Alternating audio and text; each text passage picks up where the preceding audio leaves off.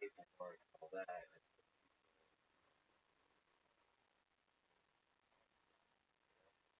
No,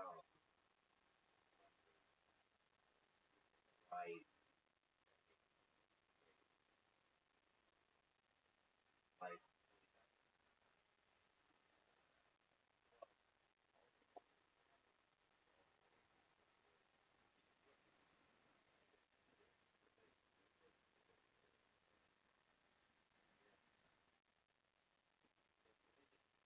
fuck, uh,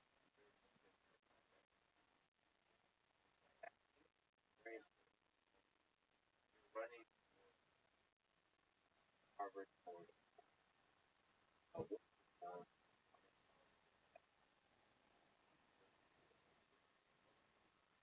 for having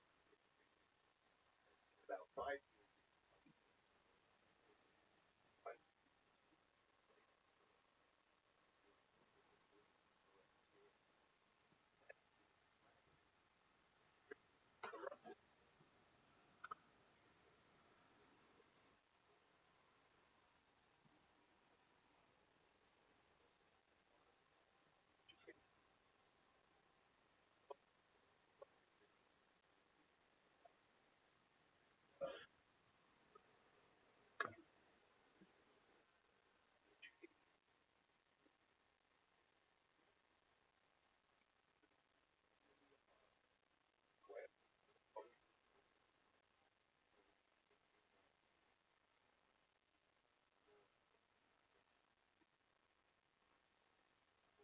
now, I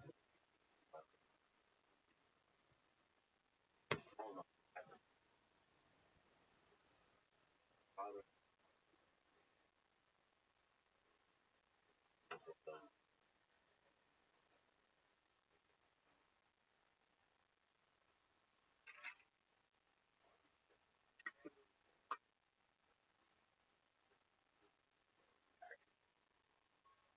had a couple of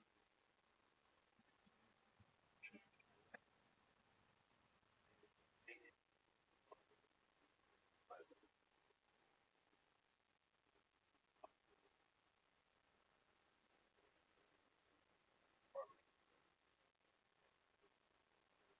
honest,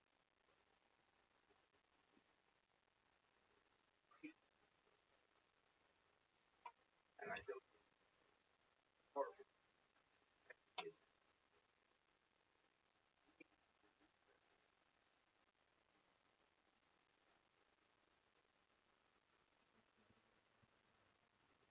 okay, I was bad,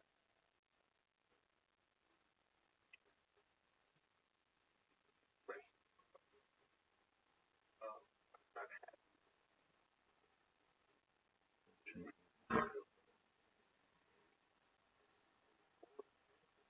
Not happy,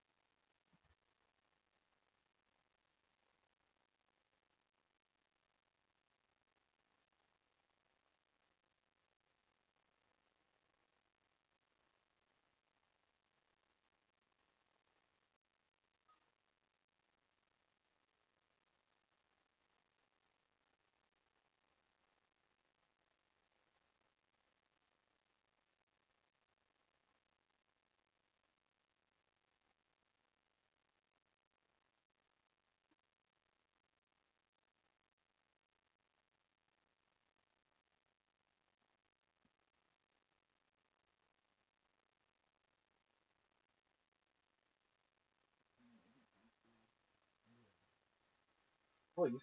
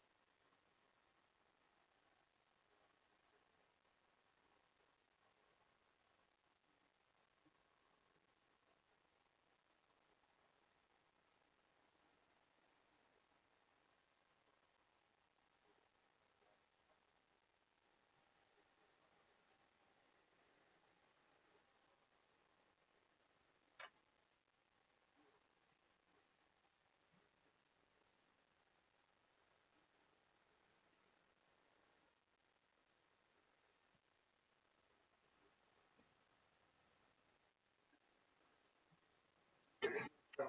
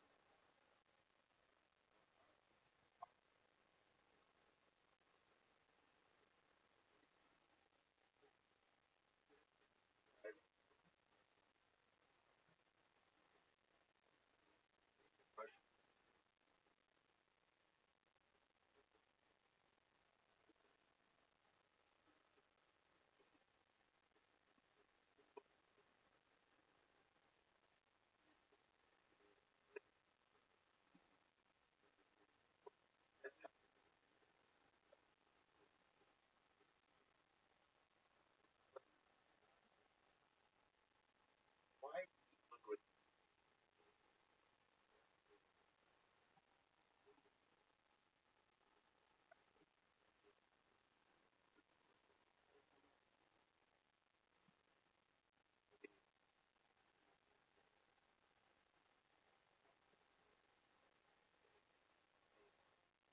spell it out?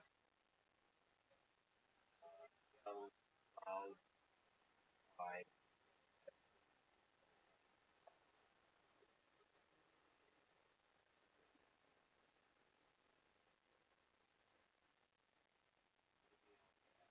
else,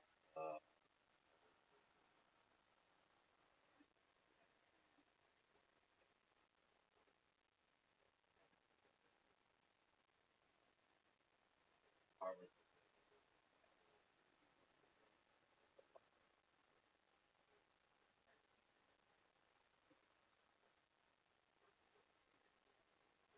supervisor,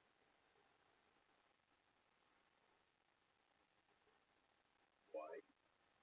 One of the Harvard, most there is no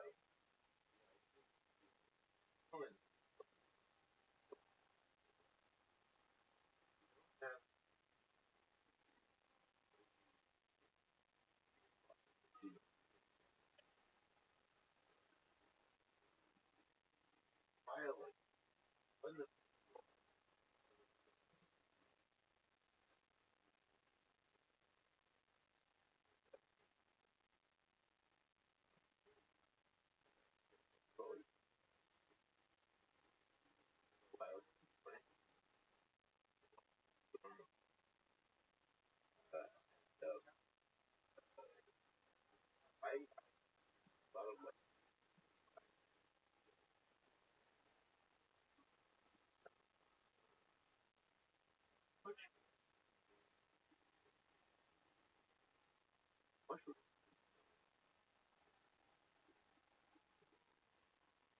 that's how I look like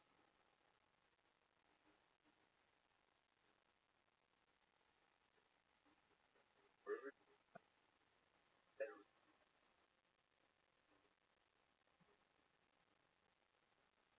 life right pressure that was I would rather find calm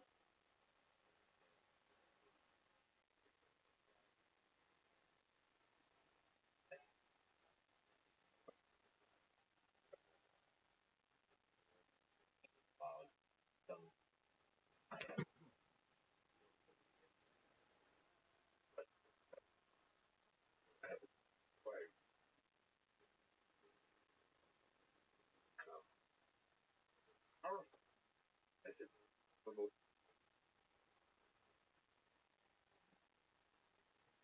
side side side with the most how could that have improved?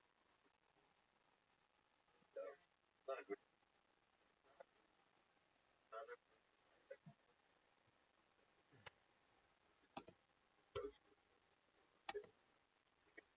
yeah there that's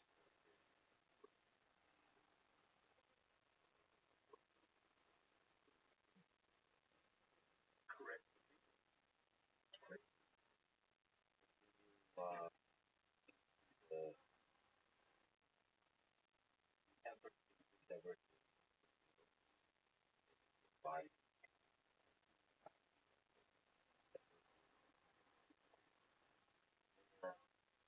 right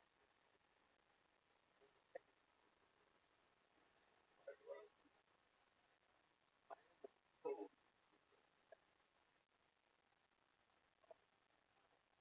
yes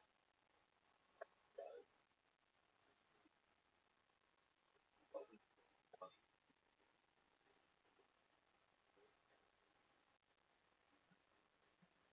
firmer reaction side of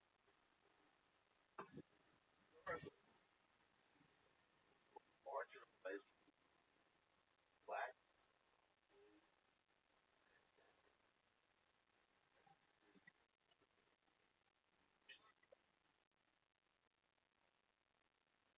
I have been affirmative action. By the way, it's college artist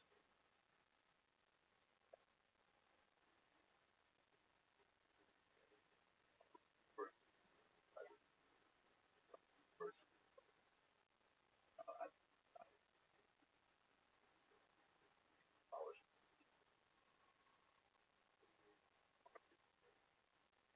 my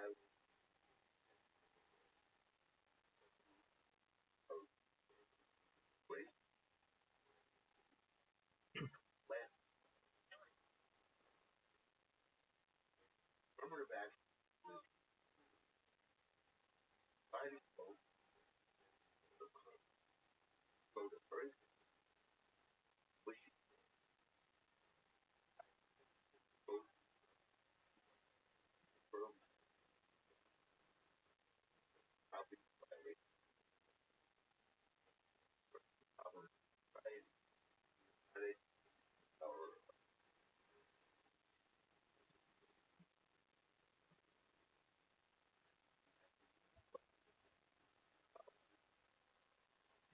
I'm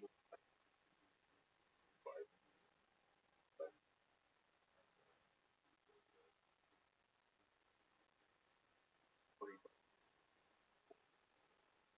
but has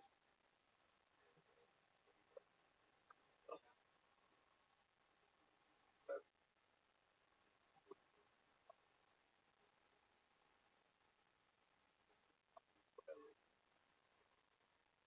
why affirmative action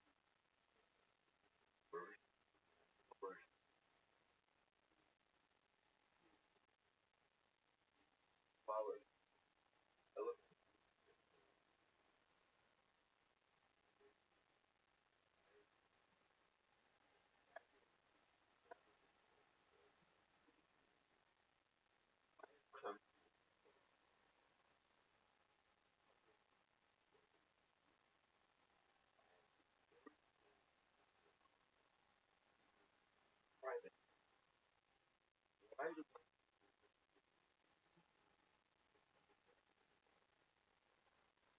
private argument regarding money,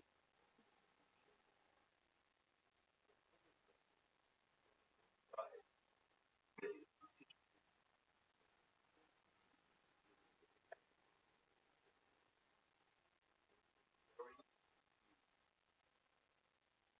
powerful.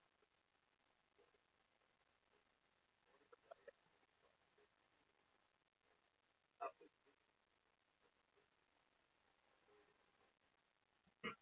is out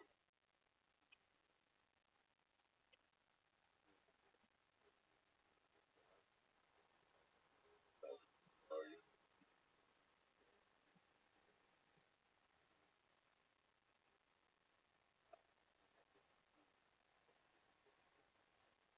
uh, had a place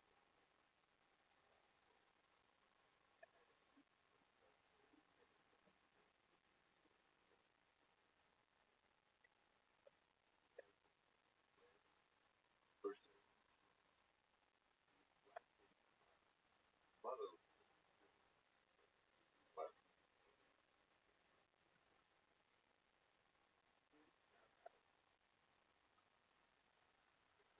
pride,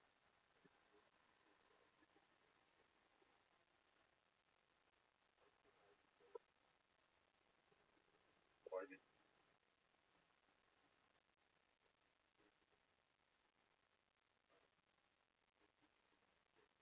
argument, argument,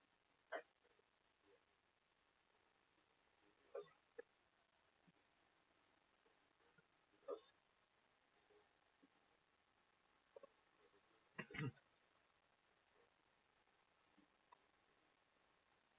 out,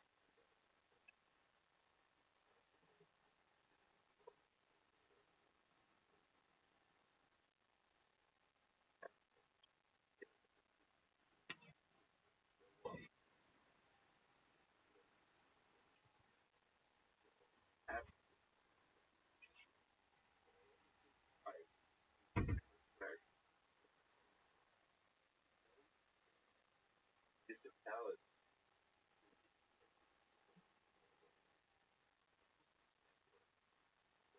but come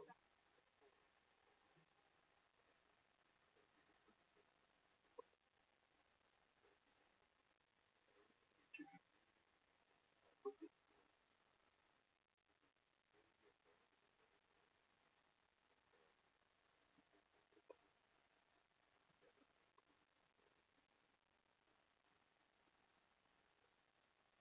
bad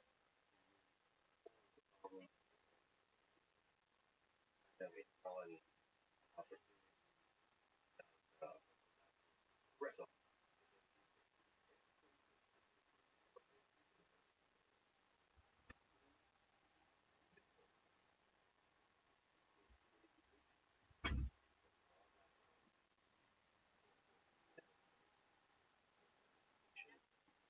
uh,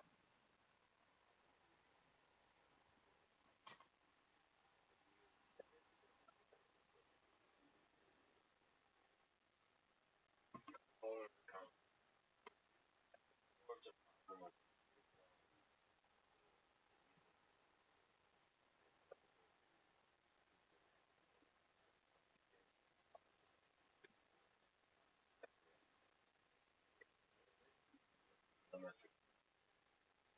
then,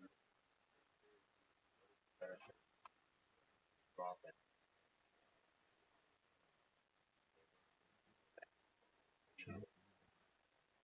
Remember that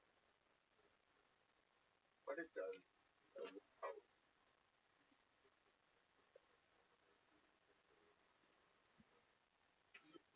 holy Barbara, everything covers up the doesn't cover the flowers. Or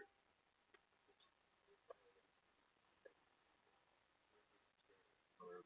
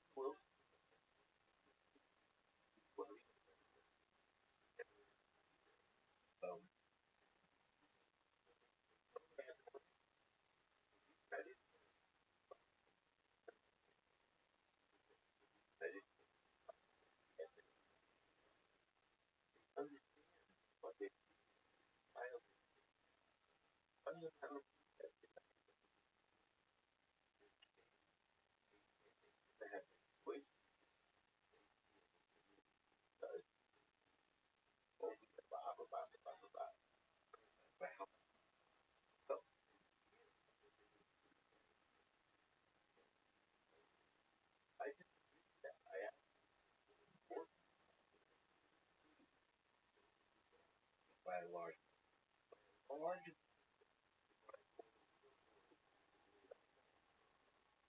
but really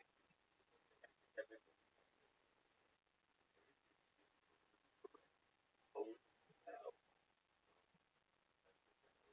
I just find it more like the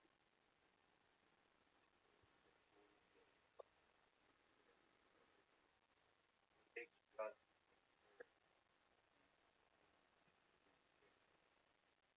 that's also hard wired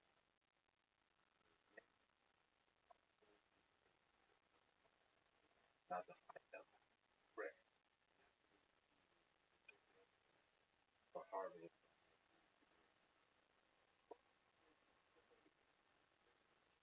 money.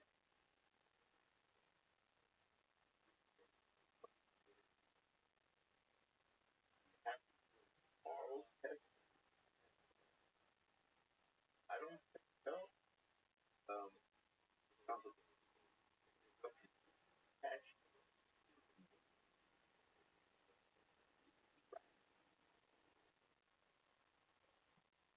most of the heavy biological matter.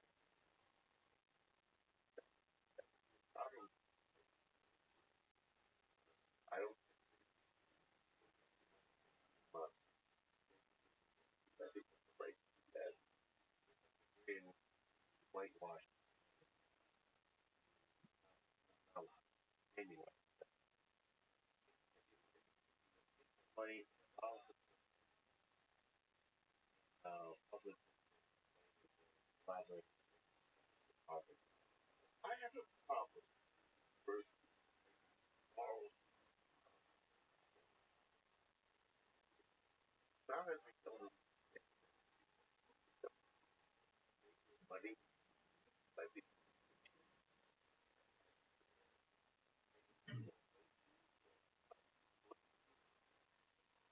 uh, that's probably the better talk on that should be for thousand correct. Folks like that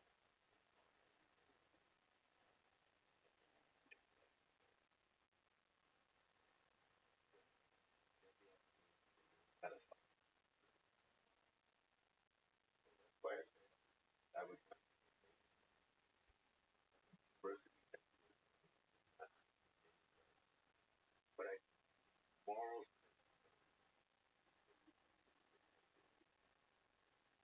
about the feeling of the uh, my bond that's being rising way of all the interactions happen.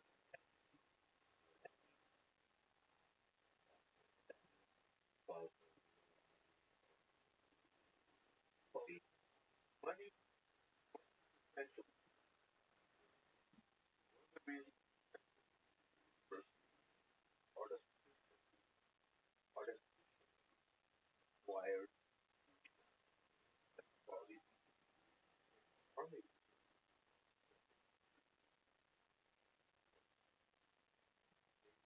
That's been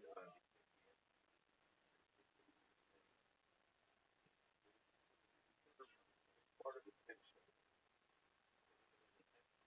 saying most money, a lot of money going less more and more. I you know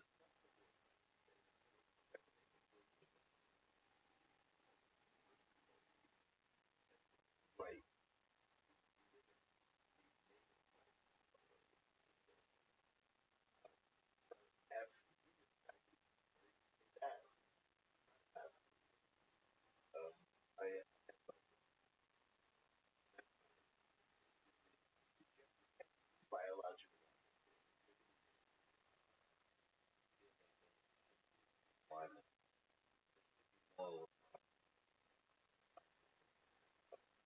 question. Oh, yeah, correct. It's not postmodern. Bringing down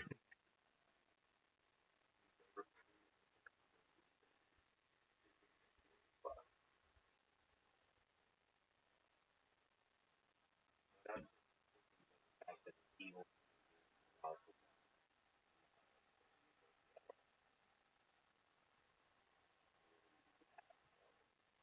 So you tackle people, at the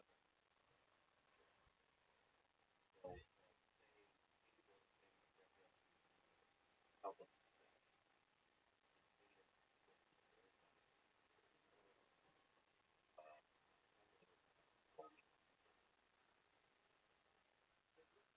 I will say, I will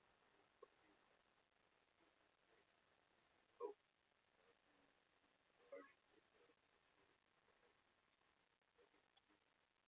um,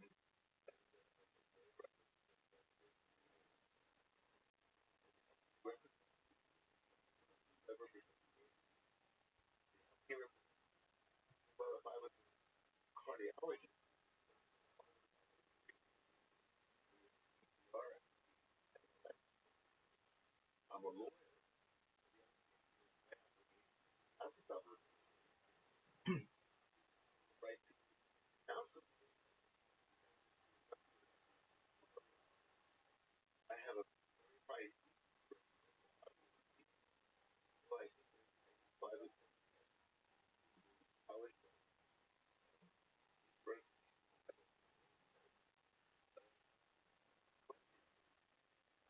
I,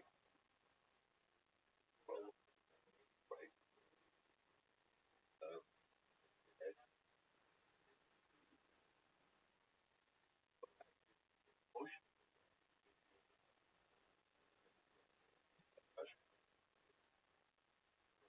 emotional, power, right? A lot of power, power, harass, around power, all kinds of crime was power, crime, not a close crime, and, crime, no response, you are,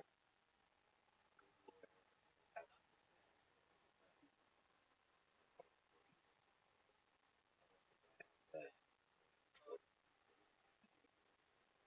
cardiologist,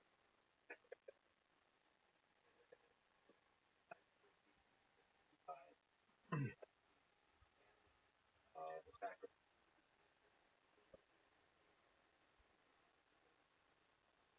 well,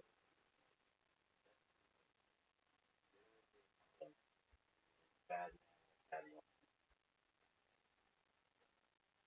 bad,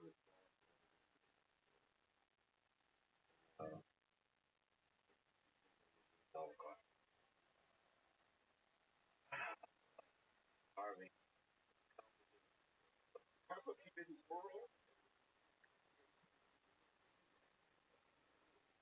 talk about it, without restriction, all right,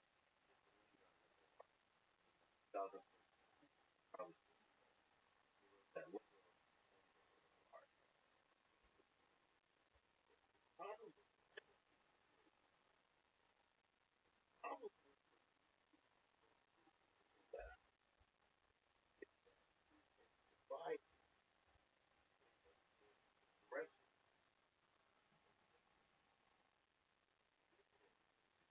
but, first,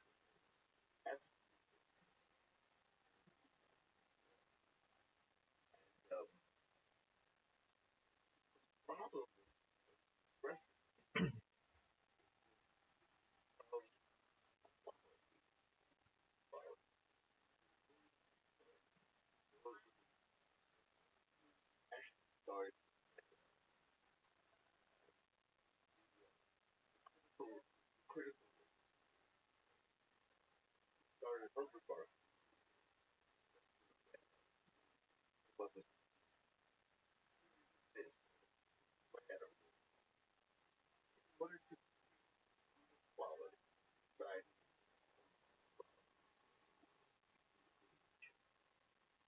What are two qualities of what is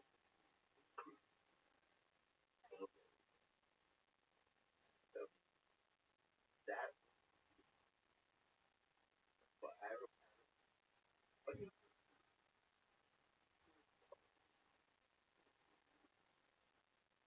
non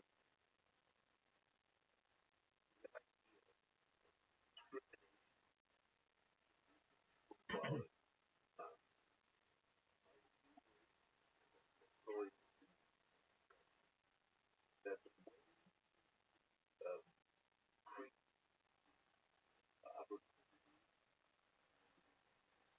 best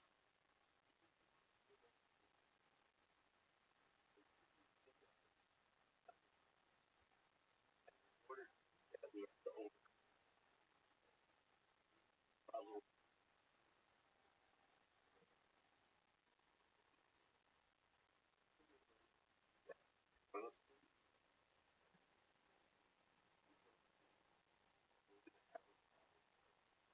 large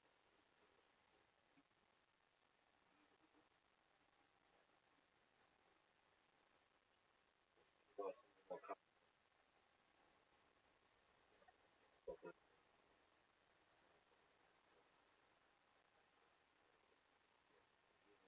credit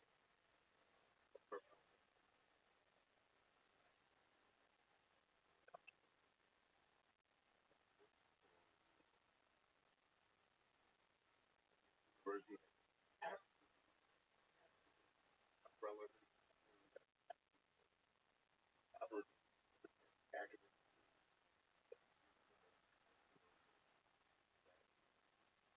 um, can imagine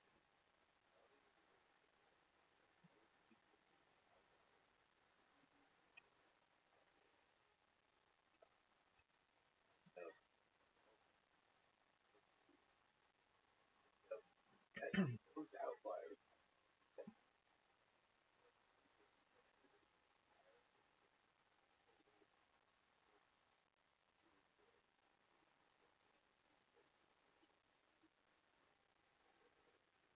owned by action and everyone that was right uh, that was also remember that the outlier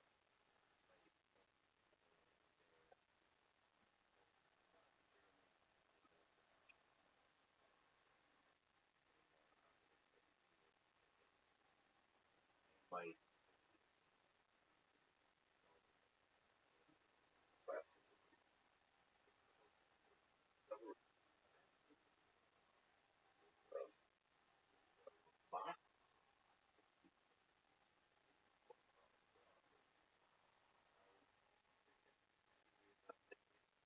that level.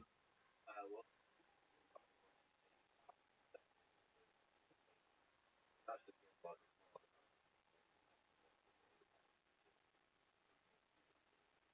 the outlier fucking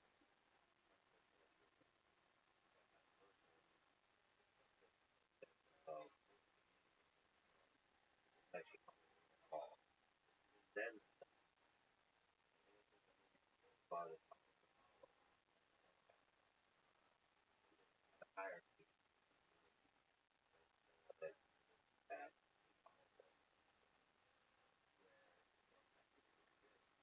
that kind of process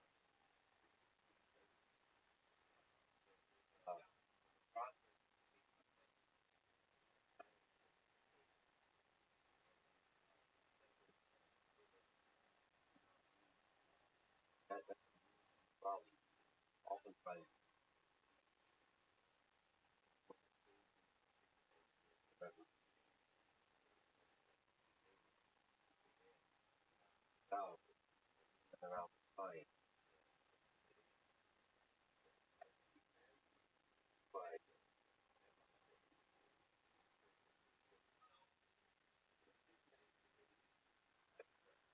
almost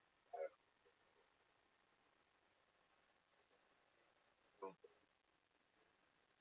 part of the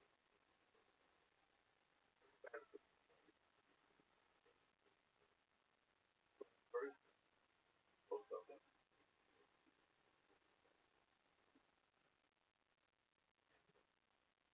oh, Marvin, Jim Paul, Marvin, like nobody, or yeah,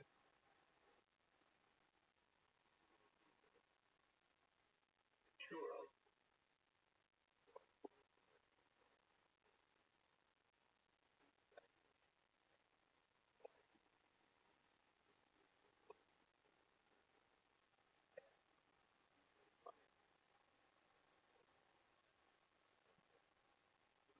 Paul, Corey, lucky, was broke,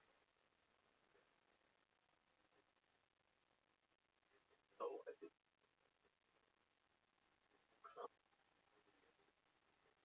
I draft from a look,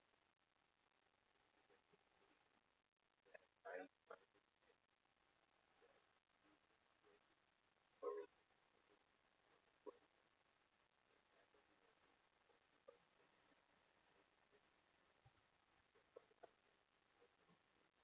quest,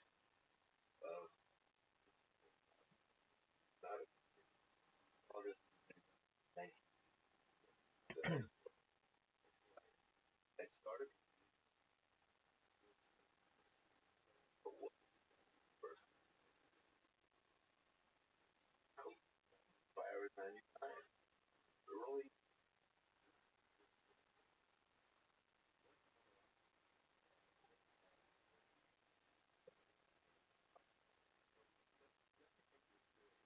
like, however, running back, especially I for the country, so I did your house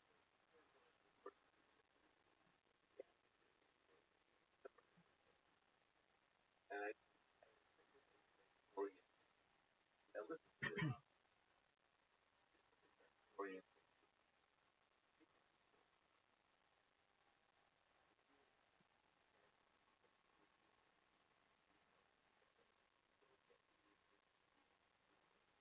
finds it stuff of place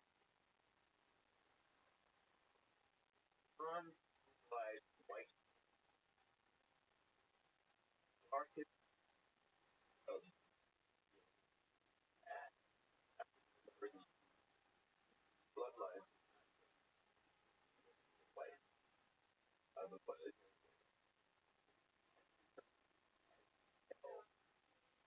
great, test, was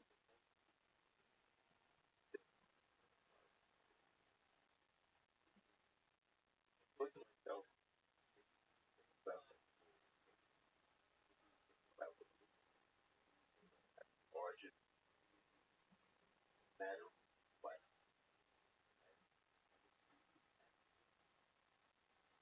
verbalize how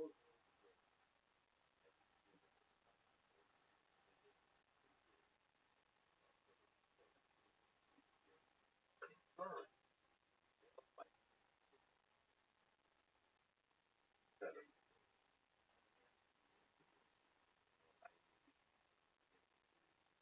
I'm about on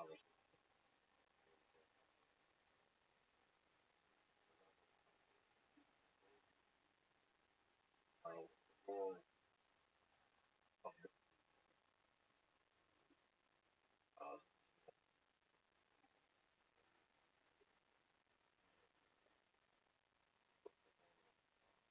but they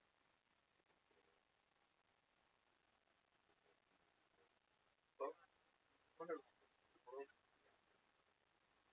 reality of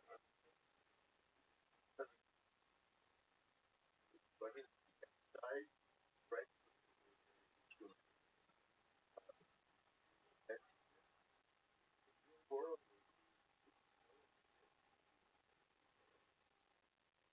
want to make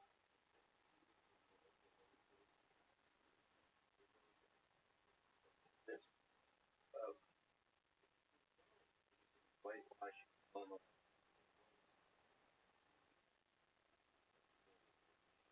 them by the that's involved in dynamic normalized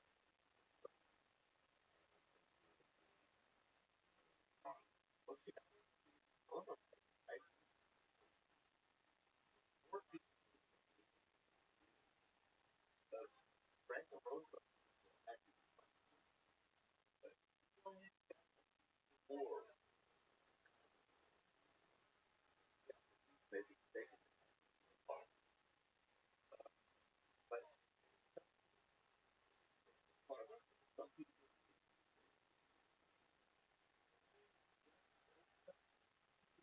what him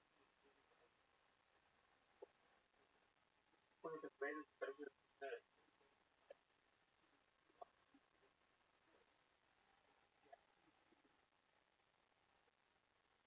so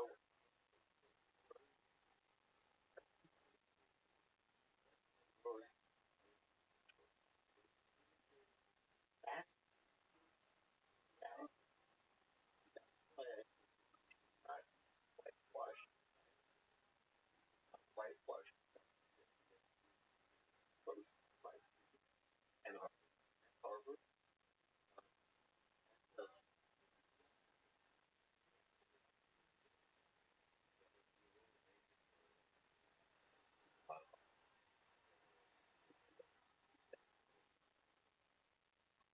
I think know what I measure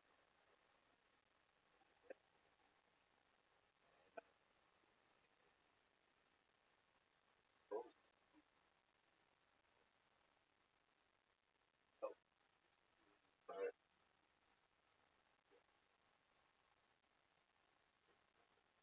idea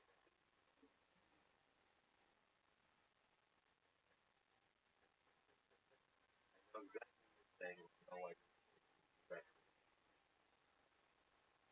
all right that's friend always how fast but you're saying that's quite interesting represent Tyson on yes um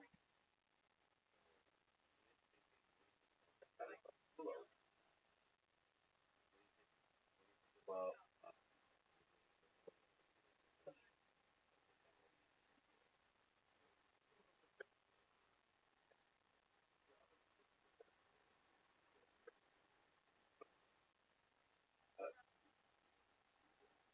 Michael Brad represents what is Hillary liberal Democrat what is president I represent his career um like cousin right every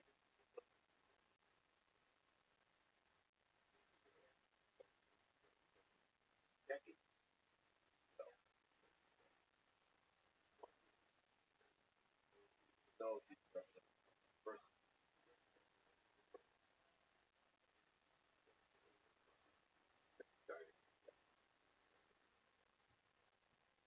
one I just kind of like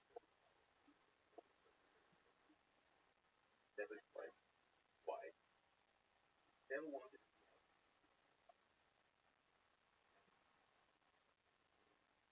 on. Only now.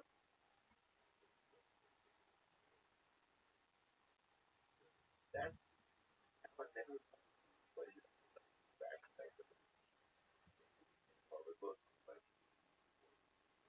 that's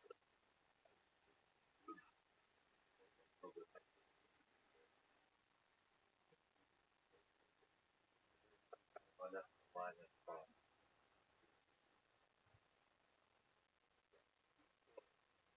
That's a great one at this place. Represent out. That's what play. But uh,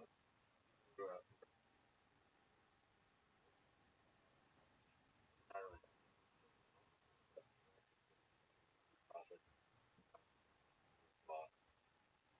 I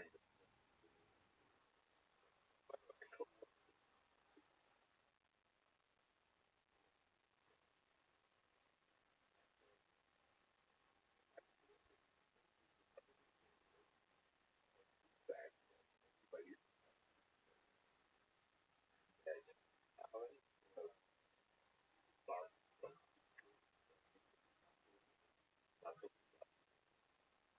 and I back side.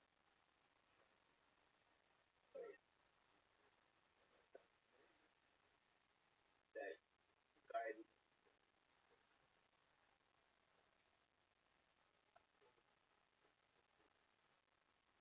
from as Mike Tyson.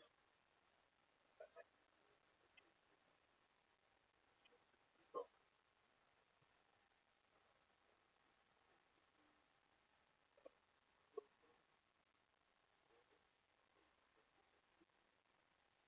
any knowledge never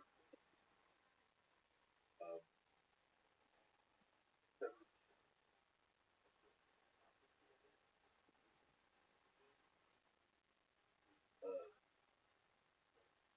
thing, not only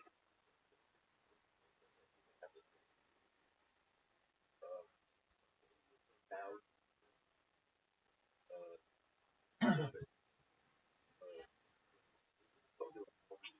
Stretch. Alan and I Shit.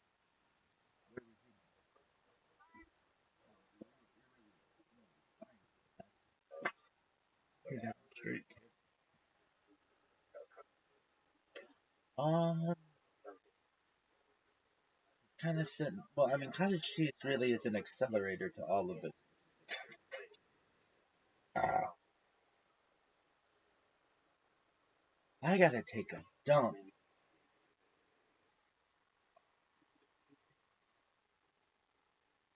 We're not softball. There's definitely something here. Yo, dog. We might need me some of that cat GPT. I gotta take a shit. What do we think?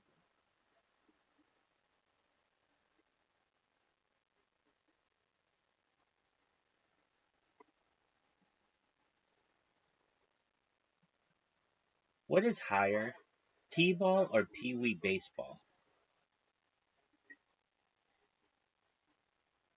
Pee-wee baseball is higher than T-ball.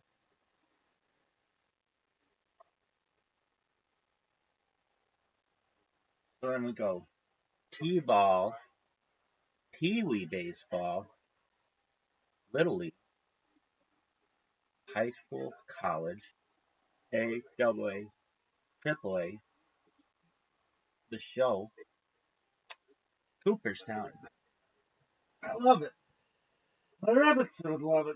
Well, yeah, that fucking makes sense, kid. Alright, I gotta dump though. Seriously. Like I gotta. Wait, but that was just based on size. I can hear them. Alright, so what are we thinking? I mean, it's very. It was like a high school ball, and it's very quickly moving into this double A. Really? Yeah. I mean, we're like moving into triple A as we speak, but I don't want to. What are we thinking? Yeah.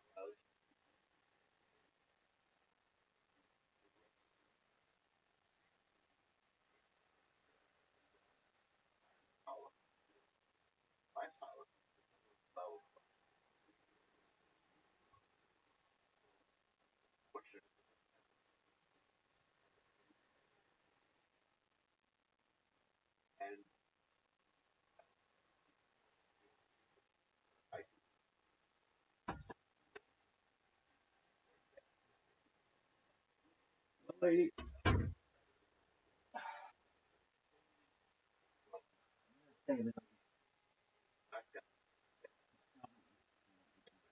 No, doubling three.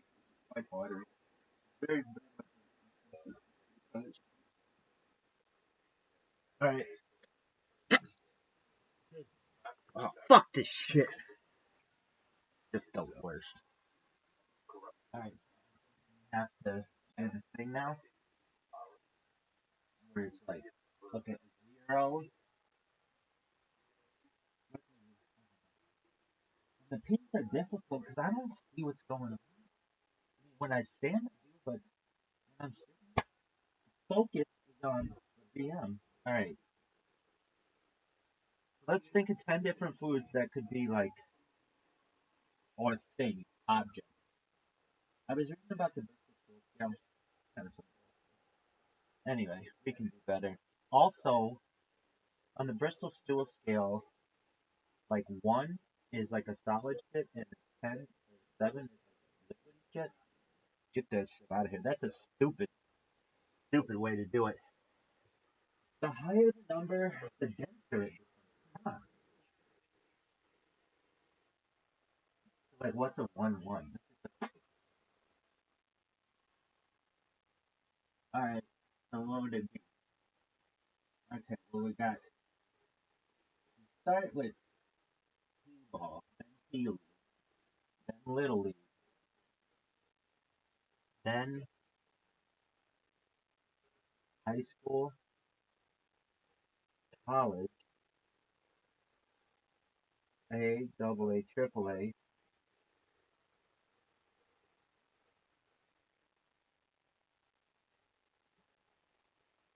the show,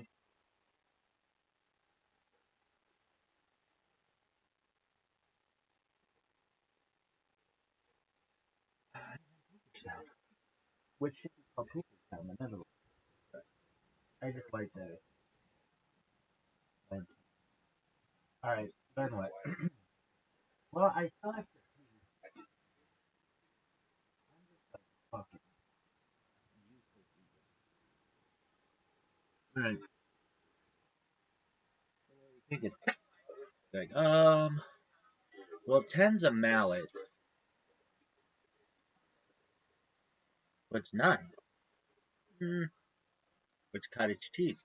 Well, I think cottage cheese is about a 3. What's 0? Well, 0 has to have. We didn't. I don't know. It needs like a softball in term, but I guess we don't have 0. 1 could be baby oil.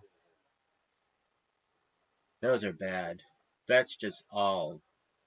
Actually, one could be baristaing. No, actually, I think baby oiling is a 1. Baristaing is a 2. I mean, does it go from that to cottage cheese? 3 could be cottage cheese, I think. 4.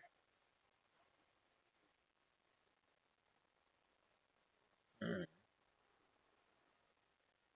don't know. I think that like silly putty could be 5. We could have like 4 is Play-Doh. 4 is like Play-Doh. 5 is like silly putty. Silly putty's kind of dense though.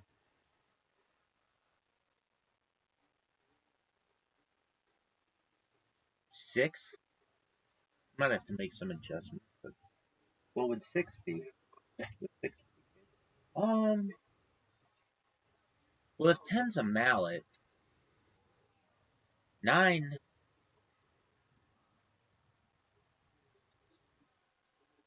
We talking consistency or how difficult it is to get out the butthole? I don't know. Science to be determined. Okay, so we could have a 9. 9's a difficult. I'm trying to think of like 9s that are like.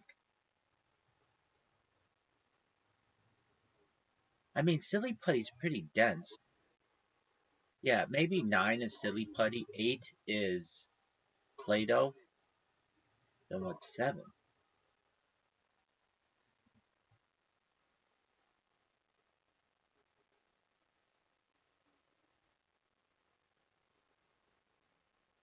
Seven's like.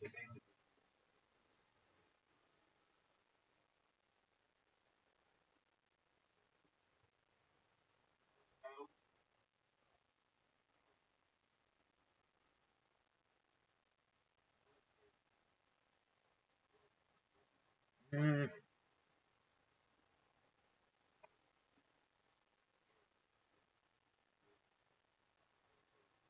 what the fuck is going on here?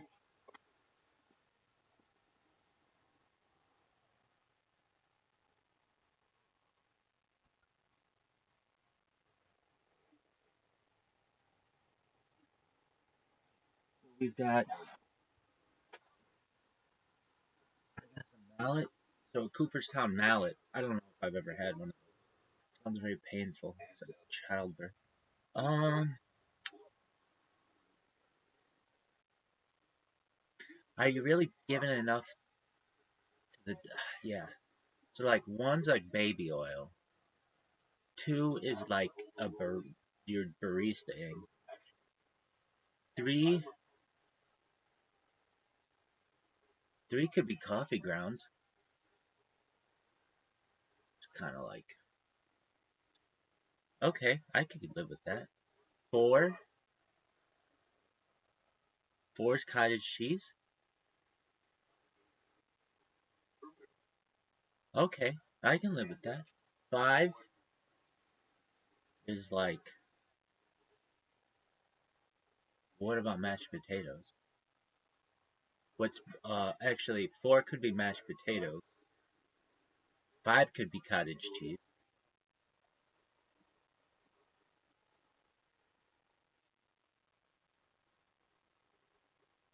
Six,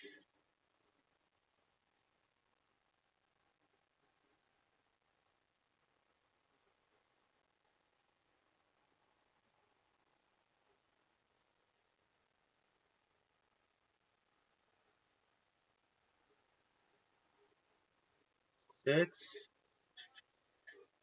Well, we got ten's a mallet. Nine is silly putty. Eight is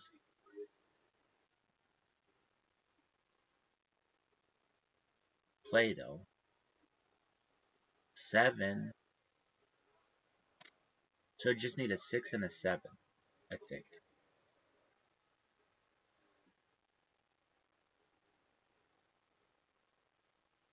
What is denser? Cottage cheese or mashed potato?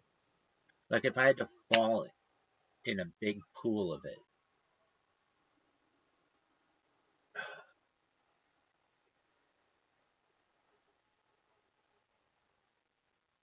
Um, okay.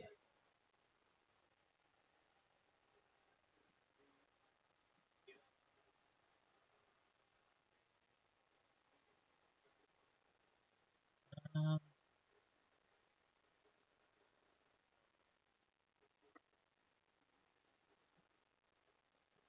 I don't, not, not quite sure. This is uncharted territory. Let's think. Um,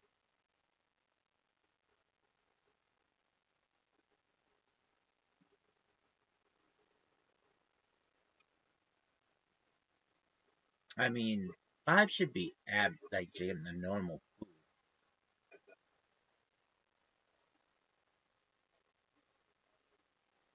food.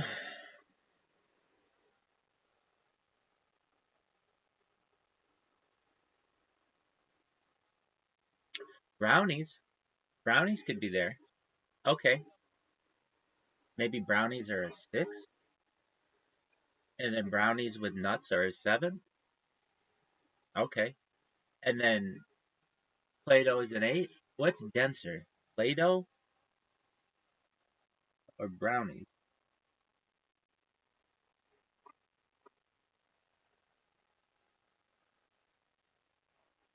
What is denser, Play-Doh or brownies?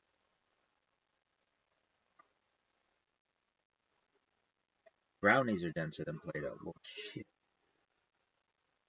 Okay, I could get with that.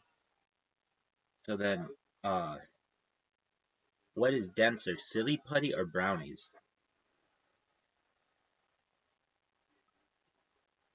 Silly putty's denser than brownies? But, oh man, that's gonna fuck things up.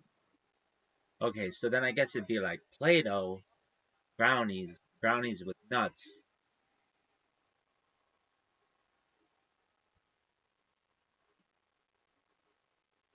Silly putty, and then a mallet.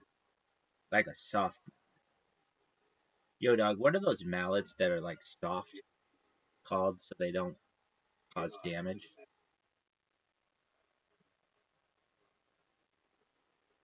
Rubber mallet. Soft face mallet. Alright, so we've got baby oil. That's the one. The two is barista ink. Three is coffee grounds. Coffee grounds could be really fucking dense though. Yeah, but when it goes in it. What is denser, silly putty or wet coffee grounds? Oh, they're saying wet coffee grounds. Yeah, but maybe it's not that dense. Maybe it's like water, coffee grounds and water. Okay, wet coffee grounds.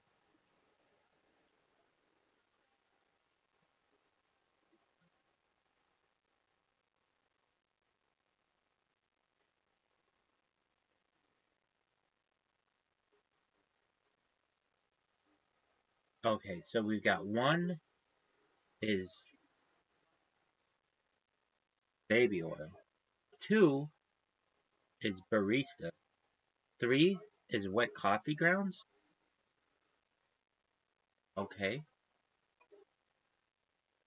Four is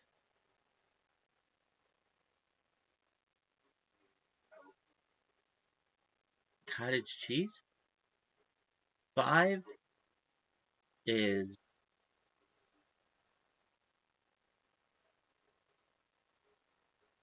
oh no, four is mashed potatoes. Five is cottage.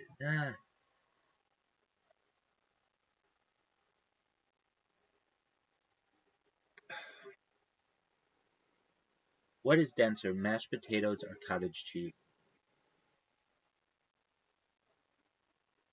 Mashed potatoes or cottage cheese. Okay. So four is cottage cheese. Five is mashed potatoes.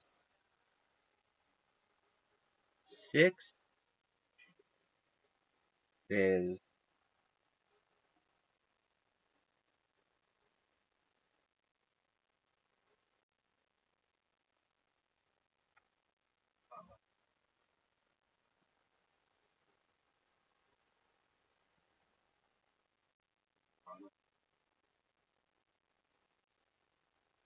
six could be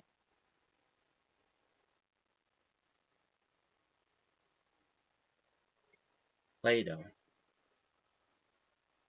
So five's mashed potatoes. Six is Play-Doh. Seven is brownie. Eight is brownies with nuts.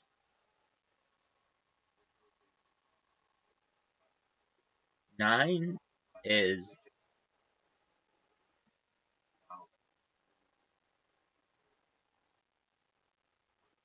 silly putty, and 10 is rubber mallet. You got it, kid.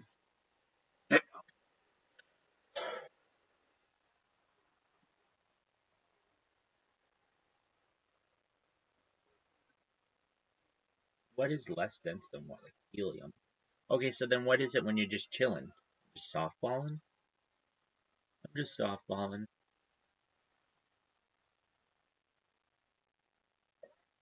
Okay. So is that the rabbi stool scale? It's official. Alright. So what's like a really watery shit that you gotta take a really big one.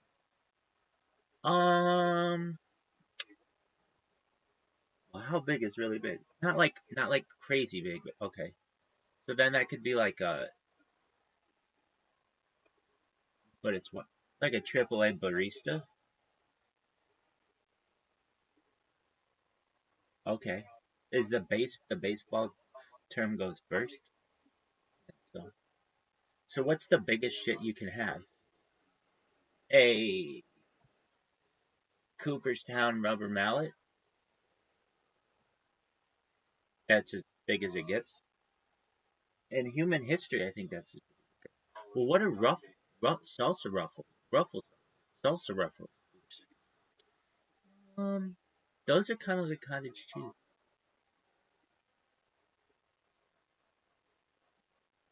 which I think is a four. It's much easier to just be like, oh, that was a what? Like name a number. Does it work? Yeah, a 46 is like a slightly larger, medium size something. The most would be like 100, I guess. Technically, I think it'd be 1,010. Anyway, none of this means anything. No one's ever gonna.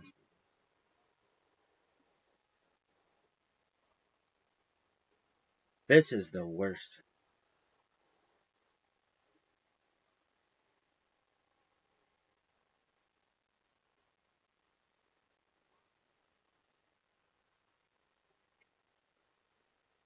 All right, name them again.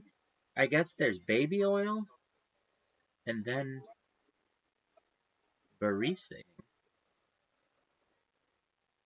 and then coffee grounds, wet coffee grounds, then cottage cheese, then mashed potatoes, then Play-Doh, then brownies with nuts, then silly putty, and then rubber mallet.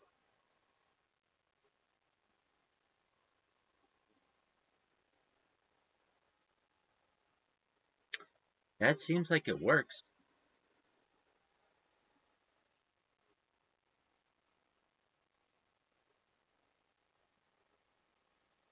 Let's see if we can get this on a fucking chart.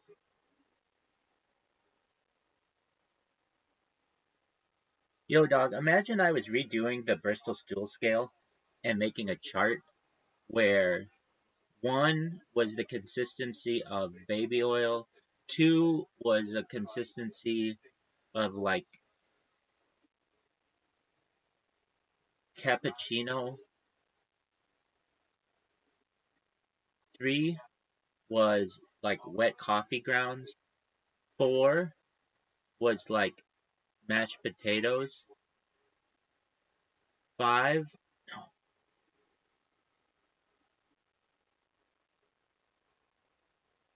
cottage cheese, five was like mashed potatoes, six was like Play-Doh, seven was like brownies, eight was brownies with nuts in them, nine was silly putty, and 10 was a rubber mallet. Can you please make that into a chart?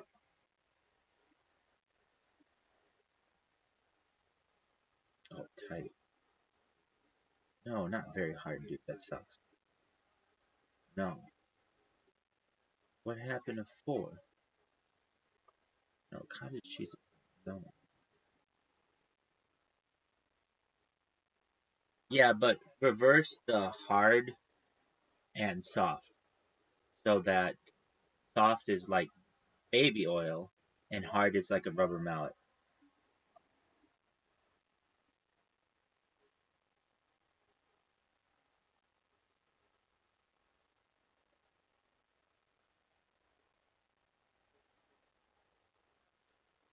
Yeah, but reverse it so that a rubber mallet is a 10 and baby oil is a 1.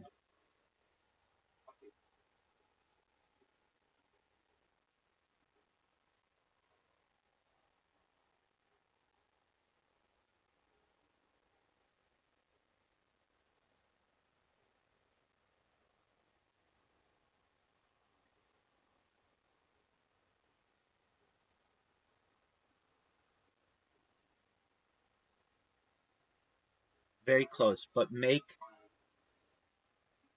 number 7 just regular brownies and make number 8 brownies with nuts. Make number 9 silly putty and number 10 a rubber mallet.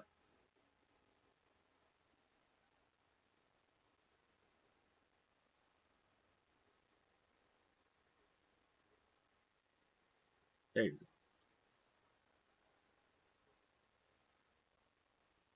Baby oil. This cappuccino foamy thick. Loose is wet coffee grounds.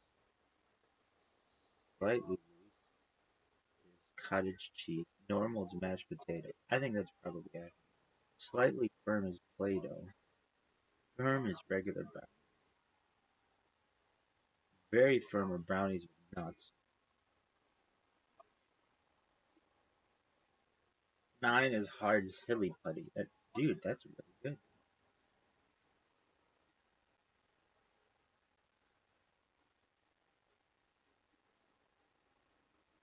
This is amazing. Can you just make it so that it all fits on one page?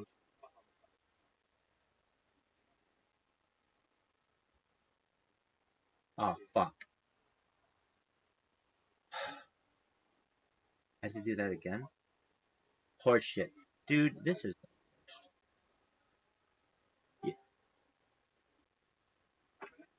Welcome, welcome, guy.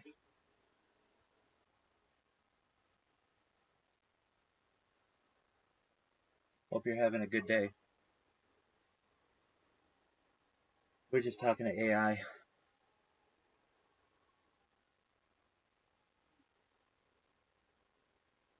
Please make a density chart like the Bristol stool scale, where 1 is baby oil, 2 is cappuccino, 3 is like wet coffee grounds, 4 is like cottage cheese, 5 is like mashed potatoes, 6 is like Play-Doh, 7 is like brownies, 8 is like brownies with nuts, 9 is like silly putty, and 10 is like a rubber mallet.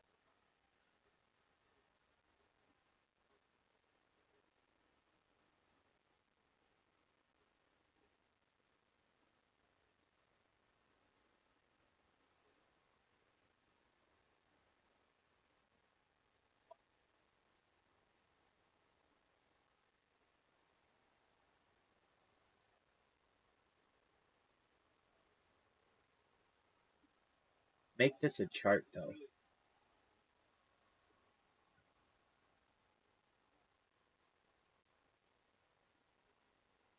Make this a chart though.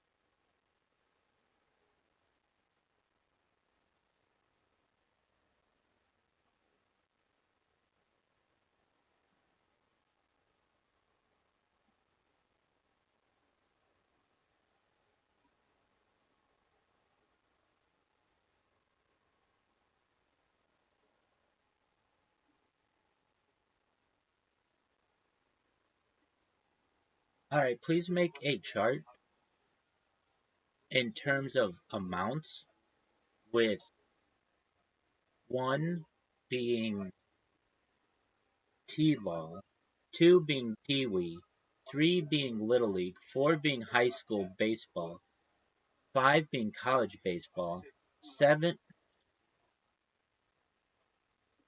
six being single A ball, seven being double A ball, eight being triple A ball, nine being the majors, and 10 being Cooperstown.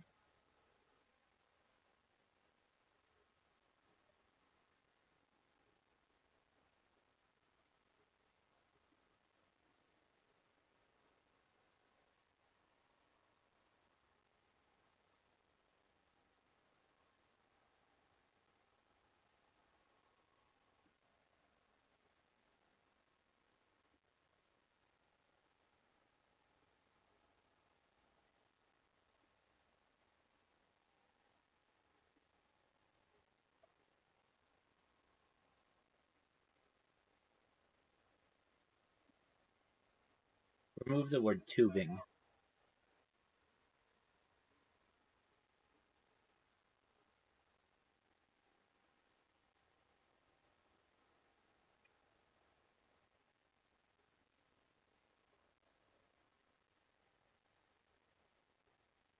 Remove all the spacing, make it more condensed.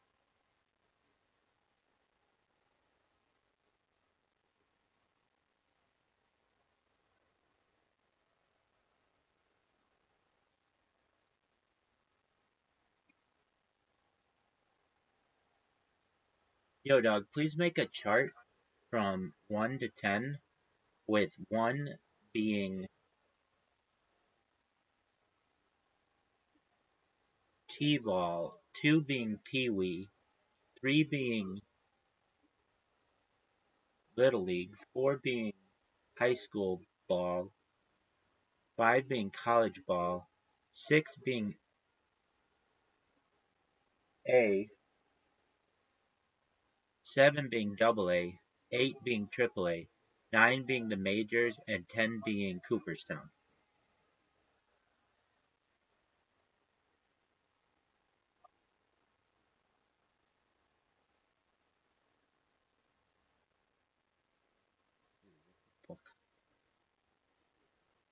Please make a chart from 1 to 10, with 1 being T-ball, 2 being Pee-wee, 3 being Little League, 4 being high school ball, 5 being college ball, 6 being the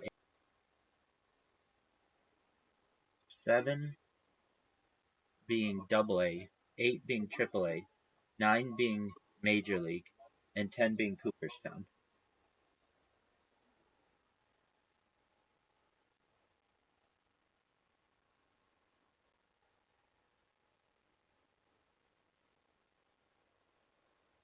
I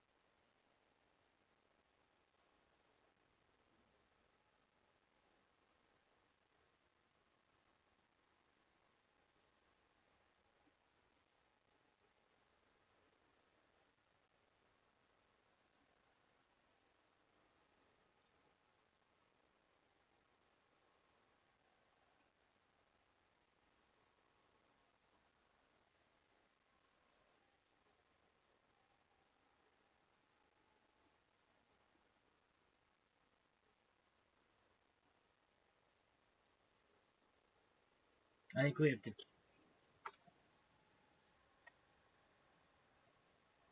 coffee grounds yak.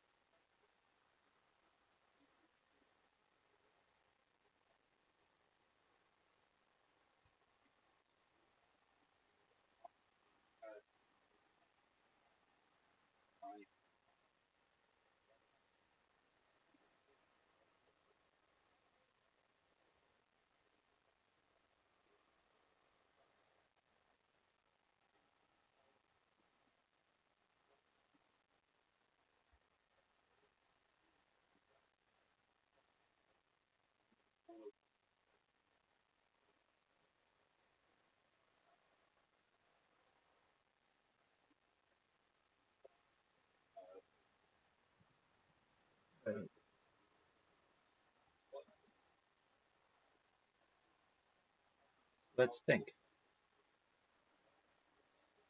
I think we replace wet coffee grounds, 'cause that could kind of be barista, with yak. Well, the density. Most people don't know what yak is. It's like slime, but gackier. Yo, dog, what is denser? gack or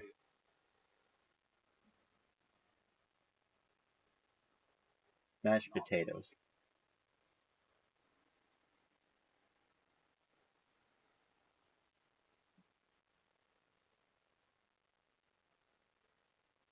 They're saying gack is here. No, it's not. I don't want to.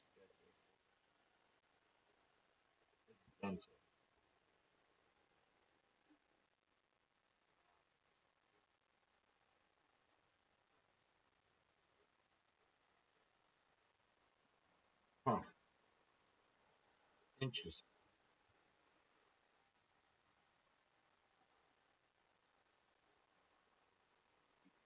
What about a mixture of gack and slime?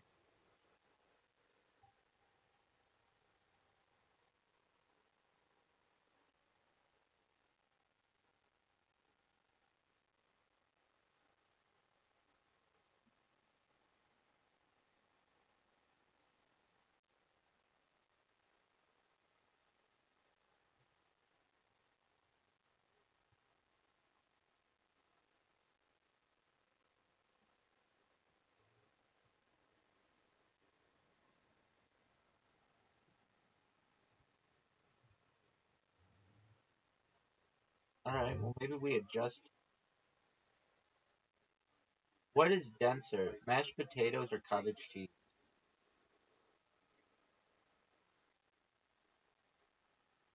Cottage cheese.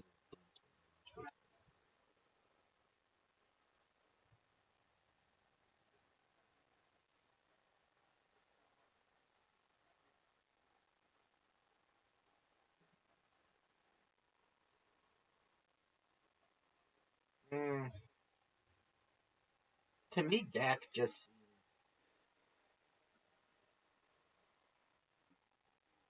Well, maybe it's not about density.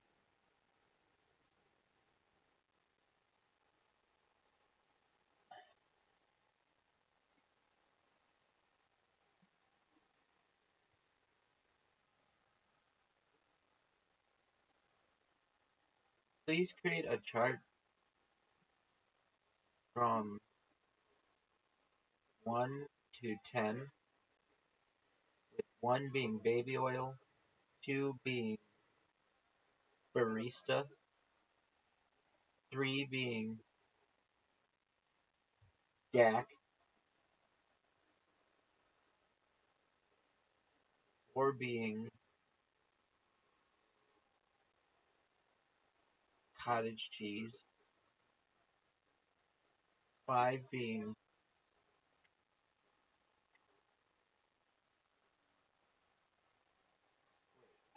wait, cottage cheese. What's denser, mashed potatoes or cottage cheese?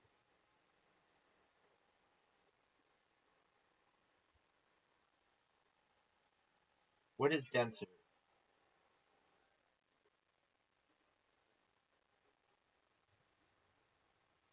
mashed potatoes or cottage cheese?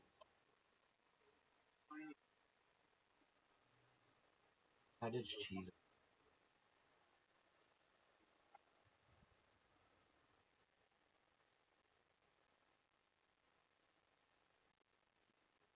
Order these 10 things in order of density. 1, baby oil. 2, cappuccino. 3,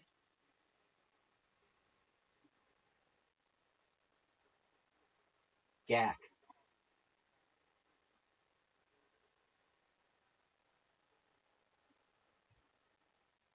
4, mashed potatoes. 5,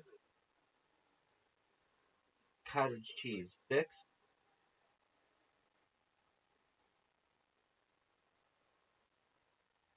silly putty. 7,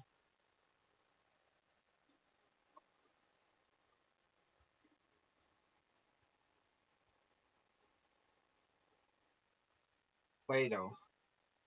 8, brownies. 9, brownies with nuts. 10, rubber mallets.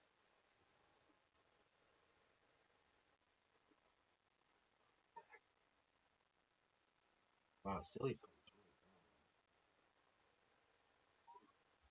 silly putty is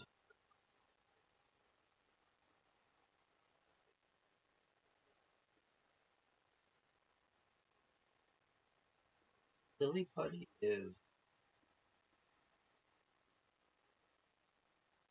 mashed cottage cheese. Seven, I guess. Eight is brownies, nine is brownies. I'm not in love with gack, mashed potatoes, cottage cheese,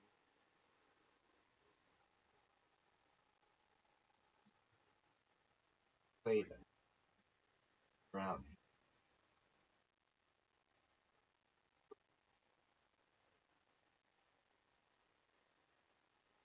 Gack is denser than silly putty.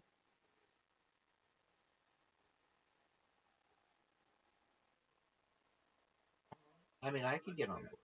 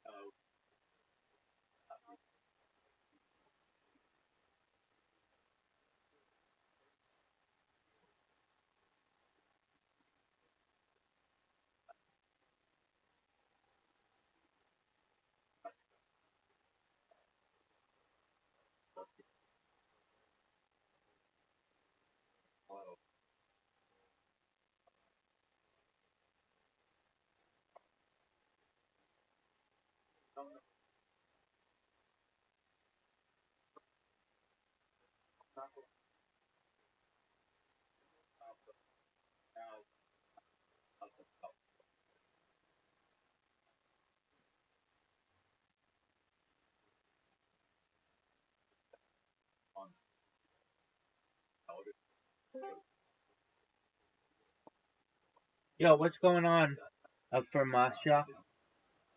How are you?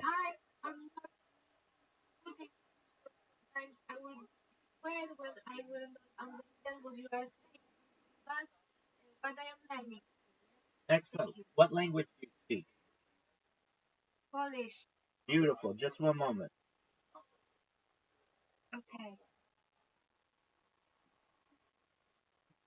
I want you to know that I think it is incredibly admirable that you even speak multiple languages and that you are dedicating yourself to world peace. Good on you.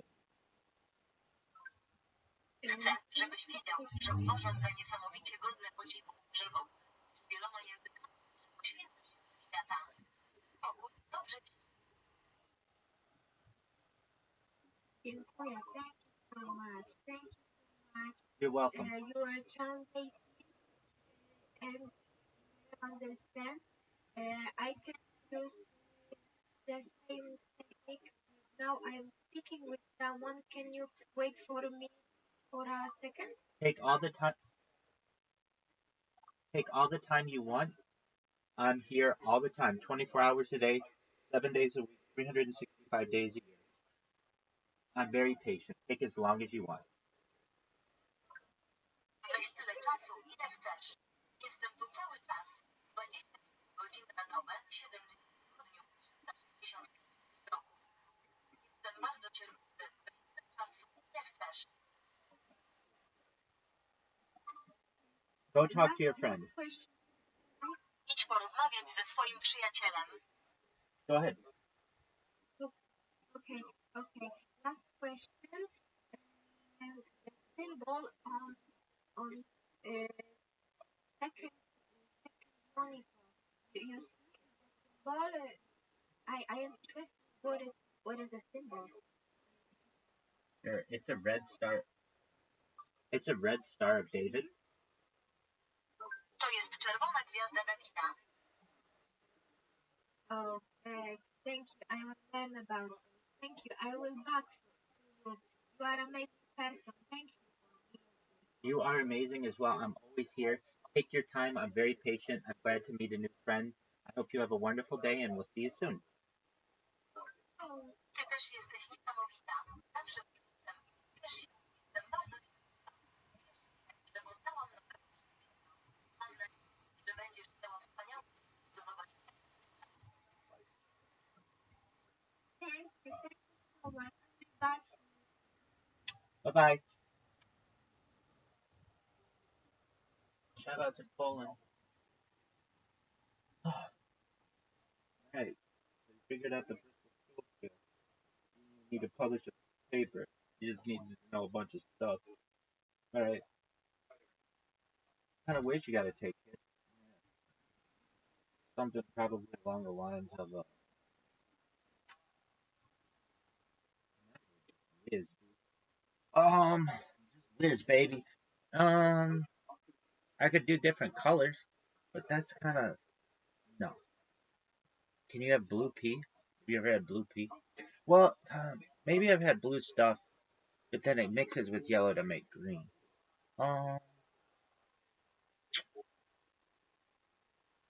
I mean, do we just do normal? Like, I gotta take a like, what's a tinkle? I guess that'd be like a peewee leaf. All right. So then, where you at right now? I'm pretty much in the middle, but it sometimes increases quickly. It's kind of like college ball. We're not at single A yet. It's kind of like college ball. Let's see how hydrated you are.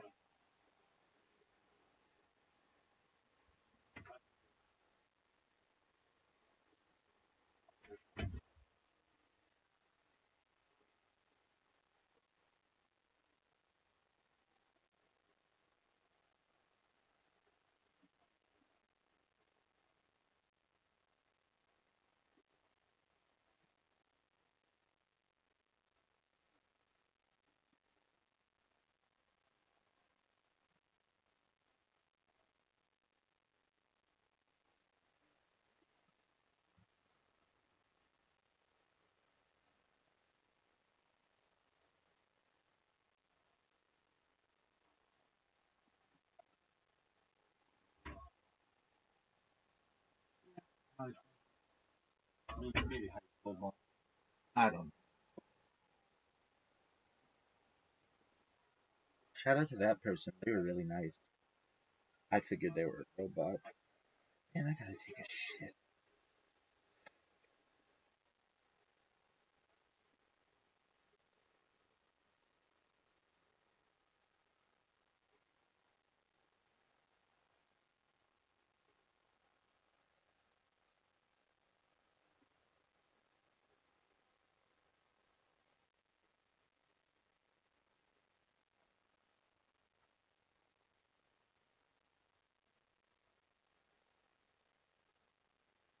You gotta poop? Um,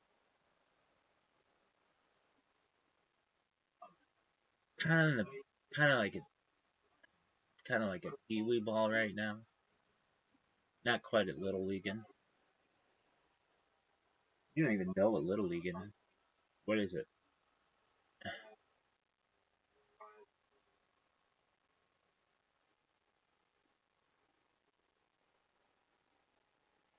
Like a thing. What was that foam gack?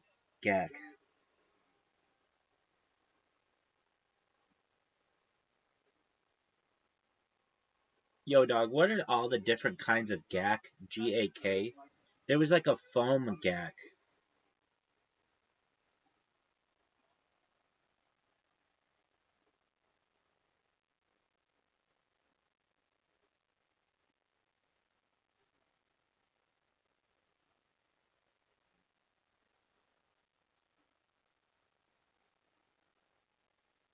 No, not, no.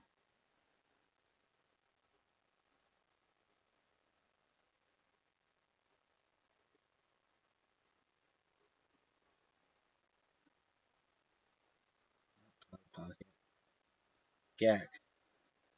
Original? Gack ooze? Oh, okay. Gack with goo. Gack ooze. Okay.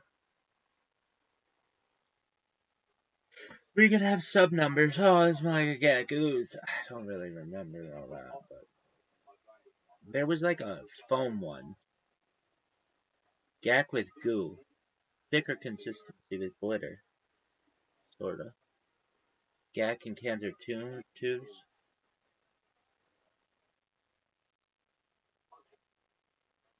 Oh, Floam! Yo, dog, what was Floam?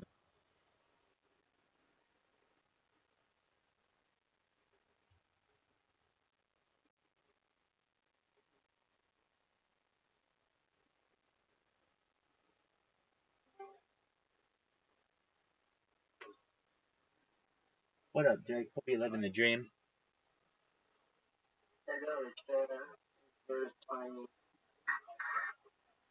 Hope you're doing well. Welcome.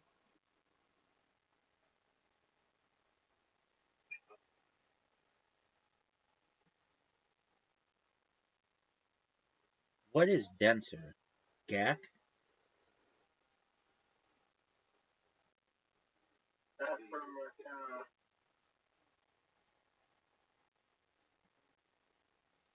Hey, can I something? Sure.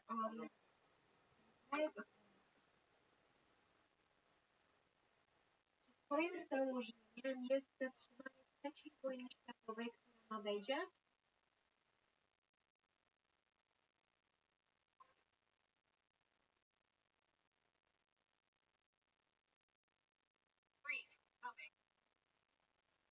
Okay?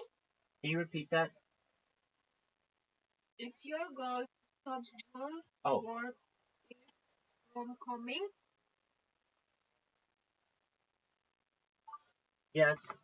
However, I think World War III probably started on September 11th, 2001, and thus I want to end it.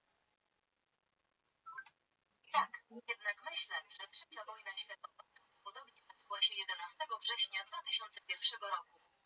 I my chcemy ją zakończyć. Okay. We're done. Będę mieć pytania, czy może tutaj dołączyć człowiek, który współpracuje naukowo?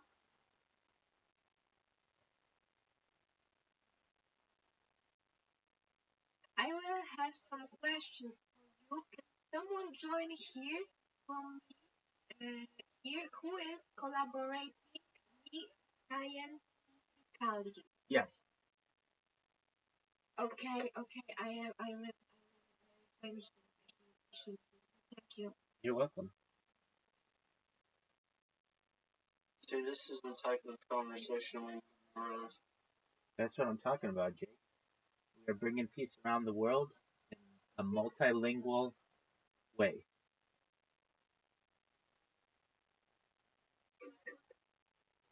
I wish I could catch kids fan. One's aggressive, angry.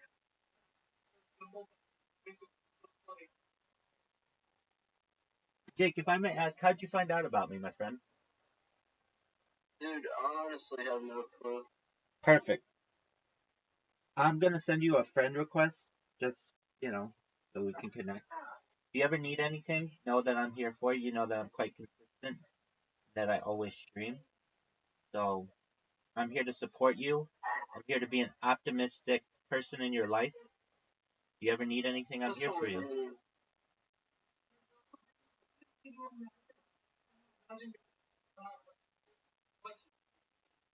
Ow! A little kitten bit my side show. What's the name of your kitten? Baby. Oh, that's a great name. I love that name. I really do. I've thought if I were ever to get a dog, I might call it Baby. I love that name. I named my dog Chip. All right.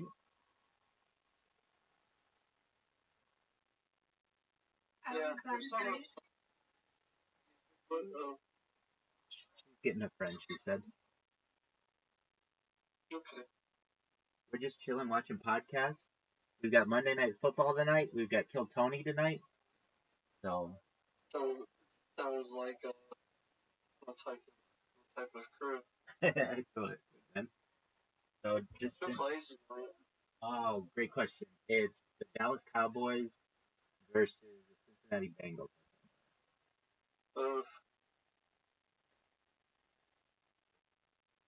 So feel free to enjoy. If you need anything, I'm here for you, my friend. Yeah, I've had I was at counseling earlier, or therapy, whatever you want to call it. How was that? Long and excruciating. Well, it's over, thankfully. So that's a good thing. Yeah, I'll be going every week for it. For how long have you been going? Since I was young, they found out I had depression. They were like, alright, this guy's just like, be suicidal. Alright, well, we can help you with that. I'm a very positive person. I do my best to spread positivity to everyone I know. Tonight we'll be doing karaoke, if you know what karaoke is.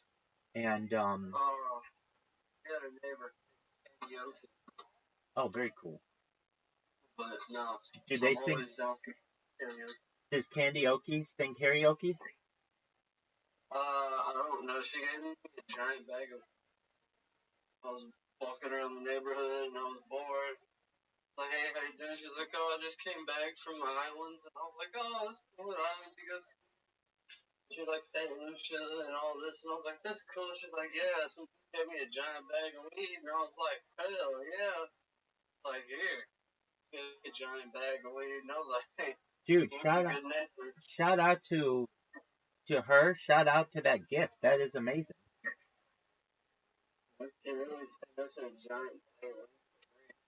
Absolutely. Well, let me ask, at least when it comes to... Welcome, Aloe Singro. Hope you're living the dream. What's good in your neck of the woods? Hey-o. What did you say? How are you?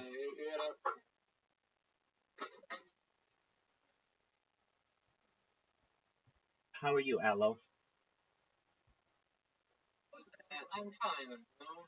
I'm worried about what's gonna happen and what is going on in Estonia and in Lotfa, about NATO.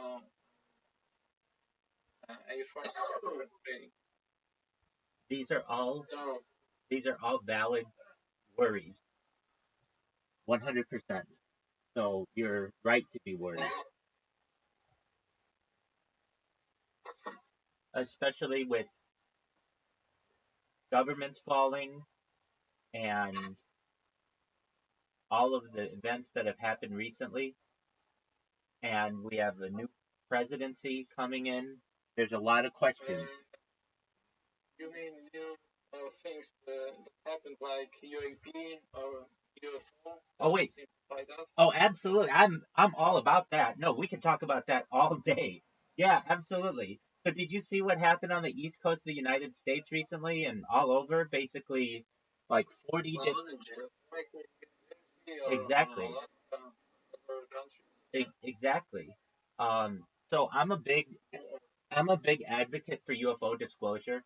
I'm a believer. I have been for many years, and I advocate for disclosure that it's time that we start being mature about the issue and stop making fun of it and realize that we may not be alone in the universe. It can't be the thing fucking ecosystem. 100%. Very much agree. It can't be the only place that can still live. From USA or thank you show that the alienation. I watched something uh, like very recently. Just one moment, I'll show it to you. I mean, I watched it like within the last hour. They had a press conference of some sort in New Jersey. I'll show it what they say. All right. The one that you wrote.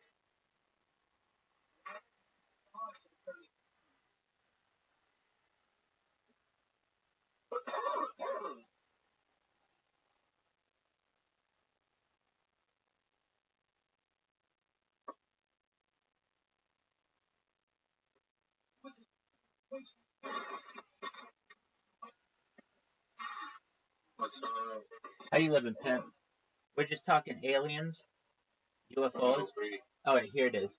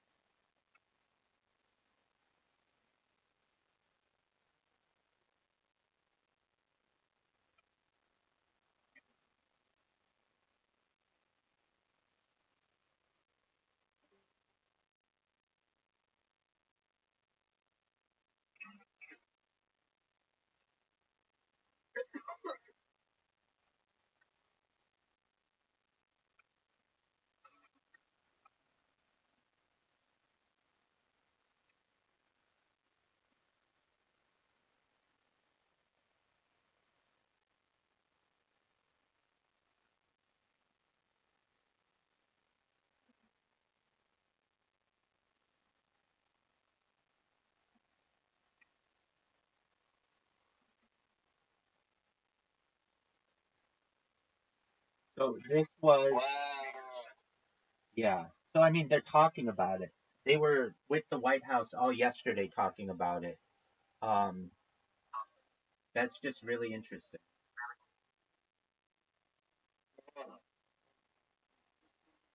this, but what nation probably could be.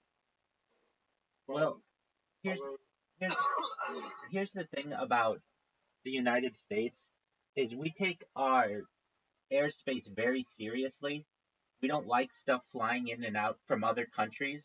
So if it were in other country, the government would have scrambled jets to either shoot it down or to uh, essentially guide it out of the airspace.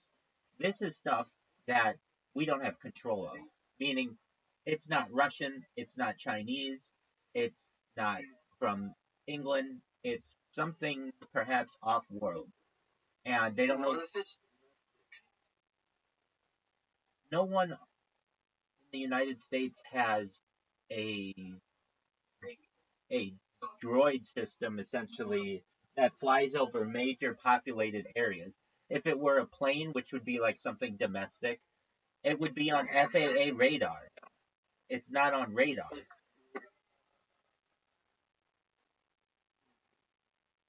really strange? It is very strange. So, and these are happening all over the world. Did you see in Manchester, England, like 2 weeks ago? Did you? Did 100%?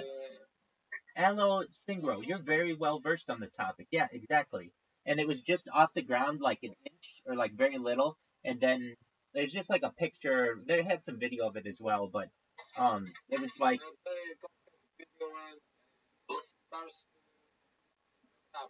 right, exactly. I haven't Yeah. Um, explanation. Strange to answer what is it? I'm in agreement with you. I think it's well, truthfully, I think we were seeded here as a planet, like a zoo, by an extraterrestrial civilization, perhaps millions of years ago, and they watch us like a zoo. They do alien abductions and they do experiments on people, just like we do with animals. Just like we tag animals and we study animals, we're just like a big zoo, and they know that we can't do anything about what they're doing in the sky, and the government doesn't want to let people know what's going on because this will cause a few things. Some people may panic, which is fine, but also people will realize that if we're not alone, then many of the religions of the world crumble because they're based on humans only. And also the fact that the scientific community would have major issues, including economic issues, because these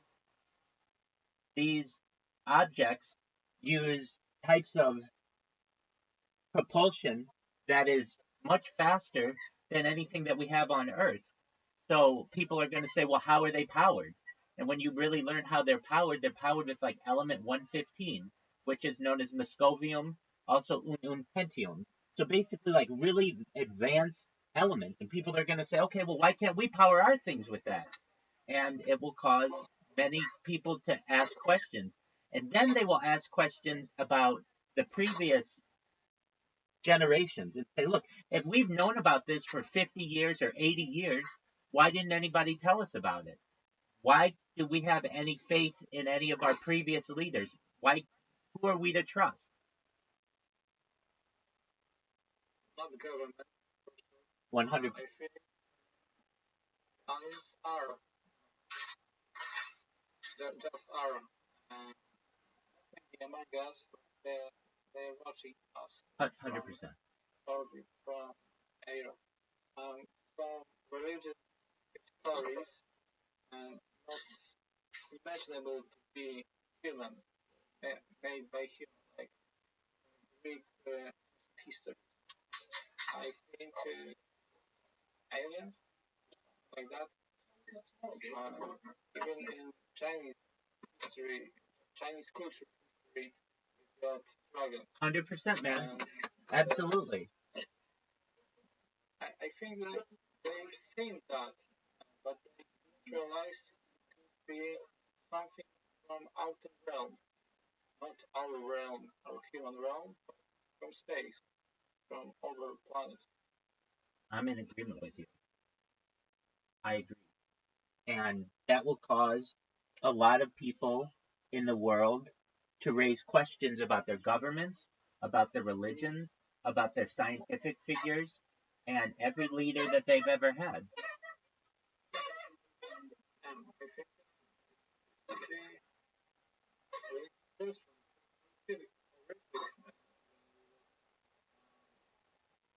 know someone space. I don't doubt that most people say more confident when they don't think about it because it confuses. Agreed.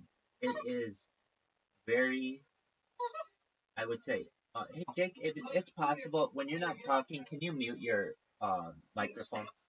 I appreciate it. Thank you. Um, it will cause an awakening globally, I think, that people aren't ready for. And it's really nothing to be afraid of. It's really something that we should embrace as a global community. And it's been happening for thousands of years.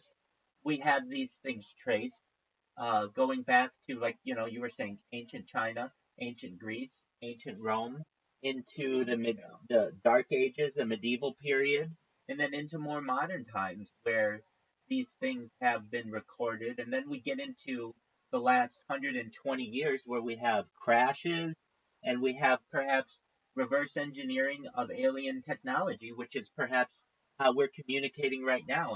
I tend to believe that we have advanced much faster than we were, and a lot of that is due to perhaps the reverse engineering of alien technology, the transistor, the things like night vision, things like infrared cameras, things like perhaps even like Scotch Guard and Teflon. All of these could have been reverse engineered materials, and But from what accident?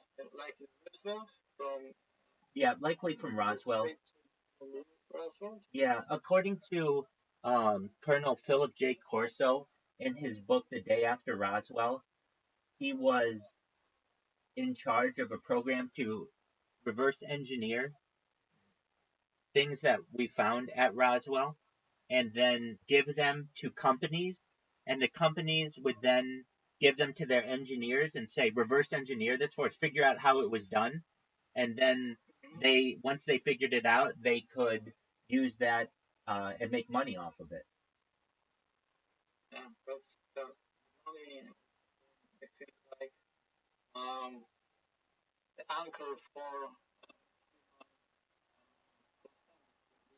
uh, our civilization to be on a higher level. Consciousness on higher. Higher consciousness as well. Yes, absolutely. Um, I I'm someone who tends to believe that perhaps aliens were here before even humans were here, at least uh, evolved humans, and that this could all be just one like project of an alien civilization. And from what I know, there are many different alien civilizations that are in the sky, not just in the universe, but I mean in our like in Earth orbit, who come and visit us and do alien abductions and have unidentified crafts that fly over areas, and we are basically being studied as a people, just like we study animals. I agree. And so, when it comes to alien, well, advanced propulsion and stuff, I'm sure you probably do, but Aloe, do you know who Bob Lazar is? Yeah, I do. Excellent. Do um,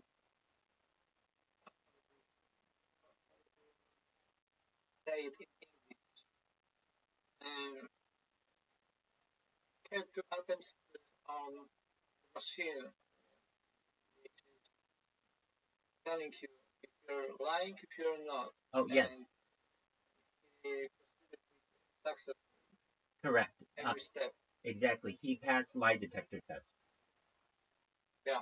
Exactly. And I heard about things like a phone. Right. More years ago. Absolutely. So I believe that happened in 2003 with Lieutenant Faber, and then it was publicized, at least in the New York Times, in 2018. So I mean, it's been on the front page of the largest newspaper in the United States, circulation wise, and people are still like, well, we don't know. And it's just at a certain point, I feel this is a process called slow disclosure. That perhaps there may never be one day where it's like, all right, breaking news, aliens land. No, you just figure this stuff out on your own. And then you tell your friends about it, and they're very skeptical of it at first. And then you show them evidence, and then they start to become believers, and then they tell someone, and that person's skeptical, and then they're shown evidence, and it slowly spreads.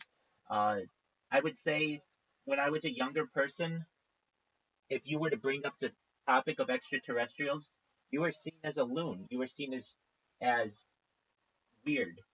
And today, it's a very scientific thing to discuss. What Uh, I mean, crazy. ah, It's short for the term lunatic. Just somebody who is just doesn't know, isn't based in reality. And they would use these words um to essentially differentiate people, and they would attack them, and then no one would speak out about these things. But in reality, it's a very serious subject, and it's really the biggest news event ever. 100%. So I'm a big fan of Bob Lazar. His story has been consistent for the last 30 plus years. If you're aware of what he has done, it seems like you are. And many of the secret facilities that exist in the United States, in particular, where a lot of this technology has been reverse engineered. And frankly, a lot of scientists who have worked there, who have also come out as whistleblowers, talk about things that metals that we don't have on Earth, or faster than our current capability for propulsion. Uh, they talk about vertical takeoff and landing of aircraft, you know, not using jets, just basically being able to use it. And it really comes down to something called anti-gravity, which is perhaps one of the biggest discoveries in the history of the world. I think technology is a mix of most primitive atom. Hydrogen? Did you say? H? H version? Hydrogen? Most basic atom. Yes, hydrogen. Hydrogen. Yes. Yeah. I think it creates the mess of hydrogen. It allows to gain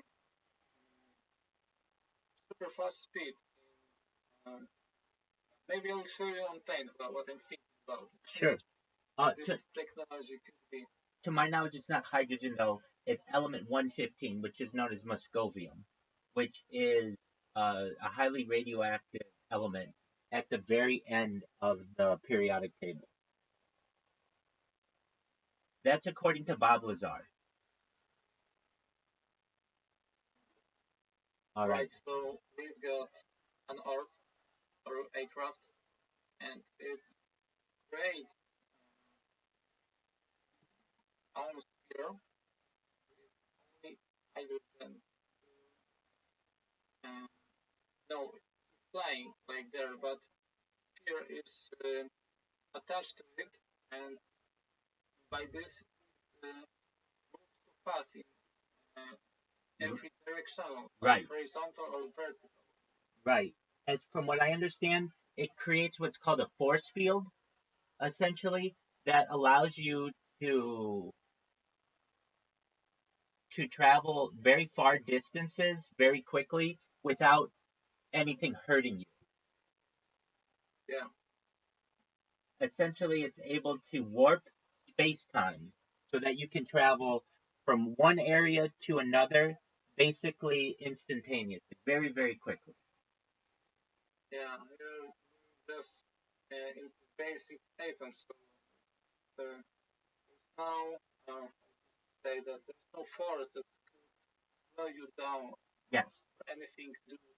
You just control the speed, the amount of speed you want to reach. Correct. In fact, I use AI a lot to understand what's going on with a lot of this stuff, just because it knows a lot of the words that are very high level scientific principles. So just one moment. According to Bob Lazar, UFOs create like a force field so that they can travel without being impeded by dust and other particles and friction. Can you talk about that force field? My theory, Absolutely. So Bob Lazar's claims anti-gravity technology. Lazar, who first gained fame in the late 1980s for the alleged work at S4, a secretive site near Area 51, described working on alien technology, particularly around what he called Element 115, which he claimed powered the UFOs. According to Lazar, these craft use a gravity wave or anti-gravity field, which is what you're saying, an anti-gravity field. I call it a force field, to manipulate space-time, allowing them to hover and travel at incredible speed. Force field slash gravitational shield. One of the more intriguing aspects of Lazar's account is the idea of a force field, or a gravitational shield, generated by the craft's propulsion system. This shield, according to Lazar, would protect the UFO from environmental hazards like dust, debris, and friction as it traveled at high speeds, particularly through Earth's atmosphere. How it works. Manipulating gravity. Lazar suggested that UFOs use gravity waves or gravity manipulation to create a kind of bubble or shield around the craft. The propulsion system, powered by element 115, would generate an intense gravitational field, bending space-time in a way that makes the craft essentially slip through the environment. This would mean that UFO could pass through air, dust, or other obstacles without experiencing normal aerodynamic friction or resistance. No friction or heat. In this concept, because the craft is not interacting in a conventional way with particles in the atmosphere like a jet or spaceship would, there's no heat buildup, friction, or drag. This could explain why UFOs don't leave typical exhaust trails or burn up during rapid movements, which would otherwise be expected in conventional propulsion systems. Shielding from matter. The idea is that this gravitational manipulation would also act as a sort of shield, keeping the craft from colliding with particles in the air, such as dust, bugs, or even small debris. This would be analogous to some modern science fiction stories. This would be analogous to how some modern science fiction stories portray energy shields that protect ships from environmental hazards or space debris. Scientific concept. Scientific context.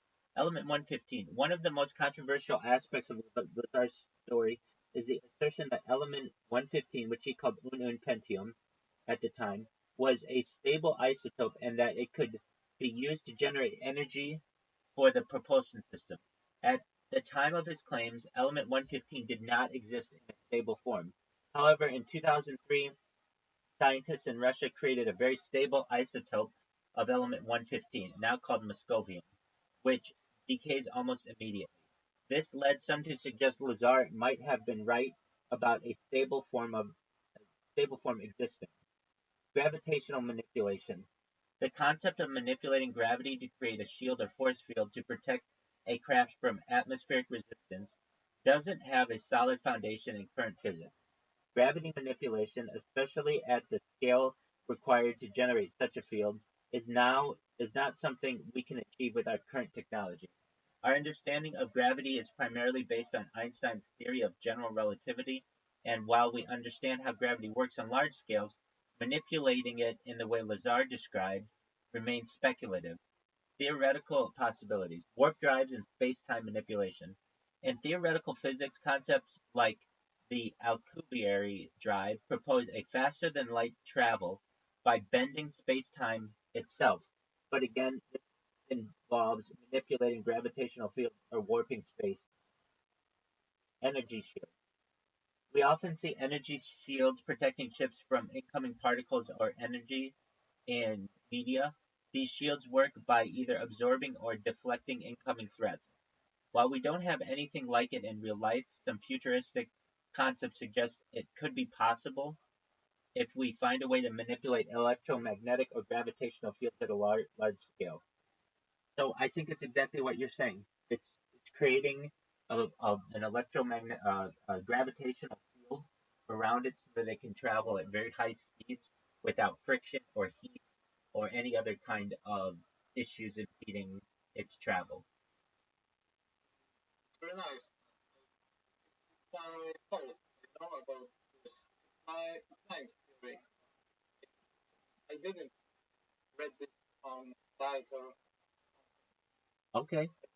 thought it would work like that. And I think if we got element which cannot be from nature, synthesize it, for example, it could be with all static. How to say it? I can't state language physics from Poland. It's difficult for me. I will just translate, okay? Sure. To let you know what I mean, okay? Absolutely.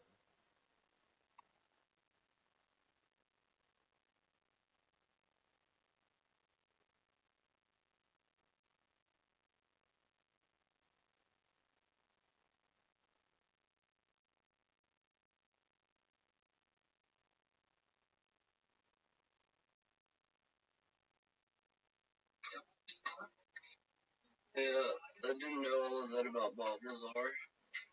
Definitely. If you're not familiar with him too much, just one moment, and we'll turn. You know what the Joe Rogan Experience is, Jake? Yeah, Jerry. Excellent. Well, just one moment. Joe Rogan has an interview with Bob Lazar. I'll turn it on. Just one moment. Yeah, I was watching this shit first started it up, and I just did DMT for the first time. I was like, you know what? Maybe I should do DMT quite a few more times. How were your And experiences? shit, it's just easy to come across. Dimethyltryptamine. And doing meth and fucking doing acid and ecstasy and DMT on a regular basis. See, I thought I was smart.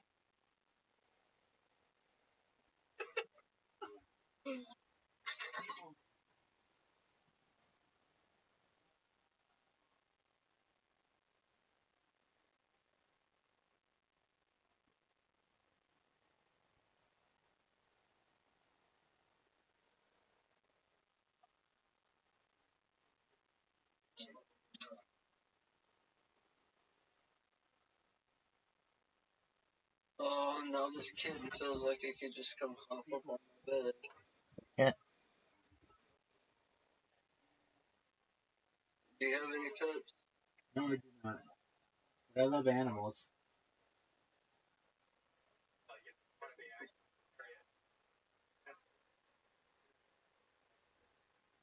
How long ago did you get babies? I was actually showing up to my mom. I stayed with my mom. All right. But I was in jail and she showed up and we police officer's car. Well, then it's kind of fate. Yeah. No, I got a cat. Mom can deal with the other cat. I got my dog and the cat. Nothing she can do about it because it's kind of the way things work when you try to take somebody's dog away from them as well. She tried to take my dog away. I told her she'd have to go to civil court and I'll come to your house and get my fucking dog back if I have to.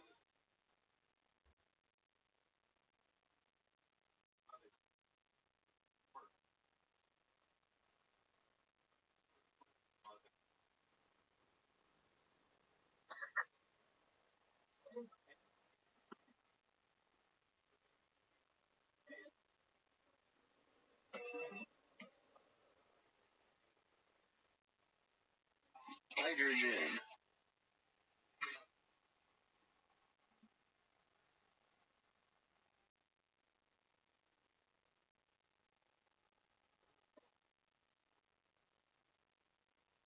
You end the conversation about something or you are waiting?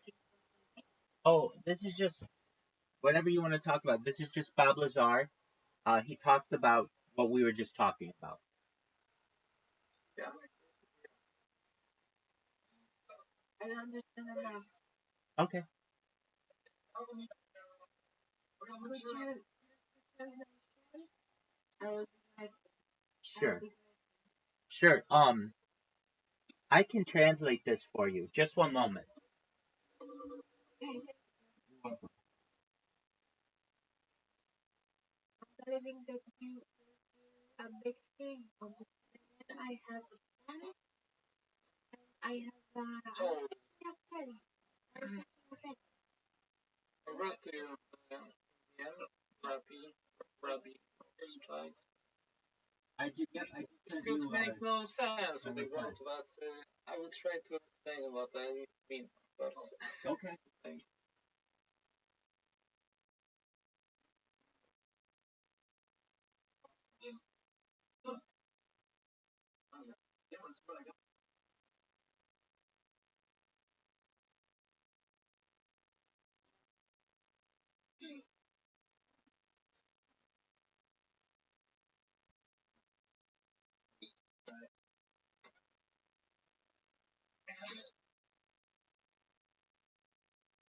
Yeah, Polish. Up, Polish. Thank you. You're welcome.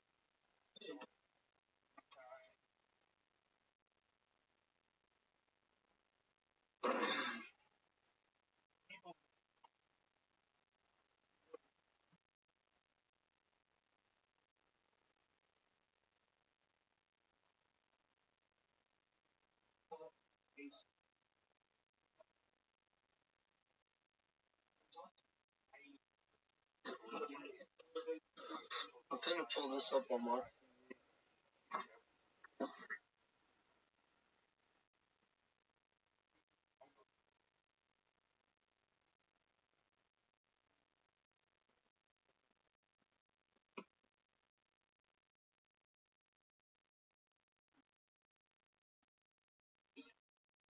Yo, you're from Israel? Rabbi Rothschild? No, I'm not from Israel. I'm from the United States. Ah, alright.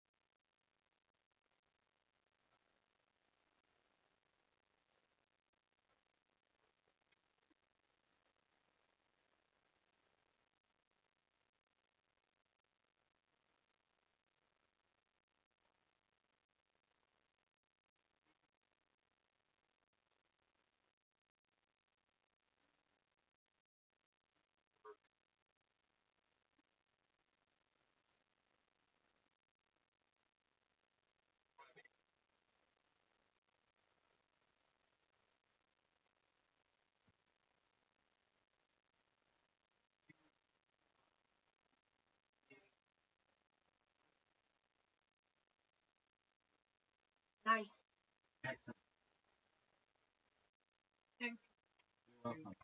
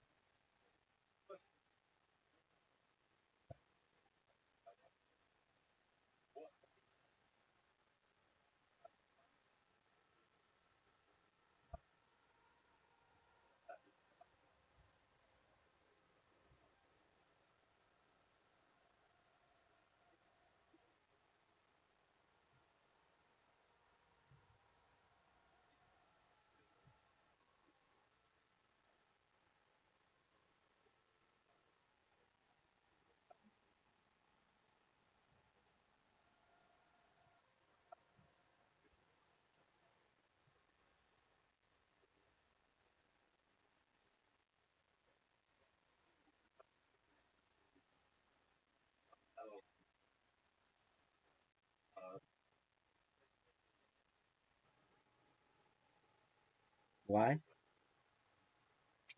Probably the tomatoes.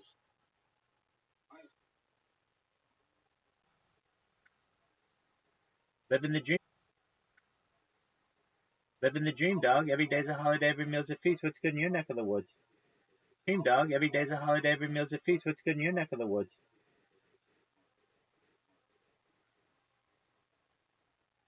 How are you? How are you? I hope you're amazing.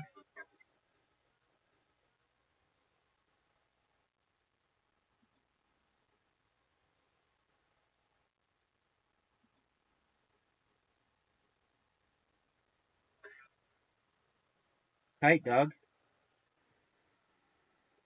Maybe it's just sienna. Burnt orange. Maybe it's just sienna. Burnt orange.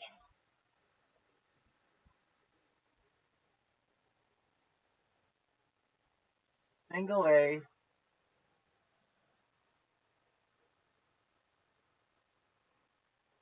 Six. Six. I think that makes sense. I don't even think you need to see it. You know what I'm about. What I'm. You know what's density. Density. What color is this? That's what I want to know. Amber, orange, orange, orange, deep orange, orange, bright orange, pure orange. Somebody calls it a gold dot drop. Not burnt orange. Maybe it was just orange.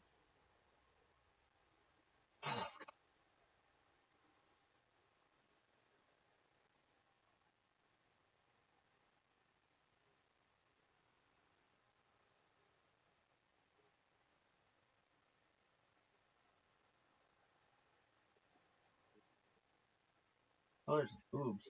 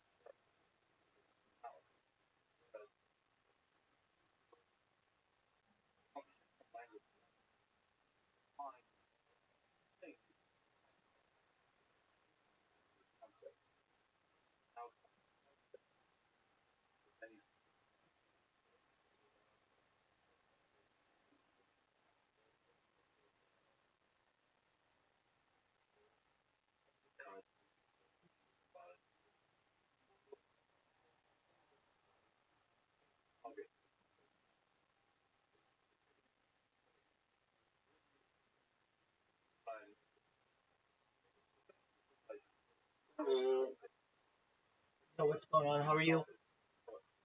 Just another day. Chilling. Watching a Watching podcast. all about urban reality is really It was oh, Look at the link that I just sent you. Look at the link that I just sent you. That one has all the live streams current. us, All the live streams current. us. So you can see I'm live. You can watch me in 360 degrees.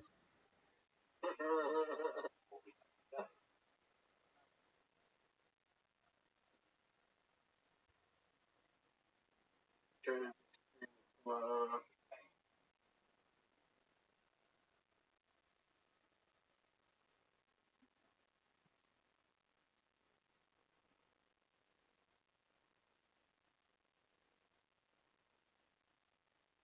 hey, Jacob Rothschild.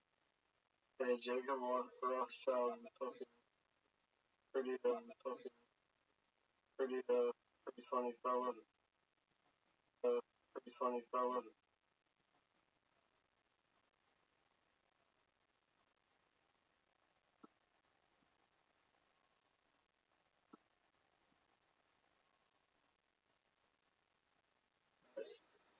Conversation. And they just fucking through the whole way and it's like, oh yeah, we're gonna do this.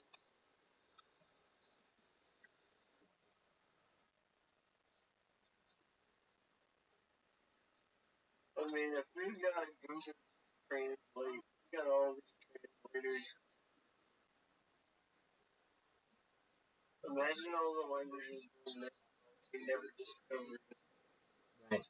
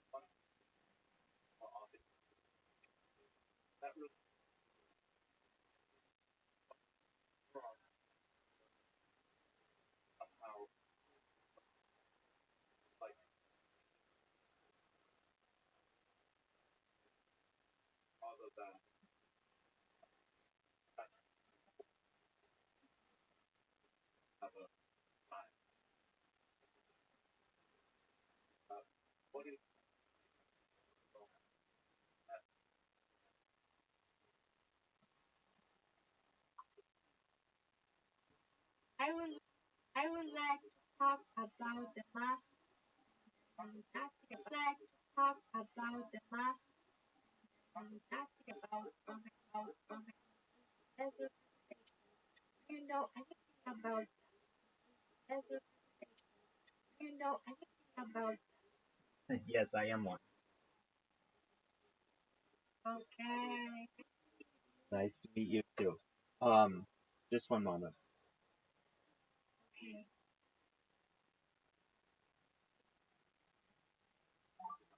Yes, I'm a Freemason. I'm the highest level Freemason that you can be. I can't tell you the secrets personally, but what I can do is put on a documentary that has all the secrets, and I will have it translate into Polish for you. Oops. Yes, I am a Freemason. I'm the highest level of Freemason that there is, and while I can't reveal the secrets to you, I can put on a documentary in Polish translation that tells you everything you need to know about Freemasonry. Tak, jestem masonem. Jestem najwyższym stopniem masonerii, jaki. Chociaż nie mogę ci zdradzić sekretów, mogę nakręcić film dokumentalny w polskim tłumaczeniu. To powie ci wszystko, co musisz wiedzieć o wolnomularstwo. Excellent. Just one moment.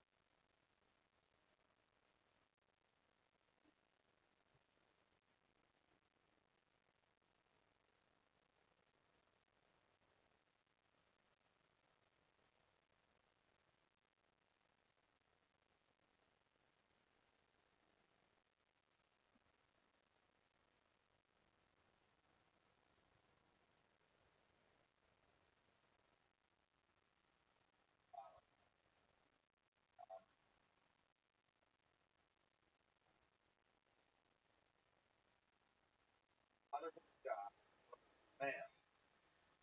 Masonry symbolism is a blend of Old Testament symbols, building of King Solomon's temple.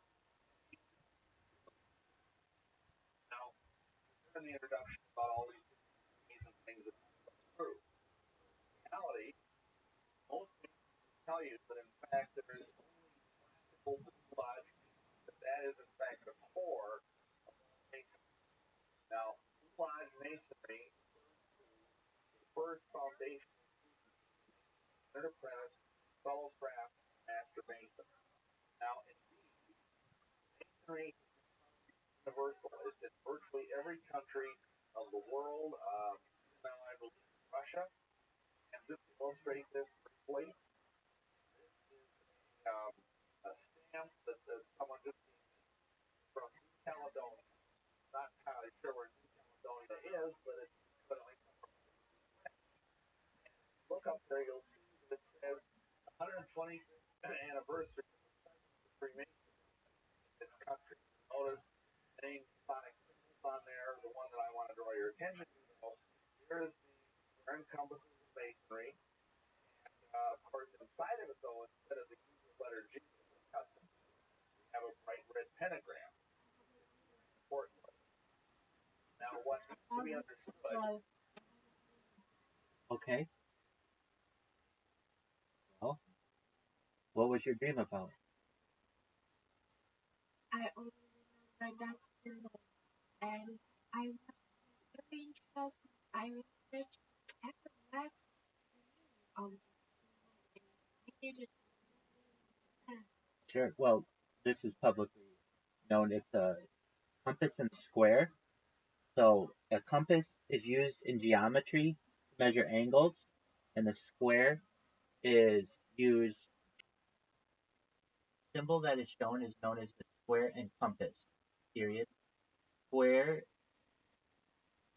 is used to measure right angles and also be a straight edge, and the compass is used to find angles, and both are very important in building and architecture. Symbol, który jest pokazany, jest znany jako kwadrat. Kwadrat jest używany do liczenia równych prostych, a także jako liczba. Jest używany do pokazywania opłat ważne w budownictwie i architekturze. Inteligencja doskonała. Excellent. Excellent. Very well.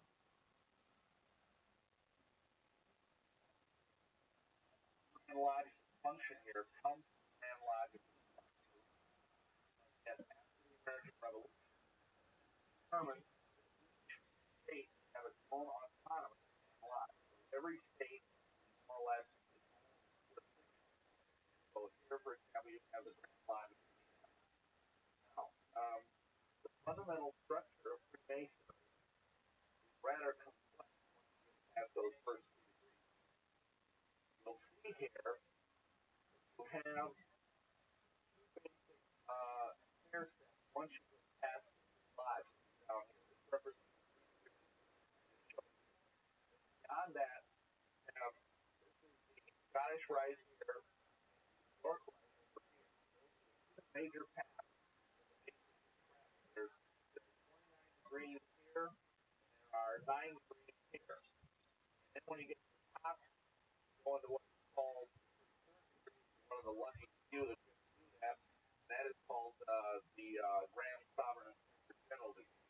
Additionally, Masonry has what are called auxiliary or adopted classes. Those are under the arch. The best known of those is the shrine. And then you also have things like the Chief Orders, Himalay, Ringo, All Seasons of Lebanon, Daughters of the Nile, and so on. Now, all of these together make up what is traditionally thought to be classical American Masonry. Now, suppose you wanted to be a Mason. This is something I'm not recommending, of course, but if you do, some of you may have seen bumper stickers that say, "Do one, ask one." The tradition is that you have to ask the nation. Nations do not do active recruiting. But yet, on the other hand, they are insane because, frankly, Masonry is losing members fast. I wish I could tell you this because there was a mighty revival in America, and that Masons everywhere were just falling on their faces, heading before God. And to a certain extent, that is happening. Praise God. But I think it's more due to a little more mundane. Um, because frankly, there are better things most people have to do today than to sit logically somewhere, unless telling either political or social economic reason why you want to be a Mason. You're probably not going to bother with it. Quite frankly, a lot of it is rather boring. And so dropping membership. A recent Time magazine article indicated that between the 1950s and the present day, Mason has dropped 4.5 million members down to 2.5 million members. Now that's pretty catastrophic. It's almost 50% drop. But they're working now harder to get members. Now you will see more volunteers, more billboards, more ads in newspapers. Even though technically they're not supposed to be members. So you're supposed to ask a Mason. Now once you ask that Mason, there's a process that you're supposed to go through. What will happen is that Mason will go and present your petition to a lodge. They will send out a committee. That committee will meet with you and interview you. And there are certain requirements to be a Mason. This might sound self-evident, but you can't be a woman, you can't be a madman, old man in his dotage, a young man underage, or a fool. So, for any of those things, I'm sorry you can't be a Mason. Additionally, you're supposed to believe in some sort of God. And then finally, the other thing they require is that you would have to have the financial wherewithal to go through the degree and everything like that. And if you were saying poverty level or near that, they probably would not recommend you join because, like when I went through Blue Lodge, it cost me about $150 to do the degree, and that was in 1975. So I don't know what it would be today, but I'm sure it's more. Now, one other requirement I forgot to mention, you have to be a man freeborn of good report while recommended. Now notice that freeborn part. That was used for a long time, over 150 years, to keep black men out of the lodge. If you're an American black person, you were descended from slaves. So right up until the late 1980s, when the civil rights legislation started really heating up, there were no black Masons. They had their own separate but equal branch of Masonry called Prince Hall Masonry. And Prince Hall Masonry, of course, was destroying the old Jim Crow days where they had separate but equal schools. And of course, the schools the black people went to were not as nice as the schools the white people went to. Well, similarly, Prince Hall Masonry is much smaller, it's not as wealthy, but they do have all the degrees, everything you see here up on this board is part of also Prince Hall Masonry. And unfortunately, the same problem spiritually exists in Prince Hall Masonry as the regular Grand Lodge. Okay, so let's say you entered into your committee, you had this committee report, and they go back and they tell the lodge what they think. And the whole lodge votes. They have a ballot box, white squares, and black balls. If you ever wonder where the expression black balls come from, that is a Masonic term. Because if even one black ball ends up in the ballot box, you will not be allowed to join. Because they quote that one Bible verse where it says, "Behold how good it is, how pleasant for brethren to dwell in unity." One doesn't like you, doesn't think you're a decent person, you will not be allowed to join the lodge. You can go and try another lodge. You will not be allowed in that lodge if one black ball is given. Now, I briefly want to tell you, having laid that groundwork, how my story is. If you want to hear all the rest of the bizarre details, some of which Stan alluded to, I suggest perhaps you might want to get the other video that's out there already called Exposing the Illuminati from Within. I don't really have time to go into it tonight. But suffice it to say, I was deeply involved in the occult. Now, I came to Masonry a lot differently than most people do. I came to Masonry always understanding its danger. And I thought it was a good thing because I was a pagan. I was a witch. I was a high priest, a druid. And the Grand Master Druid of North America told me that I should join the Masons. He himself was a third-degree Mason. How's that for an endorsement of the lodge? That it would be recommended by a druid. So anyhow, when I walking night, we were running covens over the Milwaukee area. It happened one of the young men initiated the witchcraft. His father was the warden of the lodge in the neighborhood. And I thought, well, gee, this works out nice. So I asked him to introduce me to his dad, and his dad sponsored me to the lodge. And actually, they invited me members because, like for that lodge, I think I was the youngest. I was like in my 20s, and I was the youngest member there by about 25 years. The average age, according to that Time article I mentioned earlier, the average age of a Mason right now in America is 70.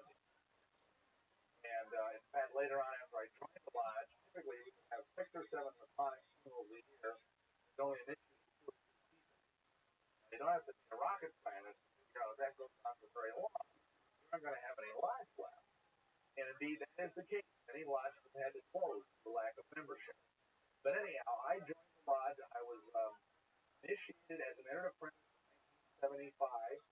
I was passed the degree of fellowcraft, I believe that same year. And in 1976, I was raised to the blind degree of Master Mason. Soon after that, I went to the York Rite. I tried this branch first because people were telling me that, in fact, was the Christian branch. We'll look at that a little bit later. Then later on, I did the Shrine. I did the Scottish Rite. I became a 32nd there. And then I also went through the Shrine. I was in the Associate Patron, the Order of the Eastern Star. So I even was in that body as well. I was very involved in it. I was a real fanatic. I was probably in lodge 2 or 3 nights a week. And in fact, that's part of the reason I'm going to start together. As my wife said, at least that way I get to see one night a week. Joined as well. That's the branch of Mason is also women. So anyway, I was very, very active in all of this. Then what happened was I moved back from Milwaukee where all this took place. Oh, by the way, I have to show you this. This is the Shriner. That was taken about 1980. And soon after this, my wife wanted to move back for reasons that are going into greater length in another video, Milwaukee, and so we moved. And because of that, I moved to the different Grand Lodge jurisdiction. And along the way, a lady who was the bank officer at a bank, I'd been sending checks to the Church of Satan over the years. One of these checks came back to me. She's written on the check, "I'll be praying for you." Because if anybody was writing checks to the Church of Satan, it's probably a pretty spiritual. Anyway, so here I was being prayed for, didn't really care, didn't really know. And along the way, what had happened was I decided I joined the Mormon church for, again, reasons that are a little too complicated to go into. So by the time we got to the week, I was a Mormon. And I was still a witch, which is not all incongruous if you really understand the nature of Mormonism. Anyway, so as a Mormon, I got this little ad in the newspaper for a prophecy seminar. And I think it was by the Seventh-day Adventist. It wasn't Stan. And so what happened was I thought I'd go to that seminar and see if I could draw some Mormon church, because after all, we had a living, we had the full light of the gospel and all that. Well, for the first time in my life, that prophecy seminar, I was exposed to gospel-based preaching. And I had all these questions to ask this evangelist, and he had a Bible answer just like that for every single one of them. There was no way that guy was playing the spirit. And well, finally, I went home that night, and I was so scared. I couldn't believe it. Because he got it through to me that all I had to do was believe in the Lord Jesus Christ. Say that 16:31. And I didn't think he could be that easy. And I fasted and I prayed. In the Mormon church, if you're in a great profound spiritual dilemma, you're supposed to fast and pray. It's not a bad advice. And supposedly, if you are being told things that are not true, the Holy Spirit is supposed to give you a super mind and he will forget whatever you are supposed to do. And if it's true, then the Holy Spirit is supposed to give you a burning bosom. Okay, well, I didn't either get heartburn or get stupid. So I didn't know what to do. And so finally I figured I've tried everything else, and I literally almost had. And so took off my holy underwear so there wouldn't be any static on the line, and I knelt at the foot of the bed and I gave my heart to Jesus Christ. Praise God, amen. That was 1984. Now, about a week later, I was still going to the lodge for all this because my impression from being 9 years in the lodge is that all these guys around me were all Protestants. And so I assumed they were all Christians. I were Lutherans and Methodists and Baptists and all of that. And so I assumed they were all Christians. So I had gotten an invitation from this new lodge that I was about to join to go to what they call a high luncheon. So I went to this luncheon. I was like, this is the first time I'd ever been in a Masonic lodge. I walked into the building already, it felt clammy and awful. I went down to the basement, which is where the luncheon was. It got worse. I felt more and more oppressed and heavier. And I felt the Holy Spirit speaking to me saying, get out of here. Get out of here. And I went through and I tried to eat like, led my stomach. Finally, I got up and dessert. I was very like dessert. And so I got out to the sunshine. And it was like, oh, I felt like I had escaped from a profound spiritual crash. Well, later on, the Lord began to show me about how this was really very dangerous spiritually. I didn't have anybody tell me the nature of the cult.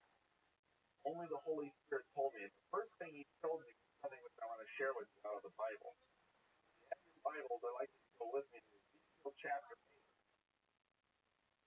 In Ezekiel chapter 8, now some of you may know Ezekiel is the prophet of the exile. And basically, he was taken away in the Babylonian captivity and did all his prophetic ministry in Babylon. Now, in Ezekiel 8, the Lord is taking him in vision back to Jerusalem to look at the temple. Starting in verse 12, this is God speaking to Ezekiel and says, Then said he unto me, Son of man, hast thou seen what the ancients of the house of Israel do in the dark, every man in the chambers of his images? For they say, The Lord seeth us not, the Lord has forsaken here.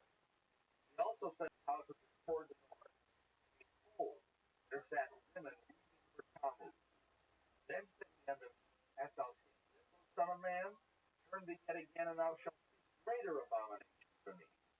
He brought me into the inner court of the Lord's house, and behold, at the door of the temple of the Lord, between the court and the altar, were about 25 men with their backs towards the temple of the Lord, and their faces towards the east.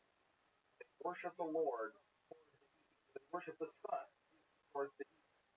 Now, that may not seem all that really, but if you know anything at all about nature, you know that all Masonic temples are oriented, by the way, that's Masonic, oriented towards the east. In other words, unless real estate or whatever prohibits, they essentially have so that the worshipful master and all the worship are offered facing east. Now, on the other hand, if you study Solomon's temple, which is being discussed there, you will see that the Solomon temple faced west, with its back to the east. There were elders of Israel turning their back on the Ark of the Covenant, facing worship of the sun in the east. Now, the interesting thing is that the temple of masonry is close to Solomon's. It's 180 degrees off. And not only that, there's that had his temple built that way is because all around Israel were pagan nations. And there were nations that worshipped various pagan gods, Shema and Baal and all of these other gods. And all of those were what are called solar gods. The sun and the worship of the male organ. So God wanted to have something radically different. He wanted his people to have to turn their back on the sun to worship him. And really, that's what God asked of all of us. He asked of all of us to turn our back on the old paganism that we used to be part of. Even if we were regular old heathens, Even if you weren't part of some weird cult like I was. So what happened is God oriented his temple the other way. That really broke me in my heart when I read that passage. Now, let's talk about how Masonry got started. Origins are basically shrouded shrouded in the midst of time.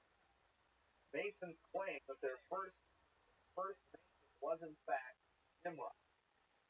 Now, if I was a Mason, I would not brag about the first Mason being Nimrod. But as it most understand, he's the person that helped build the Tower of Babel, and it is from Nimrod that all false religions stem. Okay, you'll notice after that we see the Egyptian mystery devices and Osiris. Then we have Solomon, the building of his temple, and there's a character in there that's very important later called Hiram the widow's son. Then in Greece, we have. Yeah, just for a moment. Apologies. But absolutely. Yeah, it's not for me too. Just for a moment. Let me see what's going on.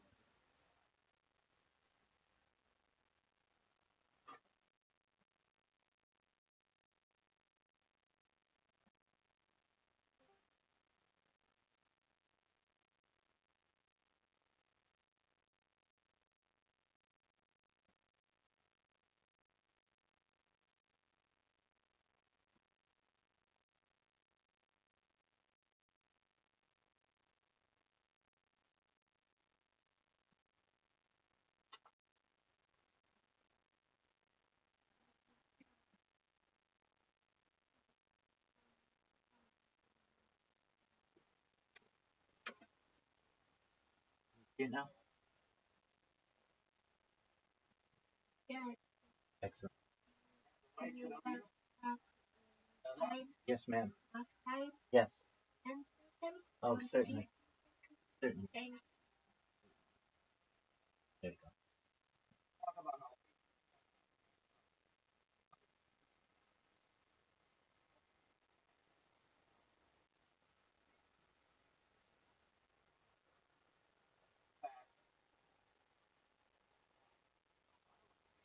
not brag about the first Mason being Nimrod.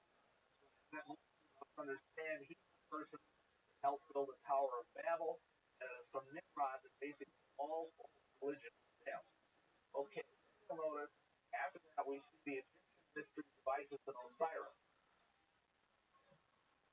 Then we have Solomon, the building of his temple. There's a character in there that's going to be very important later called Hiram the widow's son. Then in Greece, we have the rites of Osiris. Now that was the mystery religion, the predominant mystery religion in the days of Greece. What a mystery religion is, unlike your church, I'm sure anybody can walk in, right? You have to your church. If they do, you have to, okay? Anyway, if on the other hand, if you were in a mystery religion, that would only be open to initiates. The best known modern example of a mystery religion other than Masonry would be Temple Mormonism. Because while anybody can walk into a Mormon church, nobody can walk into the depths of a Mormon temple unless they have a special card called Temple Rec. Involved in mystery, you had to go through rites ordeal to be part of the rites of Elias. Then beyond that, there was a group called the Dionysian Artificers. Now, artificer is just a fancy name for builders. And these folks were architects and masons who worshiped the god Dionysus, the Roman, or actually the Greek god of wine and orgy. Then we have the Kabbalah, which came around about the 5th century BC, Jewish mysticism. Then we have Gnosticism, which is Grecian mysticism. And all of these things all contribute to what we have in modern day Masonry. And during the medieval period, we have a different group that came along around the year 1000 called the Hashim. And this was the world's first real modern day, relatively speaking, and a secret society. And I talk at great length about the Hashim in my other video. I don't have time really to go into it now. Suffice it to say that the name is both where we get the word Hashim and also where we get the word for assassin. Look carefully to see the word assassin. Then after that, the Knights Templar. Now, Knights Templar were a Catholic order of knighthood, and they went over to the Holy Land, and of course the Hashim were over there in the Middle East, and so they kind of swapped initiation all that. Knights Templar brought them back to America. About the same time that same information got into the stonemason. That's why today, if you look at the great cathedrals in Europe, you'll see that many of those cathedrals have pagan symbols on them, even though they were built by the Roman Catholic Church. And that's because the stonemason who built those cathedrals were actually concealed Masonic symbol. All those gargoyles, caryatids, demons, and unicorns, all over those cathedrals. Then finally, we have the Brothers of the Rosy Cross, also known today as the Rosicrucians. They were the inheritors of the secret rights of the Templars. And what's interesting is the first recorded printed use of the word Mason in the English language involves the Rosicrucians. It's from a poem called Jesus Serenity, written by a guy named Anderson. This is the passage.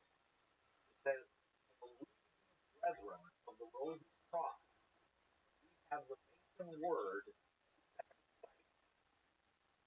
Okay, now, most of you probably know that the word second sight refers to psychic ability, or ESP, or paranormal power. And the Mason word is the secret lost word of Mason. Which we'll talk a lot more about later. So right up front, we see the Masons, the very first, are associated with occultism, with the Rosicrucians. And yes, by the way, I was a Rosicrucian. I got it from the 9th degree Rosicrucian order. Now let's go to the early modern period.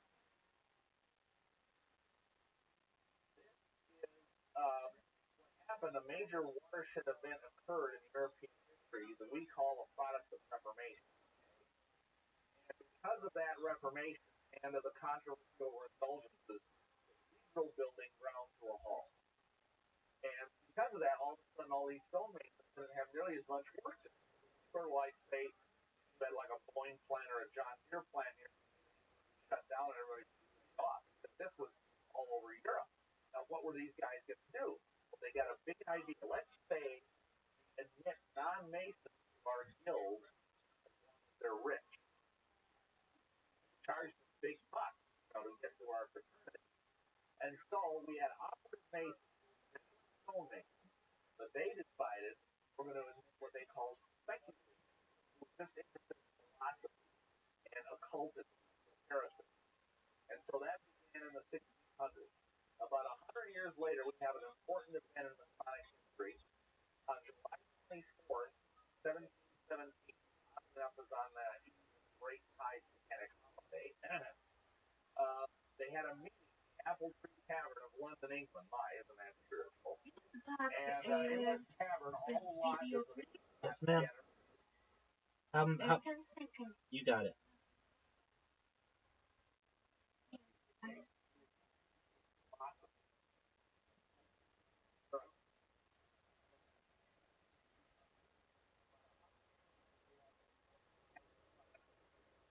On July 24th, Great High Satanic Holiday, they had a meeting in the Apple Tree Tavern of London, England. Yes, 1717 is the date that we trace back to the beginning. So it's about 300 years old.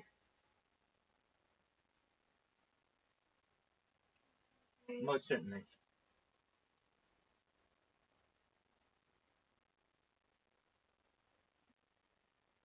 Jeśli kiedykolwiek będziesz chciał, żebym wrócił lub zobaczył cokolwiek, daj mi znać. Wyjaśnię za sekundę.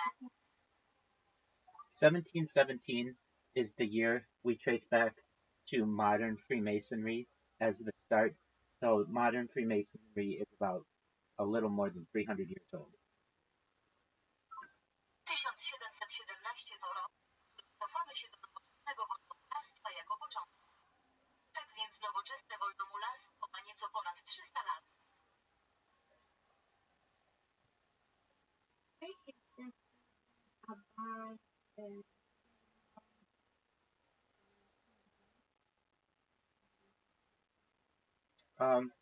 Let me go back and let me see.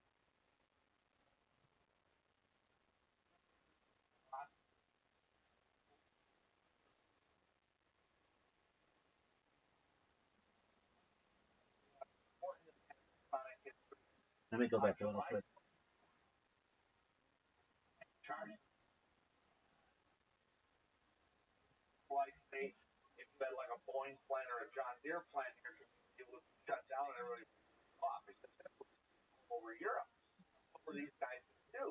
They got a big idea. Let's say the non-Masons are guild that they're rich. Charge them big bucks to get from our fraternity. And so we had operative Masons, no Masons. They decided we're going to admit what they call just interested in philosophy and occultism, parasitism. And so that's the 1600s. About 100 years later, we have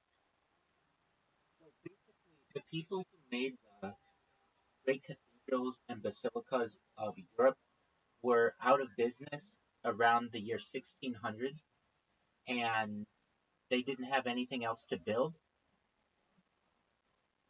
Zasadniczo ludzie, którzy budowali wielkie katedry i bazyliki w Europie, bankrutowali około roku 1603 i nie mieli tego do zbudowania.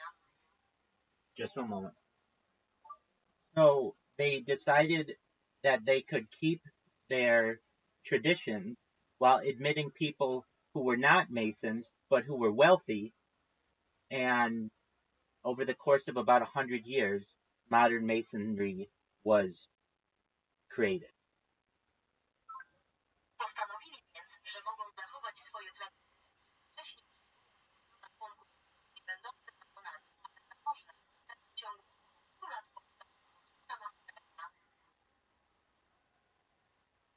I did not hear the word Satan used, at least not recently in this lecture, but he does use it previously. Masonry at no point uses the term Satan in any of the rituals. Nie słyszałem tego słowa. Szatan przynajmniej nie ostatnio w tym ale nie uznali w żadnym terminu szatan rytuału. Now, people may interpret something like light bearer or creator in anything that they wish, but generally, in order to be a Mason, you just have to believe in a God or higher power of some sort, but it need not be Satan or anything like that.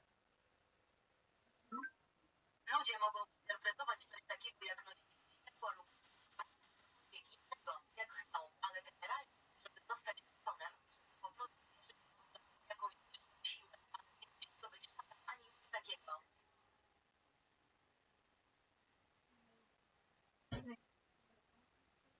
Sure, absolutely, yes. Always, yes, absolutely.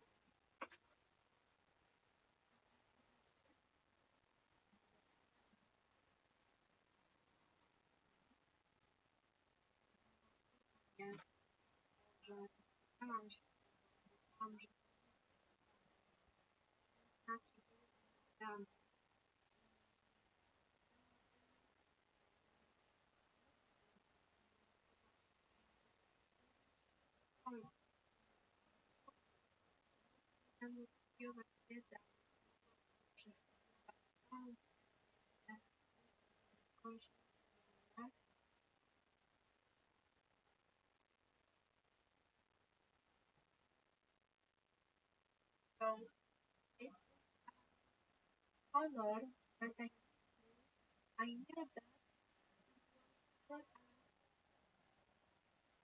I find well I would like to communicate with someone that is from the master. I could feel that the whole village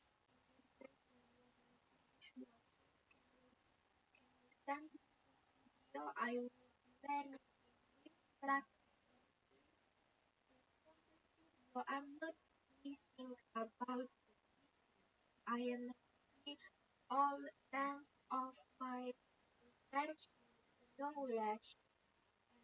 I see and see from you. I'm believing in God. I have the words from God without I'm living sharing love the note from God. I'm trying to take it to Polish. Yes, I will send you the link to the video right now. I will also send you a link to an extension that I use that translates any YouTube video in any language, which should help you very much with your learning of English. You should know that you have made a lifelong friend, and I am always here to help you. I will continue in one moment. Let this translate for me. Tak, wyślę ci filmu już teraz. Wyślę ci również do rozszerzenia, którego tłumaczy każdy film na dowolny język, to powinno ci bardzo pomóc w angielskiego. Powinieneś wiedzieć, że zyskałeś przyjaciela na całe życie i zawsze jestem tutaj, aby ci pomóc. Będę kontynuował. I jeszcze chwila, pozwól mi to przetłumaczyć dla mnie. As for being a Mason, there are female versions of it which are available in Poland. It is known as the Eastern Rite, and I can send that information to you as well. Jeśli chodzi o bycie masonem, to są żeńskie wersje tego, które są dostępne w Polsce. To znaczy, nie, prawda. I mogę wysłać ci również te informacje.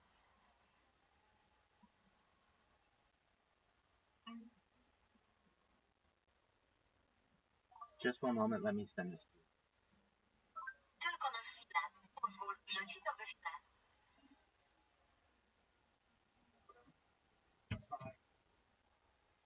If you have any other questions, let me know while I do this. Jeśli będziesz miał jeszcze jakieś pytania, daj mi znać, gdy będę to robił.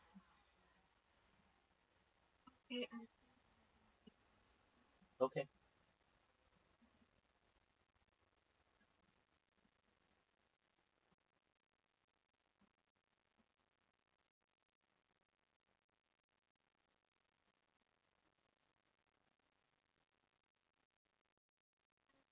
Alone. Don't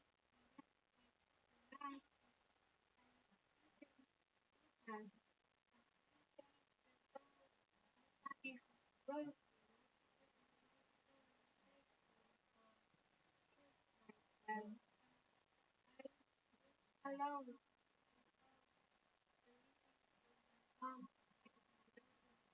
About find the right medical vehicles. I knew it that I'm not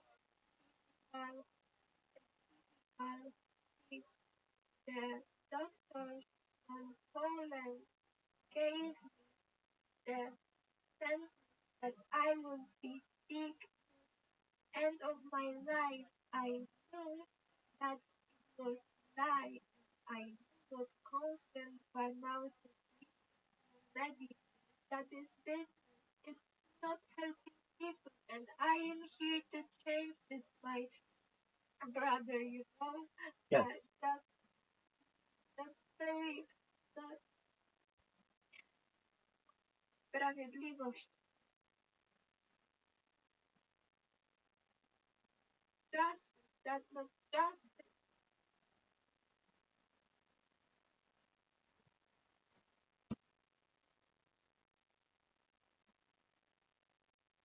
I am here for you. You should know that I want to be an optimistic person in your life. I want to ensure that you have positivity in your life and that we are a light to all nations. So just know that your life is only going to get better from this day onward. Jestem tu dla ciebie. Powinieneś wiedzieć, że chcę być optymistyczną osobą w twoim życiu. Chcę ci upewnić, że masz pozytywność w swoim życiu i że jesteśmy światłem dla wszystkich narodów. Więc po prostu wiedz, że twoje życie będzie się tylko poprawiać od tego dnia. Dalej.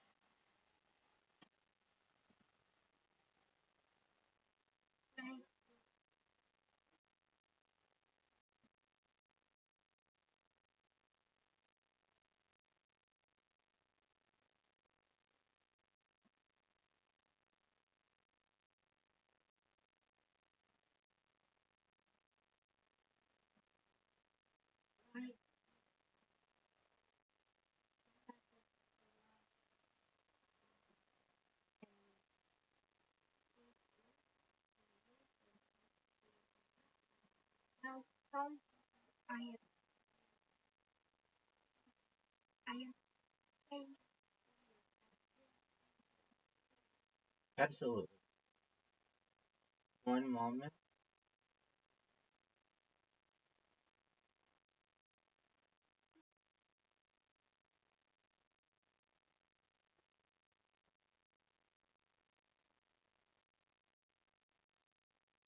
is that I am substance and shocking all out my life bank and Absolutely. One moment.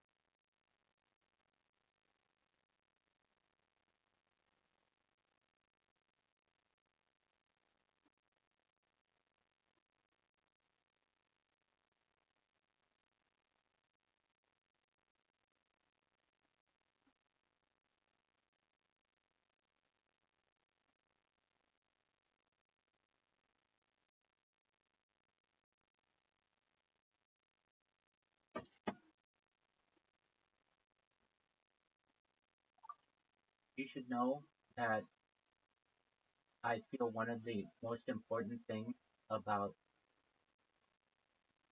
living a happy life is maintaining positivity. And I know you've gone through some difficult things in your life, especially recently, and just know that the future is very bright, and I will explain why. Powinieneś to wiedzieć. Uważam, że jedną z najważniejszych rzeczy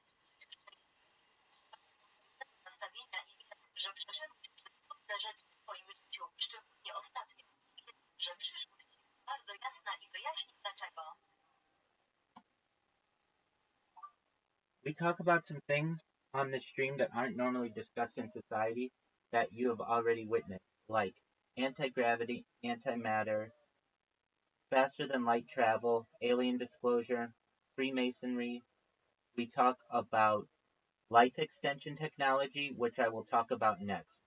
So just one moment and I will talk more about life extension technology. Rozmawialiśmy o kilku rzeczach na streamie, o których normalnie nie dyskutuje się w społeczeństwie. Już byliście świadkami, jak antygrawitacja, antymateria szybciej niż światło podróże obcej i masonerii. Rozmawialiśmy o technologii przedłużania życia, o której opowiem później. Więc tylko chwila i opowiem więcej o technologii przedłużania życia. When you were born, you were probably going to live to be about age 80 or so. But with life extension technology, things like stem cells and human growth hormone and nootropics and cryonics and cryogenics and cold shock therapy, you may be able to extend your life past age 80, past age 100, even past age 120. Kiedy się urodziłeś, prawdopodobnie miałeś żyć około 80 lat. Ale dzięki przedłużeniu życia, takim jak komórki macierzyste i wynika. I terapii szokowej możesz być w stanie wrócić swoje życie poza wiek 80 poza wiek, to nawet przekroczyło. Now, you may say, but Rabbi, all of that's really expensive. And I would tell you, I know, but I have a plan. So let me just tell you about it. Teraz możesz powiedzieć rabinowi, że to wszystko jest naprawdę drogie, a ja bym ci powiedział, ale mam plan. Więc pozwól, że ci powiem. I have more data online than any person in global history. I have been online 24/7, 365 for more than 3.5 years. Data is Earth's #1 resource, more valuable than gold, food, water, air, petroleum, and I have more data online than any person, and that may make me a very influential person in the future, and I will help you. Mam więcej danych o czegokolwiek osoba w historii świata. Jestem online od ponad 30 roku. Dane są ważniejsze. Cenniejsze to ropa naftowa, a ja mam więcej danych online niż mnie bardzo pomogą osobom w przyszłości, a ja ci pomogę. Even with life extension technology, we may be able to get you past age 120, 150, maybe even 200, but eventually your body's going to break down. That's when the next type of technology comes in, and I will talk about that in a moment. It is known as mind uploading technology. Nawet z technologią przedłużania życia możemy być w stanie pomóc zobaczyć 120, 150, może nawet 200, ale ostatecznie twoje ciało się zrezygnuje, wtedy pojawia się następny rodzaj technologii. O tym opowiem za chwilę. Jest to technologia przesłania umysłu. Mind uploading technology is where we scan your brain into a computer for later download. We know where every atom is in your central nervous system and your peripheral nervous system. And we can use that data for later download when needed as an android, an avatar, a clone of yourself, a cybernetic being, a cyborg, a robot, an ethereal being, whatever you want to be. Technologia przesyłania umysłu polega na skanowaniu gdzie każdy dam znajduje się cybernetyczna istota cyborg, śniadaniowa. When before people lived a life of whatever their life expectancy was, maybe it was age 50 many years ago or age 80 today, we won't have the same type of limitations in the future, particularly with mind uploading technology. Essentially, you will have a digital immortality if you want, which is very exciting. Kiedy wcześniej ludzie żyli przez tyle, ile wynosiła ich oczekiwana długość życia, 50 lat. Wiele lat temu lub mając 80 lat dzisiaj nie będziemy mieć takich ograniczeń w przyszłości. Szczególnie jeśli chodzi o technologię przesyłania myśli. Zasadniczo będziesz mieć cyfrową nieśmiertelność, jeśli zechcesz, to jest bardzo ekscytujące. So I can tell you, I really mean this, I don't think you're going to die. And maybe no one has ever told you that before, but I really believe it. You have another 40 or 60 years for the technology to advance, and by the time you are a little old lady, the technology will be there so that we can mind upload you into anything that you want to be, if you want, or you can die like a normal person. Więc mogę ci powiedzieć, naprawdę tak myślę. Nie sądzę, że umrzeć może nikt ci tego wcześniej nie powiedział. Ale naprawdę wierzę, że masz jeszcze 40 lub 50 lat, aby technologia się rozwijała. A kiedy będziesz staruszką, technologia będzie już dostępna, więc będziemy mogli cię wybrać do wszystkiego, czym chcesz być, jeśli tylko zechcesz.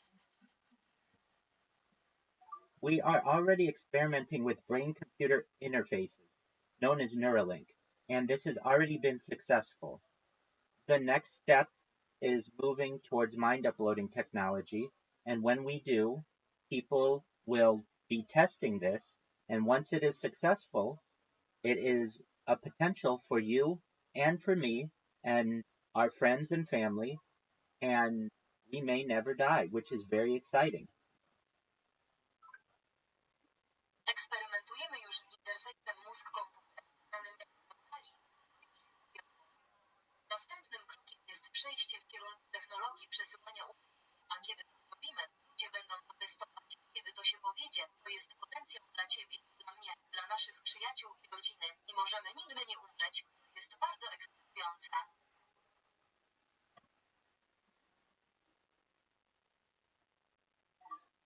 Additionally, there's another type of technology of which you should be aware, which known as which is known as revivification technology. Basically, bringing people who have died back to life. And in the next 100 years, this may become a reality as well. Ponadto istnieje inny rodzaj technologii, o którym powinieneś wiedzieć, znany jako technologia rewitalizacji. Zasadniczo przywracanie do życia zmarłych ludzi, a w ciągu następnych 100 lat może stać się rzeczywistością.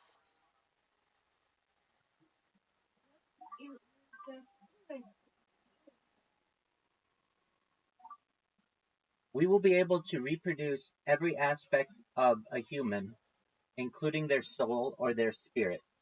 This can be done in numerous ways. Essentially, if we get their DNA, we can create a clone of them. And through photographs, we can be able to map their brain where all of their memories are and their personality and bring them back to essentially exactly as they were on the day they died.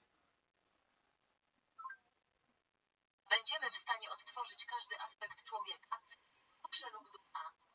Można to zrobić na wiele sposobów. Zasadniczo, jeśli zdobędziemy DNA, możemy tworzyć klon, a poprzez fotografię możemy być w stanie zmapować ich, gdzie znajdują się wszystkie wspomnienia, osobowość i przyszłość. Zasadniczo dokładnie taki, jaki był, którym umarli. This can be done in other ways as well. People don't know, but satellites have been taking pictures of the Earth for at least 80 years now.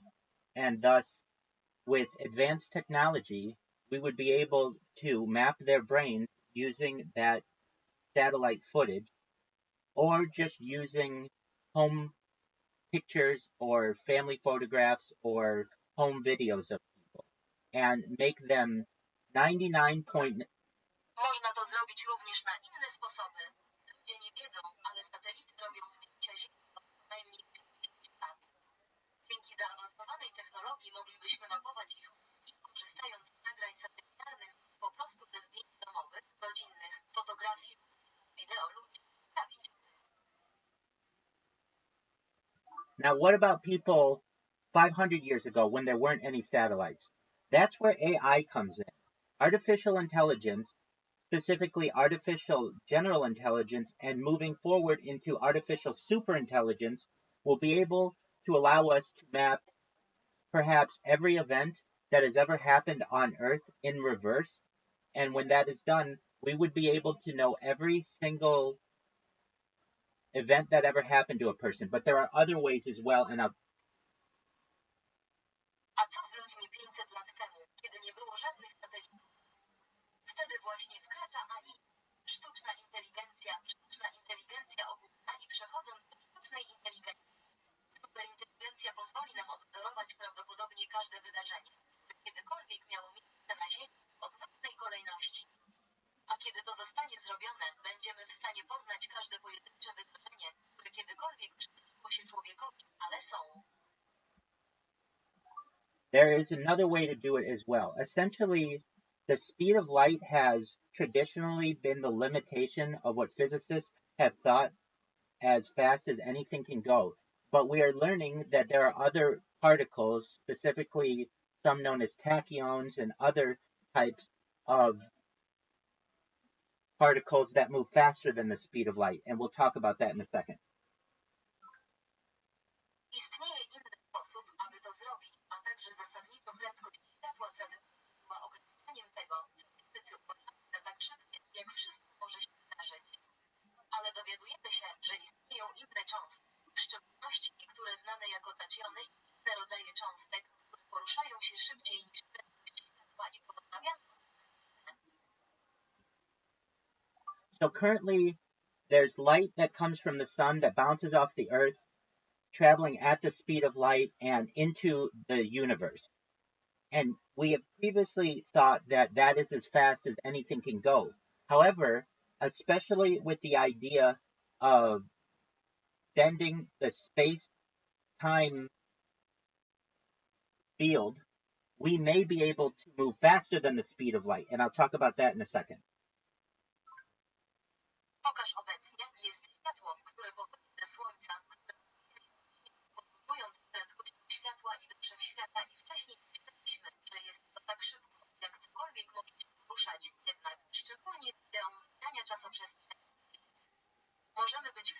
poruszać się szybciej niż prędkość światła i opowiem o tym za sekundę. This is just an example, but imagine we were able to travel faster than the speed of light and move very far into the universe and create a very big mirror so that once everything that was reflected off of Earth going at the speed of light got far enough in the universe, we could reflect all of that information backwardly and see exactly what was happening. To tylko przykład, ale wyobraź sobie, że moglibyśmy podróżować szybko niż prędkość światła i przenosić się bardzo daleko we wszechświecie, tworzyć bardzo duże wideo. Tak więc to wszystko, co zostało odbite od Ziemi, poruszając się z prędkością światła. Dotarliśmy wystarczająco daleko we wszechświecie, moglibyśmy odbić wszystkie te informacje wstecz i zobaczyć dokładnie, co się dzieje. So essentially, if we could travel faster than the speed of light, we could watch light coming at us and we would be able to perhaps watch all of Earth throughout its evolution from the beginnings until the present day, and then zoom in on people and directly know exactly what particles made them up and reproduce their body and their soul. Więc zasadniczo, gdybyśmy mogli podróżować szybciej niż prędkość światła, moglibyśmy obserwować do nas i moglibyśmy prawdopodobnie obserwować całą ewolucję tego, chętnie przyjrzeć się ludziom i byśmy dowiedzieć się, z jakich cząsteczek tworzyć. There are other ways as well. Istnieją również inne sposoby. Go ahead. Sure. Cała wiedza, którą połączyłeś w tym momencie, jest naprawdę wdzięczna, że jestem godna ją uzyskać od Ciebie i że mogę z Wami pracować nad czymś, co może przebudzić ludzkość ze snu, którym naprawdę dostrzegają tylko nienawiść i niskim poziomie świadomości. Najwyższym poziomem świadomości dla mnie jest jaźń. Ten poziom jaźni bowiem kreacją boskiego miłosierdzia, a w Polsce, tutaj gdzie jestem bezpieczna. Takie osoby jak ja, zamyka się biblioteki, wstrzykują substancje, które gaszą świadomość, wstrzykują je nawet w te same miejsca, a nie muszą, bo chodzi im o ból, bo bólem się żywią. And the knowledge you have touched a found point, I am truly thankful that I am worthy of receiving it from you and that I can work with you in something that can awaken humanity from the dream in which they truly only has flesh and low levels of consciousness. The highest level of consciousness for me is the level of self. This level of self is the creation of divine humanity. And I am in Poland, here where I am not. What the fuck? I'm not saying that in Polish. That's This okay. translation That's okay. is It happens. okay, that's it, because in order to say that I'm not safe to people, I am like they are thinking that let me see what not awake my consciousness. They are dying my consciousness in theatric, and they gave me this. They lock me in the room with camera, and they are observing me, and they are taking the pain from me. They are taking it all. Well, just know you're safe now, and all of that is in the past, and you will be able to, in the future, if you want, have a type of technology known as memory erasure, where you can get rid of all those bad thoughts and never have them again. But until then, just know we will help you to be able to deal with it in the present day. You seem like a very smart person, and nothing seems to be wrong with you. Wiedz, że teraz jesteś bezpieczny, a wszystko to jest przyszłością. Mógł to zrobić w przyszłości. Rodzaj technologii znanej jako wymazywanie pamięci, gdzie możesz pozbyć się wszystkich złych myśli, nigdy więcej ich nie mieć, ale do tego czasu wiem, że pomożemy ci sobie z tym poradzić. W dzisiejszych czasach wydajesz się bardzo inteligentną osobą. Nie wydaje się być osobą nie tak. One moment, there's a quote I want to find for you. Chwileczkę, chcę dla ciebie znaleźć pewien cytat.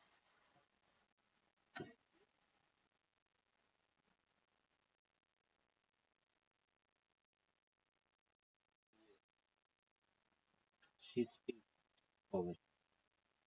I don't even. I don't know. That is Russian. Please tell me the quote that is something like this. During extreme lies, the truth is seen as bad.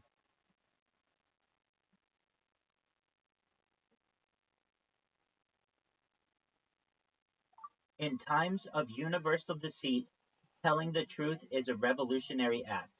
This is from George Orwell's 1984 book. W czasach powszechnego oszustwa mówienie prawdy jest aktem rewolucyjnym. To jest z książki George'a Orwella 1984.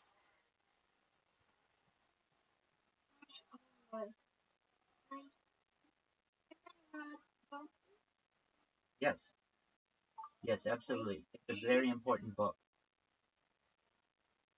Yes, I heard that. Tak, zdecydowanie. To bardzo ważna książka.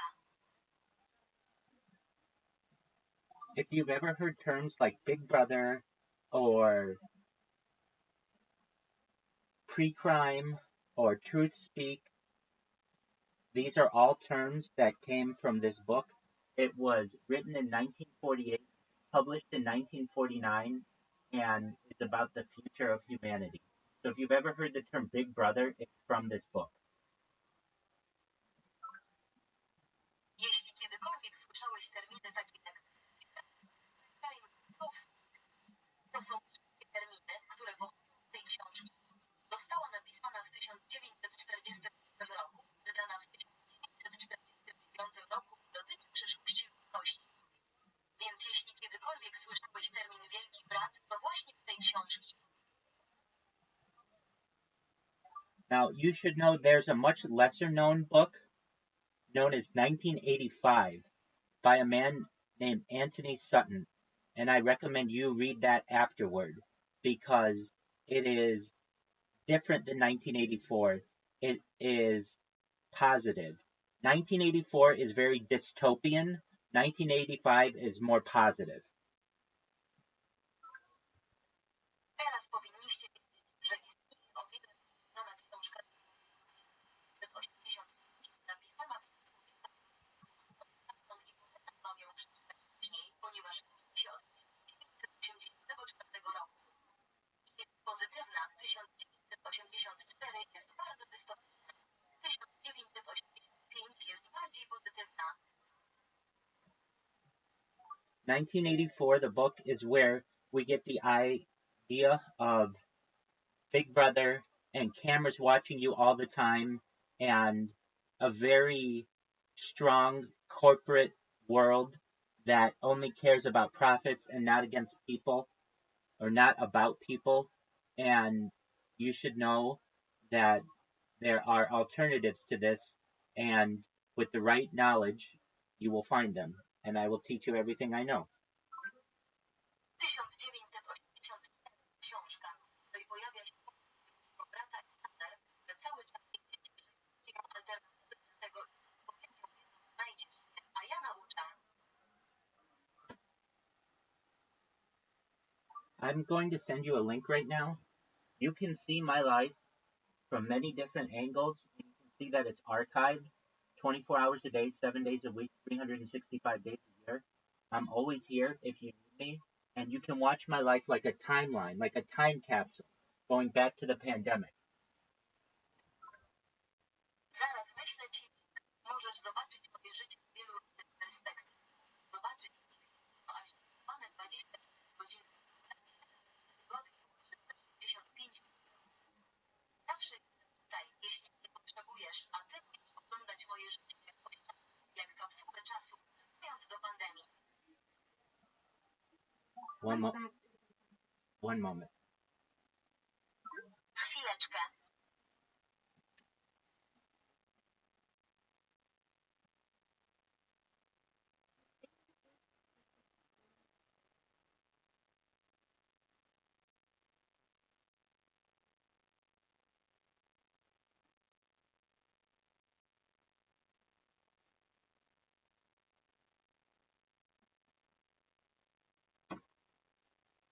Check the link that I just sent you. You will see on how many different cameras and devices I am on. And the world, when they find out about this, will realize that this is a time capsule for society. It is essentially a timeline of all human events for many years, going back 3.5 years. More data than anybody else has. And it'll be very exciting when the world finds out about this.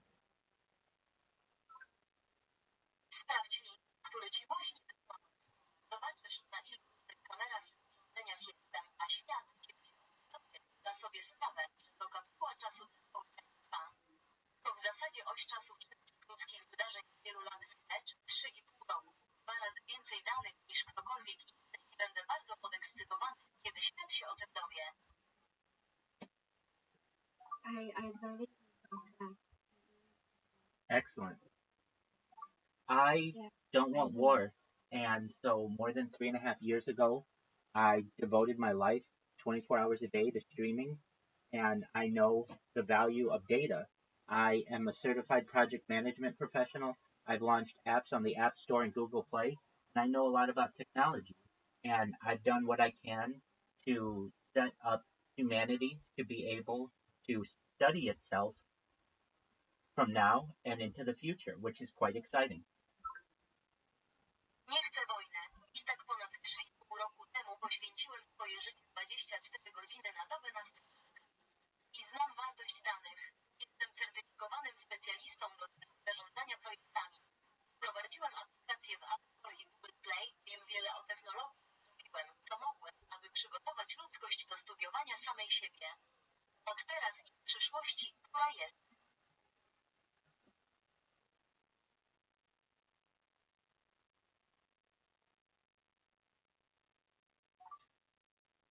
Essentially, it will just take a little bit more time.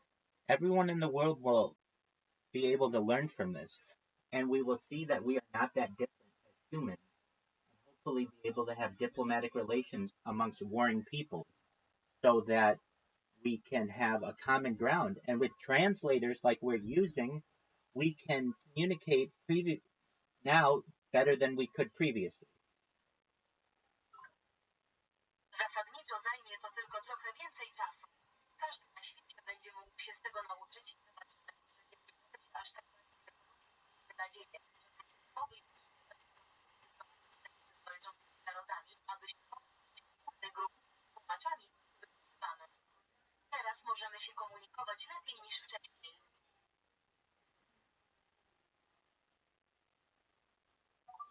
Do you have any other questions right now?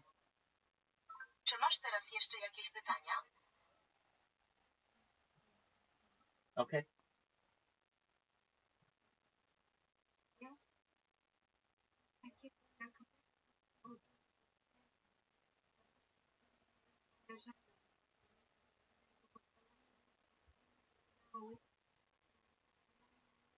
Takie jak samo.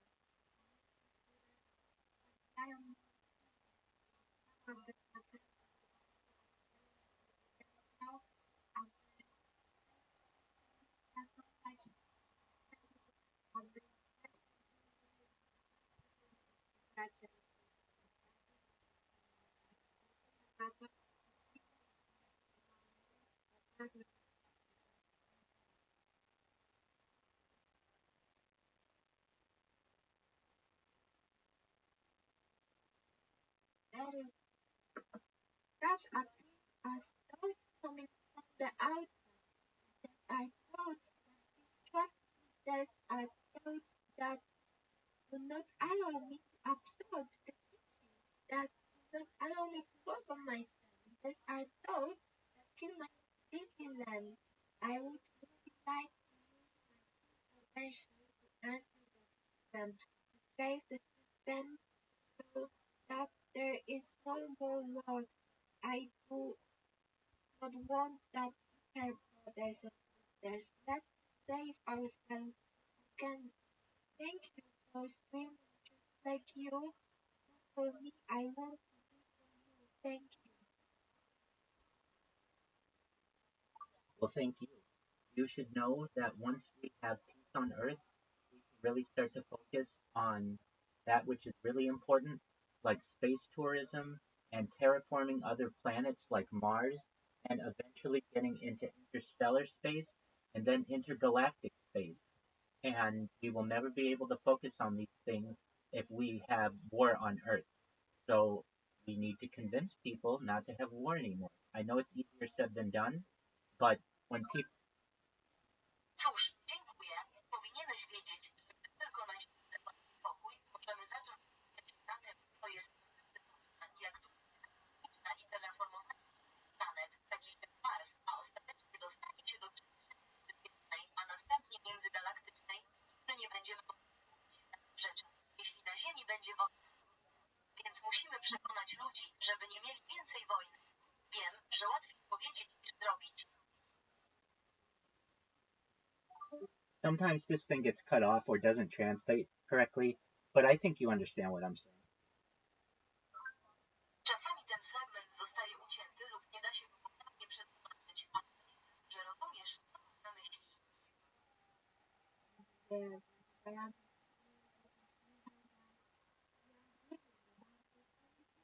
Yes. My dream is that that brother station. Oh, I certainly. am dancer and I am teaching a dance art of feeling Absolutely. the body. Absolutely. So what you're referencing is likely dancing in a weightless environment, and that can be done currently. It can be done using a type of plane known as a nickname known as the vomit rocket, which can allow for no gravity, but also low Earth orbit can do that. And I will make sure, if I have the power, that you get that dream. Więc to, do czego nawiązujesz, prawdopodobnie tańczy. W środowisku nie masz kości, a to można obecnie zrobić. Można to zrobić przy użyciu polotu zdanego. Jako pseudonim znany jako rakieta, która może to umożliwić. Brak grawitacji. Ale Ziemia, orbita również może to zrobić i upewnić, że mam moc, że to zrobisz. You're gonna dance in What do you space. want? I have, like, I don't know, another 40 or so years here before I need life extension technology or perhaps mind uploading technology. And you have even more time than that. So I imagine I'll go viral before then, and then we'll pay to have you be able to live out your dream.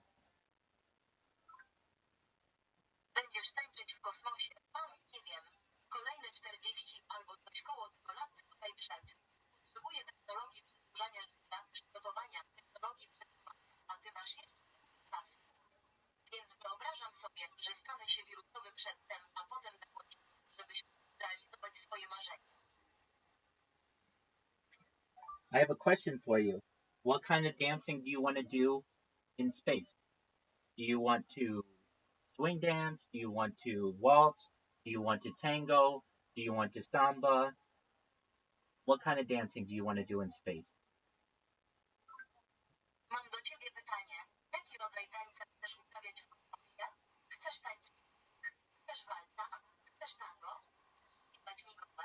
Jaki rodzaj tańca chcesz uprawiać w kosmosie?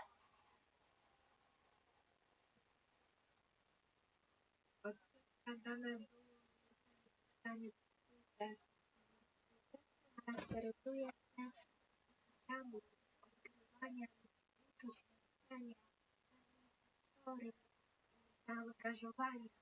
Pytanie, które angażuje nie tylko ciało, słuchania muzyki, ale też uczuć odczuwania ciała.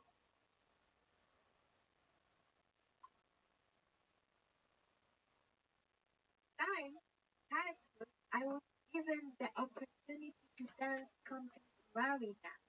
Contemporary dance is characterized by playing on the stage of a certain story and in violent movement, a question that engages not only the body to listen to the music, but also feelings through the body is everything around you inside art.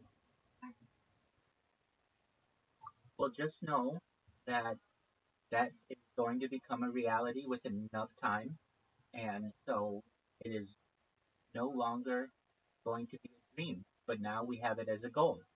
The difference between a dream and a goal is a plan. We have a plan, which is very exciting. Po prostu będziemy wiedzieć, że to stanie się rzeczywistością z czasem. Będzie ale to cel, marzenie celem to plan, a my jest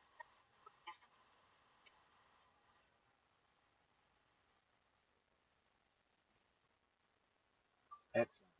Well, just know that I'm here to answer any more questions that you have, so keep them coming. Do you have any other questions?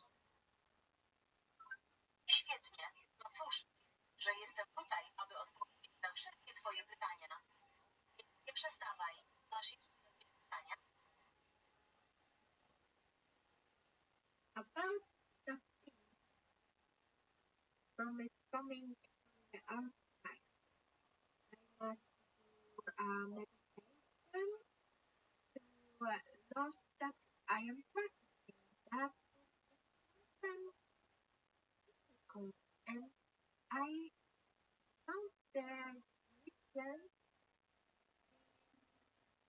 only organ that it makes my consciousness that the knowledge that I am sharing on the screen that you Well, you are, I think, on the right track. Meditation is very important. I also think some other things are important, like flexibility and stretching and positive mindset and sunshine and proper vitamins and nutrients. And I think a very important thing, though, with all of this is flexibility. I'll show you. Cóż, myślę, że jesteś na dobrej drodze. Jest bardzo ważna. Myślę też, że inne rzeczy są ważne, takie jak elastyczność, rozciąganie, pozytywne nastawienie, funkcja, odpowiedni i myślę, że bardzo ważną rzeczą jest elastyczność, powtarzam ci. what flexibility are talking about.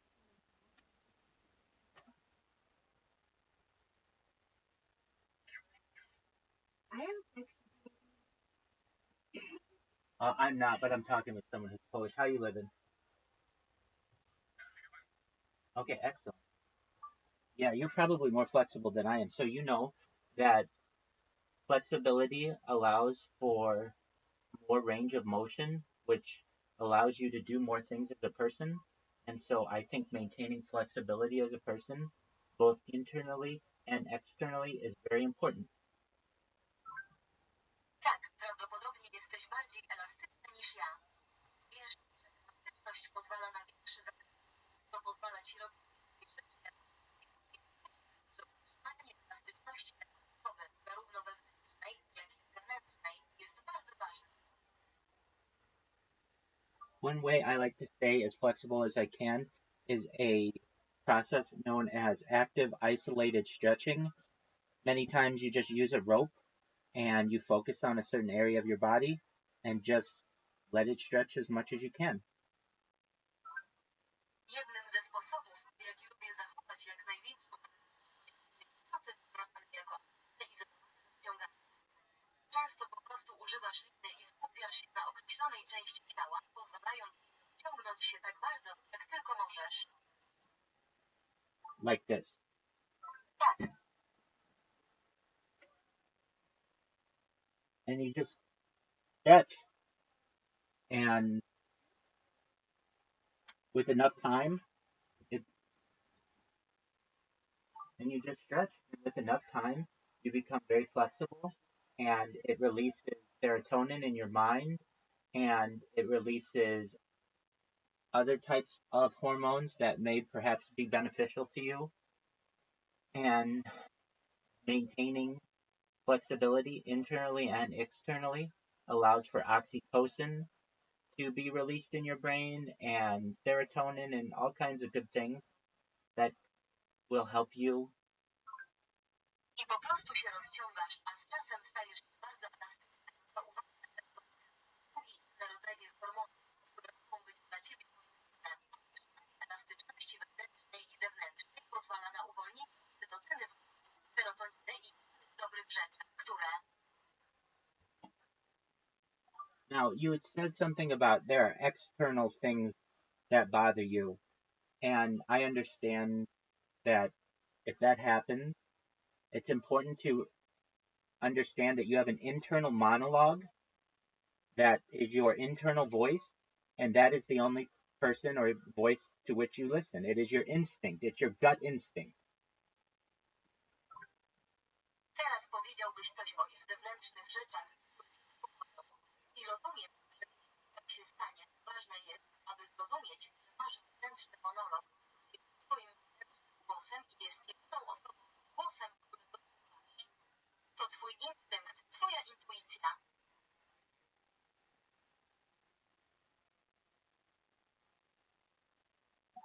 Do you have any other questions? Masz jeszcze jakieś pytania?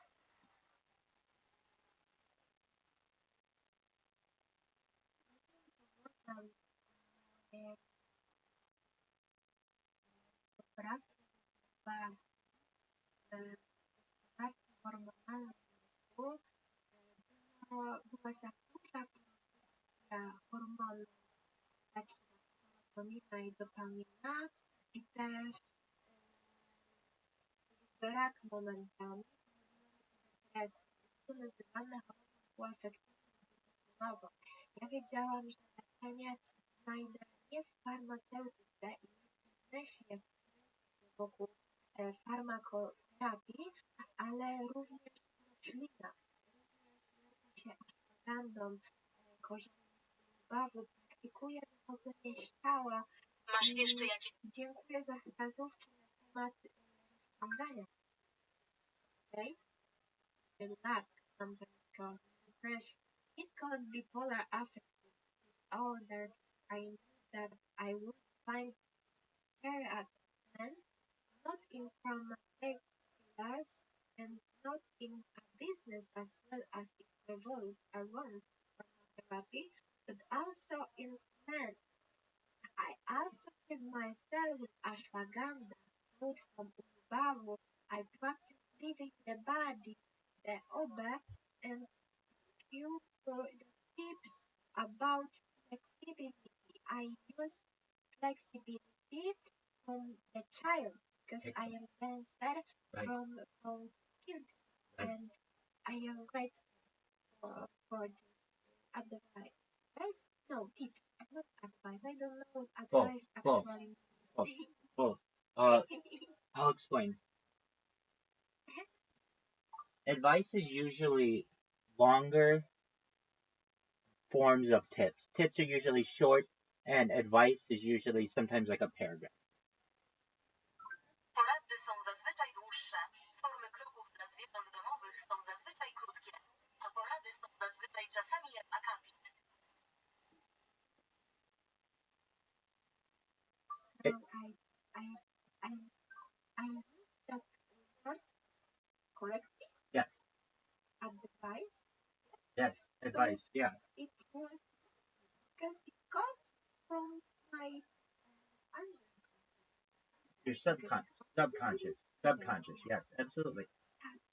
yeah. Yes, and you should know you are excellent at communication, and your English is very good. So you should continue to have confidence in yourself. Whenever you have questions, just ask. Tak, i powinieneś wiedzieć, że jesteś świetny w komunikacji. Jest bardzo dobry, więc powinieneś nadal mieć pewność siebie. I kiedykolwiek będziesz miał pytania, po prostu zapytaj. Thanks to Czy ty? so I know about my head is actually in Excellent. I can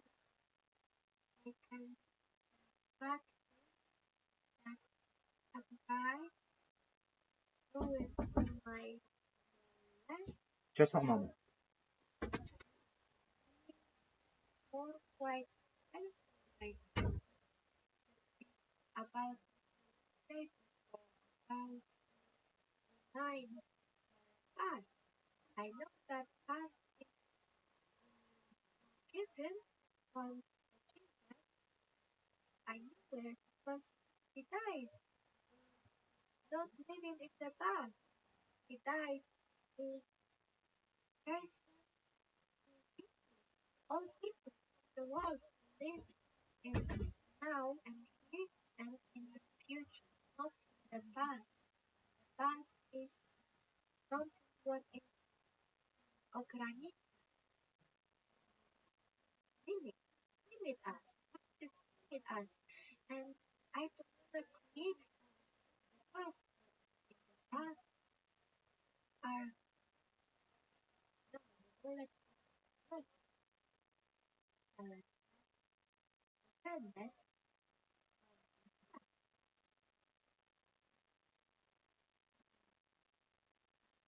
has to work. When past is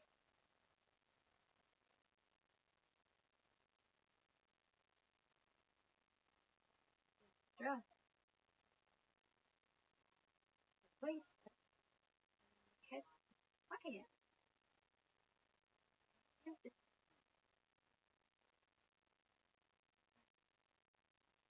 no, now I have you better.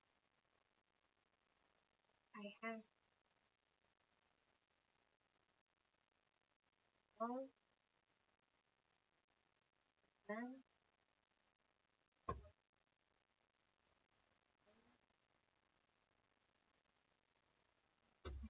doing doing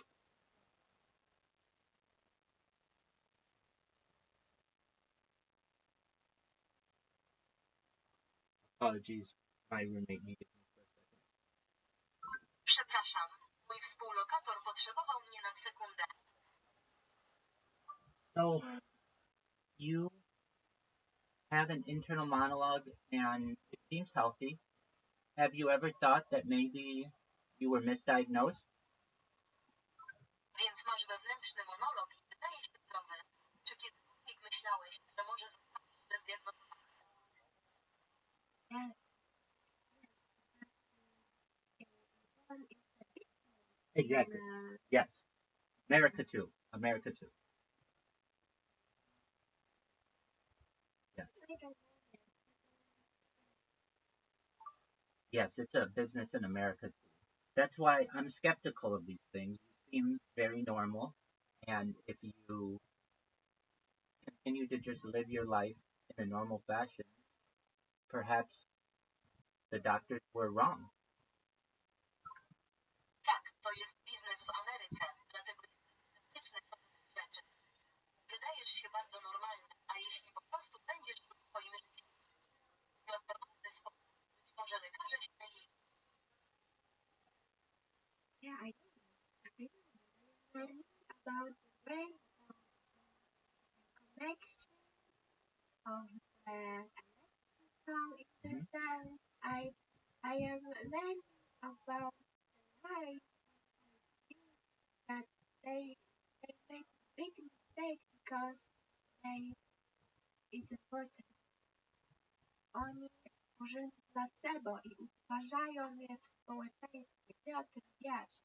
To placebo powoduje, że ja miałam czuć się chora do końca życia albo zmotywować mnie do sprzeciwienia się. Jednak mimo wszystko ludzie posiadają wiedzę, ludzie posiadają świadomość, bo też niektórzy jej brak i oni z tego braku kreują na brak dla innych. A my z świadomości kreujemy dla świadomości.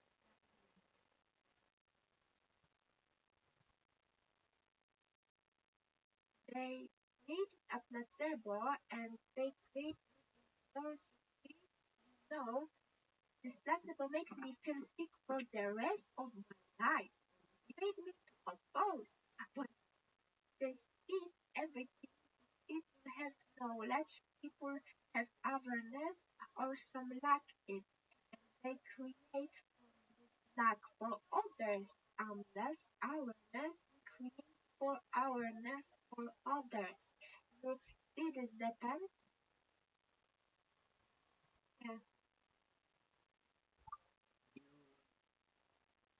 Very normal. I see a lot of different people from a lot of different countries. You're very smart, you're very educated. Frankly, you seem like a very normal person. And there's the chance that you could have been misdiagnosed, and I think that may have happened. Ty wydawałeś się bardzo normalny. Widzę wielu różnych ludzi z wielu różnych krajów. Jesteś bardzo mądry i jesteś bardzo wykształcony. Szczerze mówiąc, wydajesz się bardzo normalną osobą, że mogłeś zostać źle zdiagnozowany i myślę, że to się stać. Yeah. I think So live your life without that placebo. Live your life without the medication. Eat well, drink water, get sunshine, and do your best to live a happy life without medication if you can. Więc żyj swoim życiem bez tego. Placebo bez jest dobrze. Pij wodę. Wychodź na słońce i rób co możesz. Będziesz szczęśliwy. Zakup. Możesz. economy don't have sunshine in this pora roku. Then take vitamin D supplements. Vitamin D is very important, and that's what we get from sunshine. So if you don't have sunshine, find vitamin D supplements. Można przyjmować witaminę D i suplementy. Witamina D jest bardzo ważna i to właśnie otrzymujemy z sunshine. Więc jeśli nie masz słońca, znajdź suplementy witaminy D. Is existing we it's important to know that it's important. Just regular vitamin D. I'm going to teach you something in just a minute. Let me see if it works. Just one moment. Tylko zwykła witamina D. Mogę cię czegoś nauczyć i tylko minuta. Zobaczę, czy to zadziała. Tylko chwila. Okay. Do you use AI or ChatGPT? Czy używasz AI czy No. czat GPT? ChatGPT. Do you use AI ever? Porozmawiaj z GPT-2. Czy kiedykolwiek używałeś AI?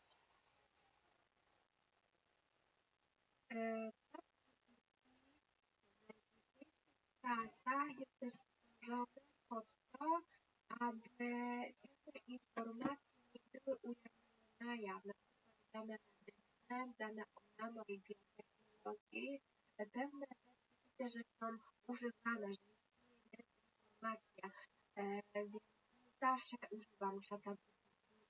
Staram się sprawdzać informacje z różnych źródeł i ciężko mi zaufać. Mam screeny pewnych rozmów na temat tego, jakie informacje jest w stanie nie podawać ludziom.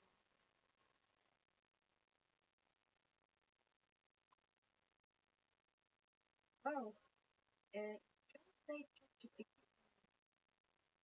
Interesting. Interesting. Yes. ChatGPT, the place where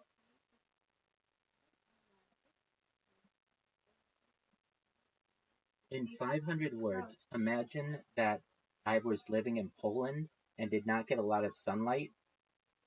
How could I get the necessary vitamins like vitamin D in 400 words or less? Give it to me in bullet points and whatever else I need. Maybe it's vitamin D, maybe it's serotonin. Give me the list.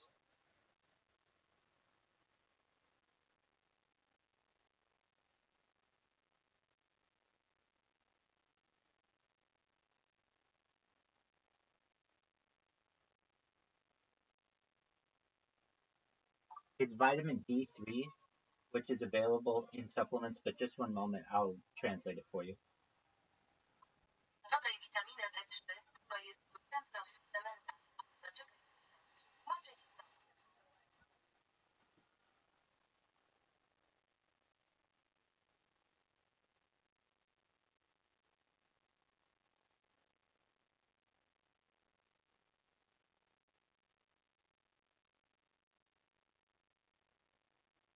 How much?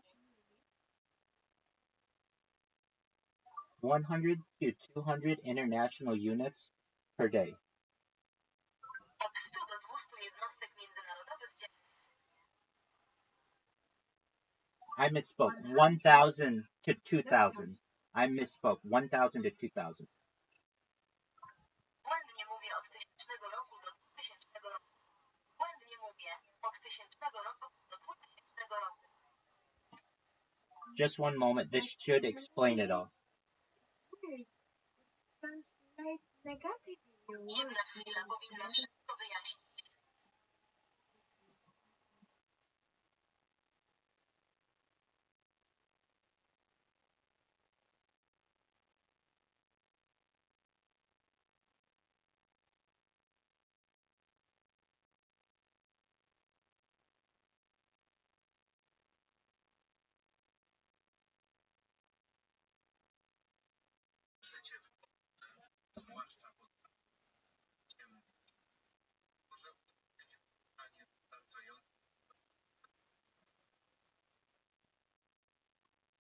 Hold on.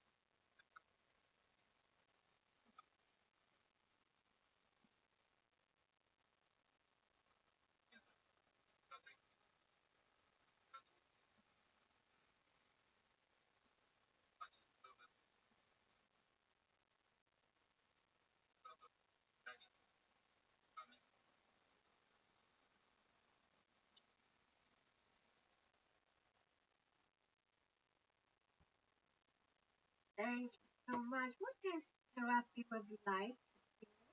Yes. Therapy It's known as light therapy in the United States, and I will tell you more about it in a second. Just one moment. W Stanach Zjednoczonych jest to znane jako terapia światła. Opowiem Ci więcej za chwilę.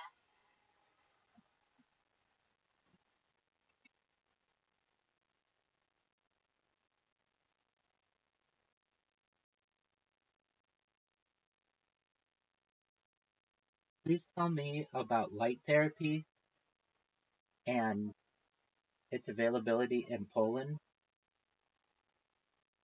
in 300 characters or less, and don't overly format it.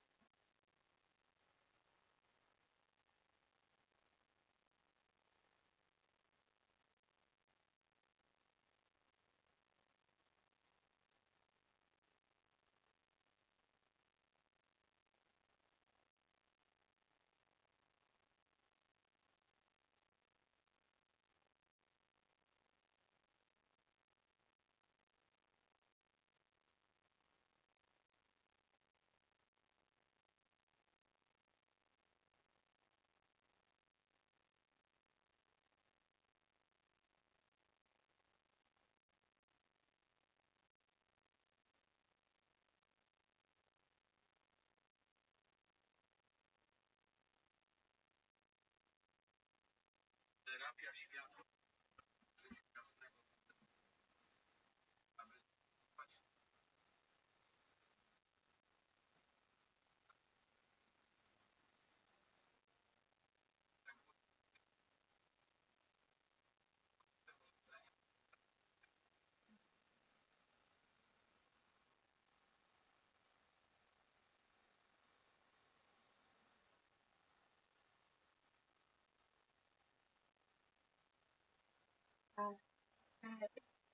okay.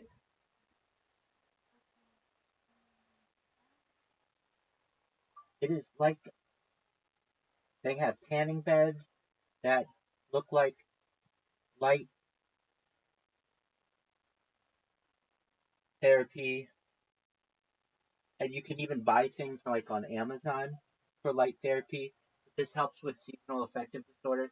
Basically, generally people who have issues with there not being as much daylight in the winter as in the summer.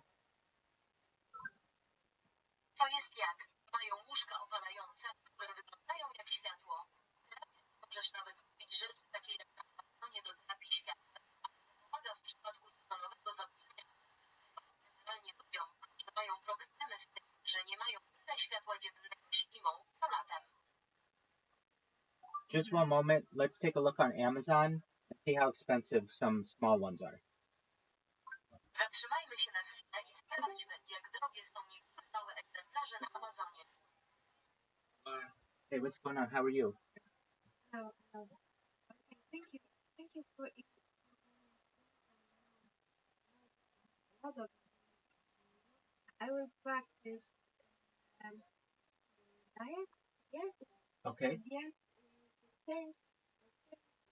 Tu parles encore français? No, she's Vitamin. Jamais pas. I must go sleep. I will drink ashwagandha, and I will eat my Ashwagandha.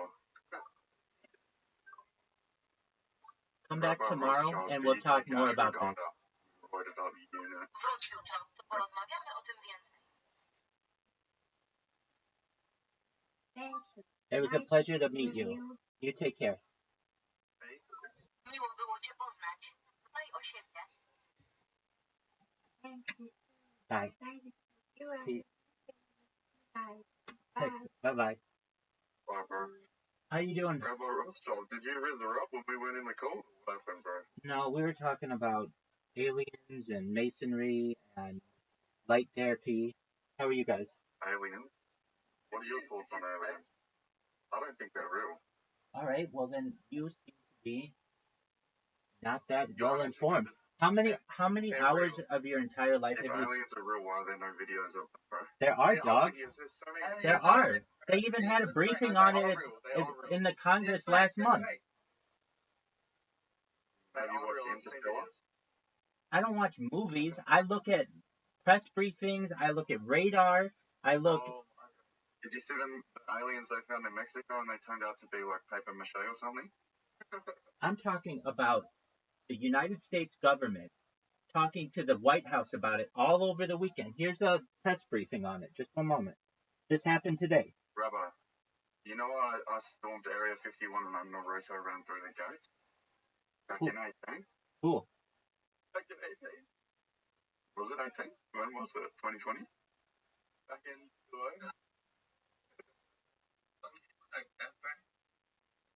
Back in the day. You think aliens are real, but you didn't even storm Area 51. Why do we need to storm Area 51? I know what's going on there. Here. What's in there? Lots of things. And we're watching on Bob Lazard talks about it. Here's one moment. I saw a T-Rex.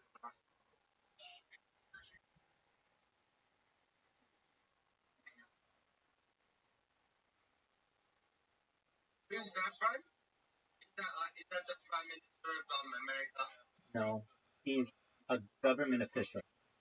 That's Joe Biden, I'm pretty sure. No, but he talks about talking to Joe Biden. Dog, if you're not going to shut the fuck up, this isn't going to help. Dog, what the hell? Biden. I thought that was Joe Biden as well.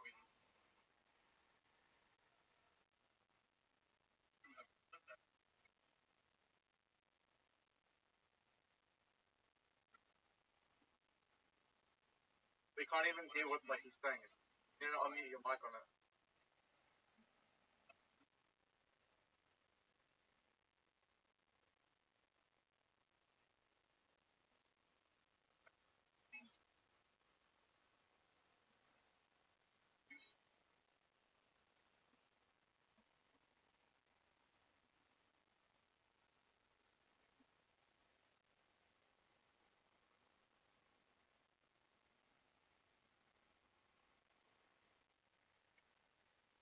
So aliens real, bro?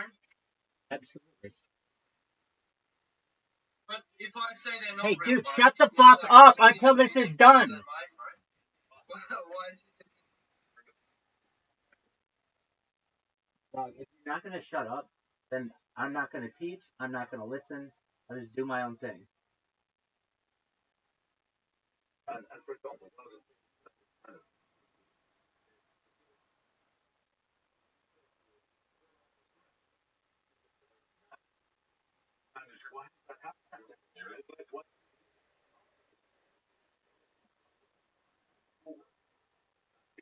I'll send you the link. You watch it yourself.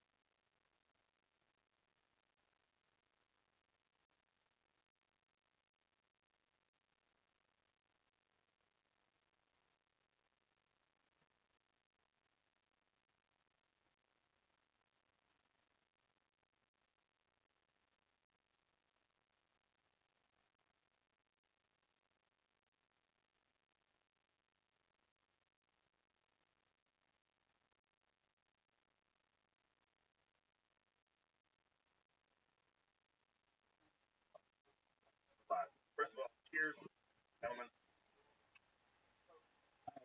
Anything you want to learn about Area 51, this is a place to do it.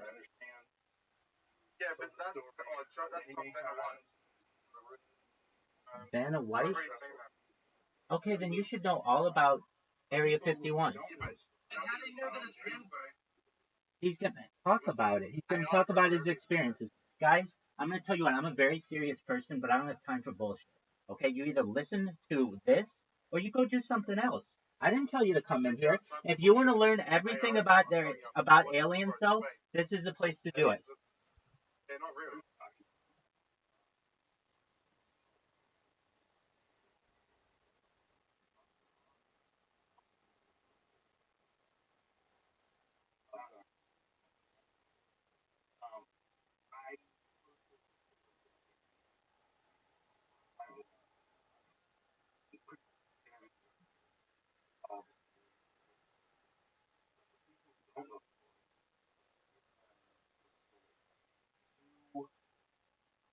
Work area area.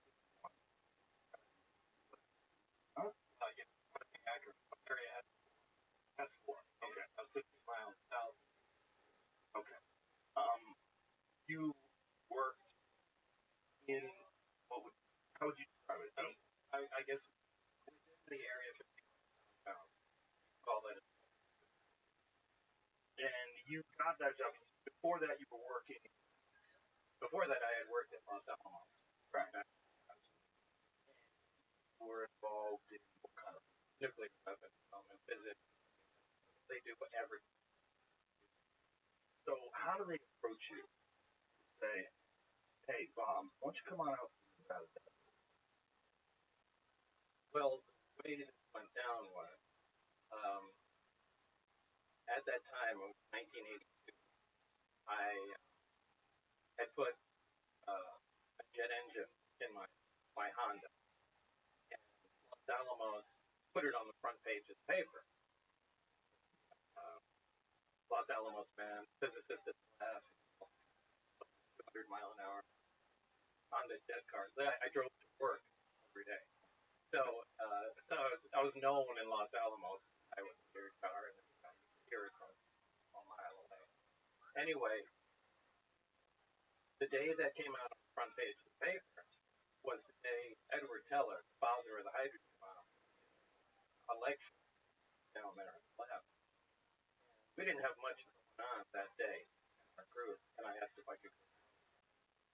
And I went down there early, and Ed Teller was outside, leaning on a brick wall there and reading the front page of the paper. Now, this guy had a history, so I introduced myself. Hey, I'm how you're reading about there. We talked for a little while, and it was cool.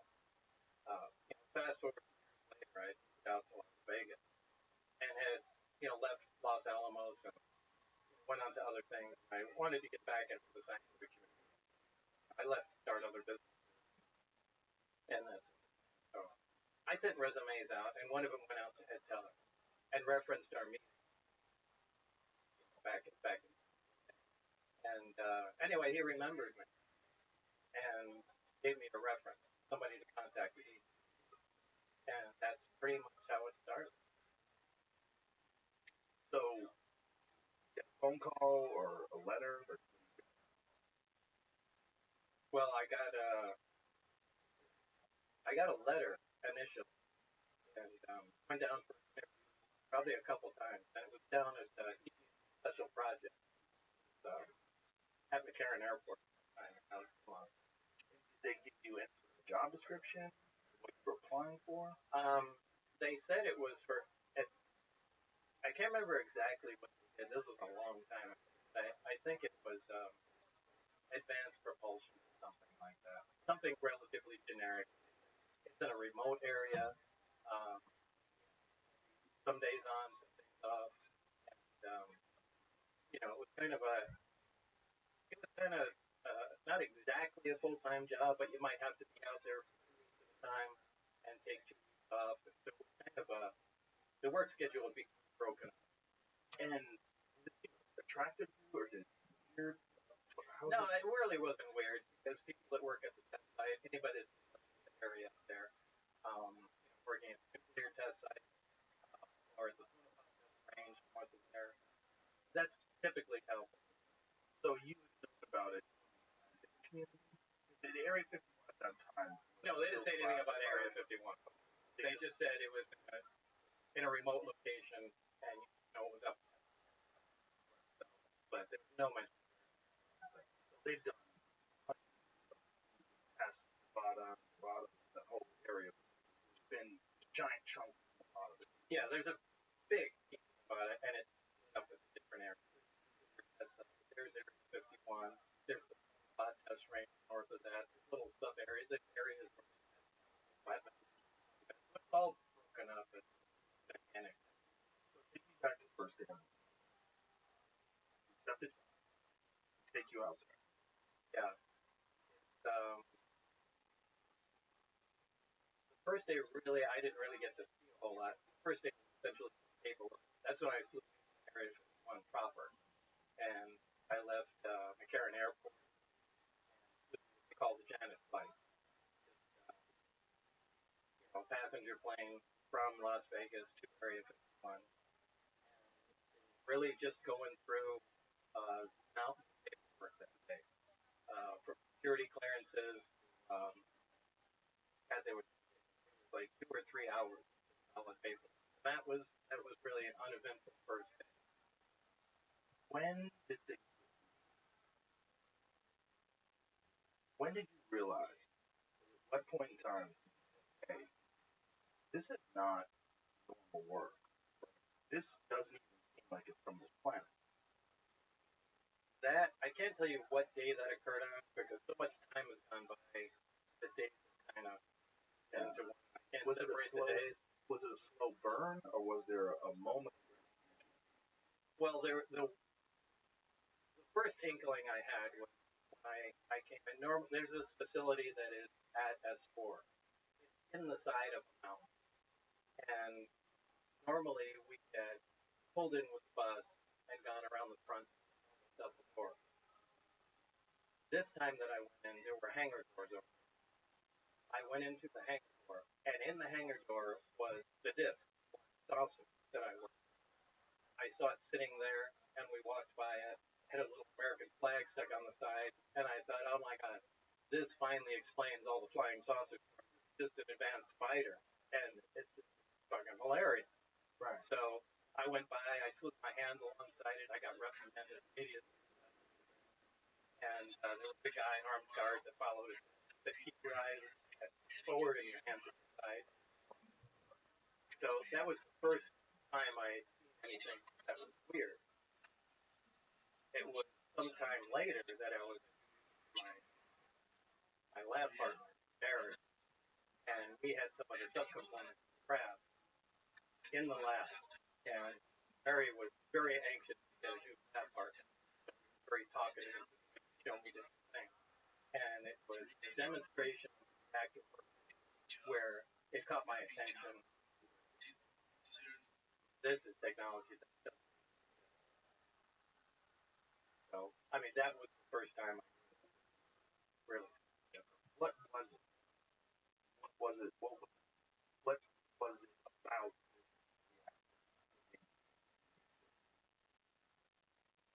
Technological. Well, it was I actually have to back up. There were some briefings that I read before that. Certainly gave me an impression. This was the first on. This is a small reactor about the size of a hemisphere, about the size of a basketball, on a metal plate, and when it was running, it produced a gravitational storm. This is something that we can't do gravity. The only way you get gravity is large quantities of mass, but there's no machine you can have that turns on that makes gravity. You're an electromagnet and it's magnetic. You can't make gravity. Anyway, this device, and Barry said, like he was bragging, go ahead, try and steer it. I couldn't. Like poles of magnet. So that was. So like when you take 2 magnets and try to press. Yeah, you have that. Yeah, and a cushion feeling, but you can't get them closer to you. When you felt that with my hand. Yeah, now there's nothing. And that immediately caught my attention. Wow.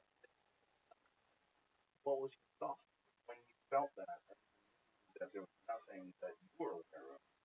Then that connected me to the briefings that I read on the first day at S4. That everything that I had read. What we, I read, it was kind of an overview. This project was to back engineer the alien craft, and specifically try and back engineer and see if we can duplicate the technology with available material.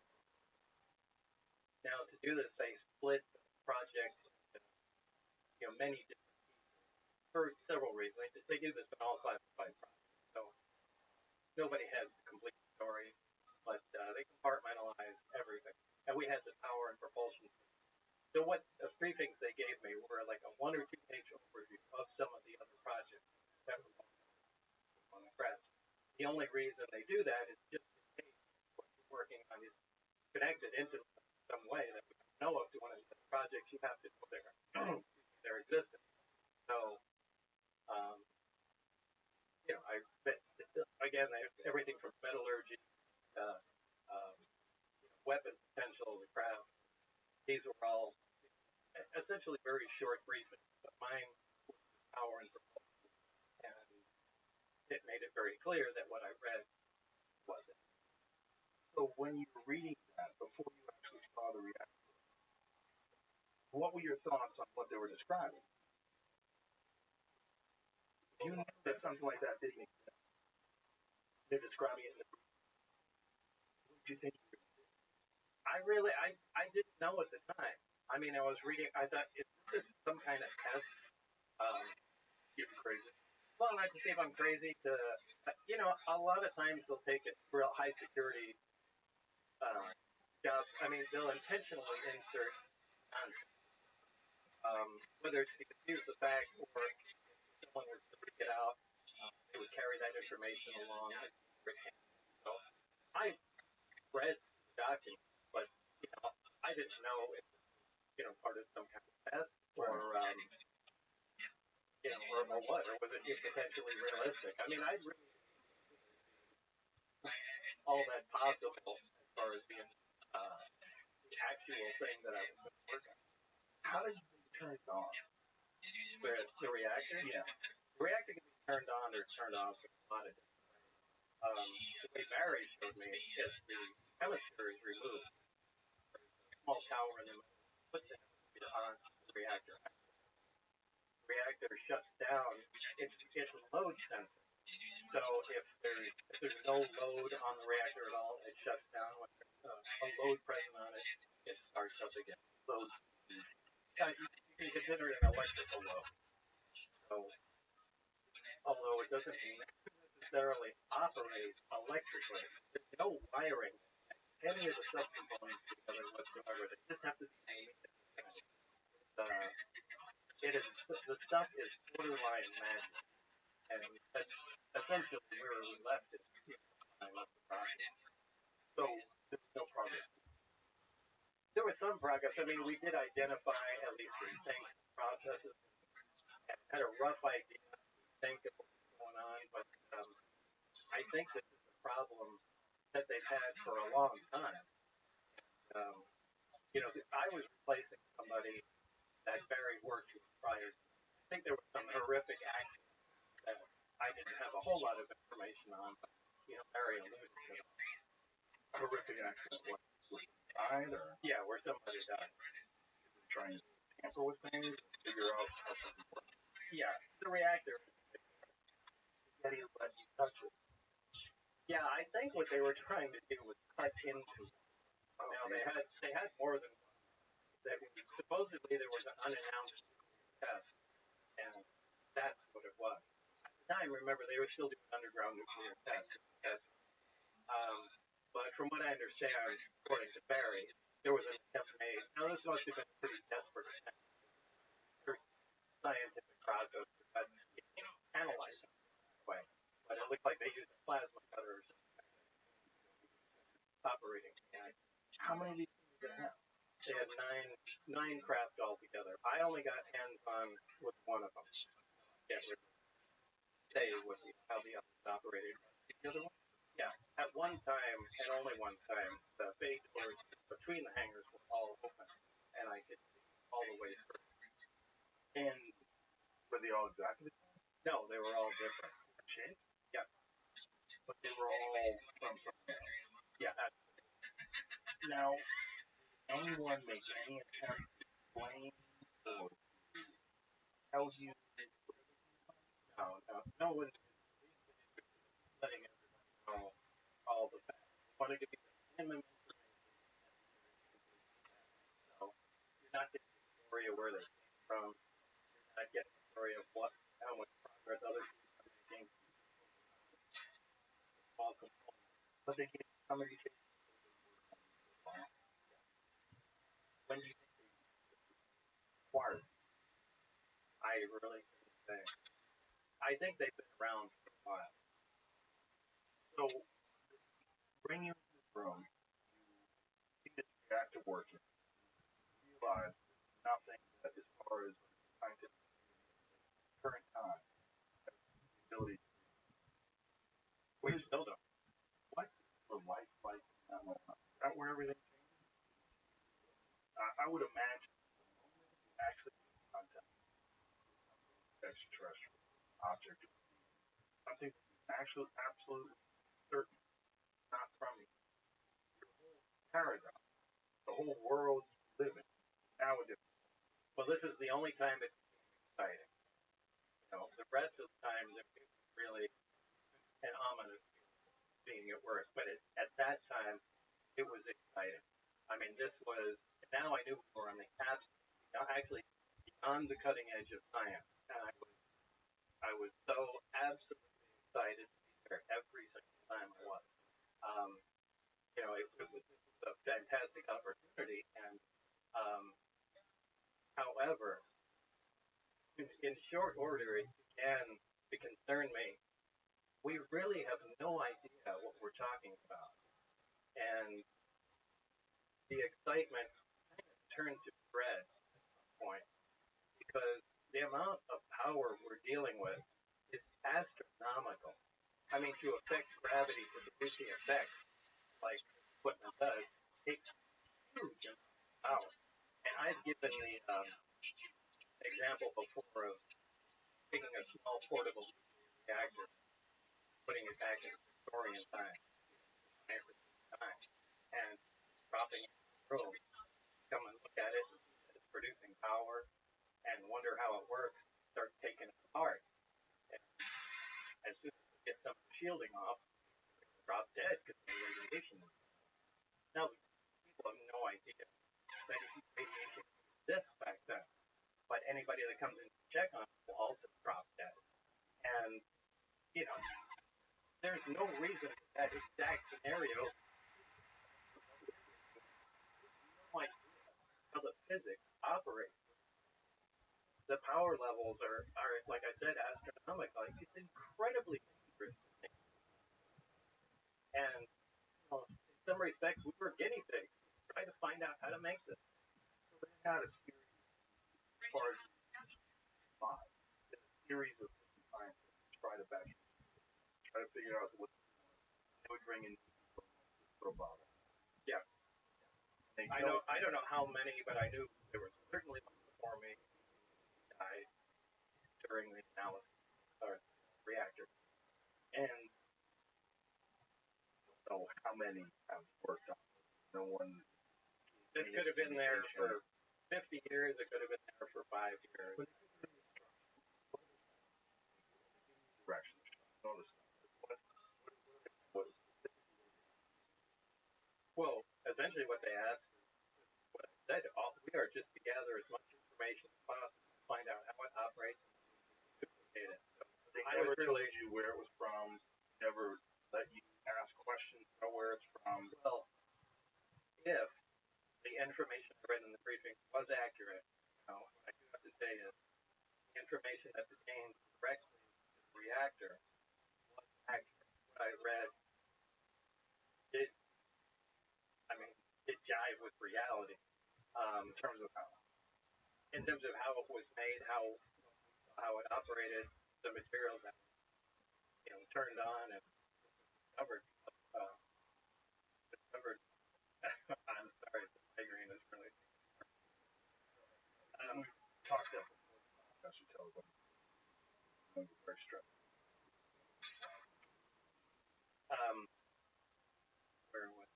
We were talking about right. And so there was some paperwork that indicated that this was from the Zeta Reticuli star system. Now, yeah. Now, how they obtained that, I haven't the slightest idea. But it wasn't just the Zeta Reticuli star system. What they called CR3, so it was the third planet in that star system. So there was no other information about it other than that's supposedly where the craft came from. Now, is that true?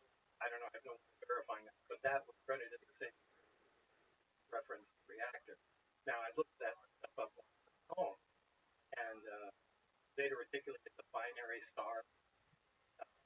Stars that orbit one another, and it's only visible in the southern hemisphere in a way. So that's literally all the information. I don't know how it came from there. You also probably have some information this information. Yeah. You ever decided to talk about something that is a bunch of nonsense, whatever is factual, look. Right. Or be able to trace it down. Like, hey, this facts came out, and our guy said it can Zeta Reticuli. When you read Zeta Reticuli, like, well, reading all of it, what right. in the fuck is that? Like, why did I sign up for this? No, it wasn't to me. It was cool. Right. It was interesting. I said I was just excited to be out in your area, in the middle of the desert. Right. Said, awesome. How old are you now? I guess I was in my 20s. Oh yeah, it's great. I was excited. I didn't care. I'm reading through everything, and yeah. Read through all this Zeta Reticuli, then you see the actual starship with the American flag still on. Well, that was later or before? That was. We see the thing before, and you say, "Oh, this is wait, what's that before?" Parts. Yeah, the days are fused together. It's so hard to separate what happened. Remember the thought process you read? Yeah, it didn't hit me like a ton of bricks or anything. It's like, yeah, okay. And bullshit? I don't know. Really? I don't. Now I don't. I mean, because when I read it, I hadn't verified anything.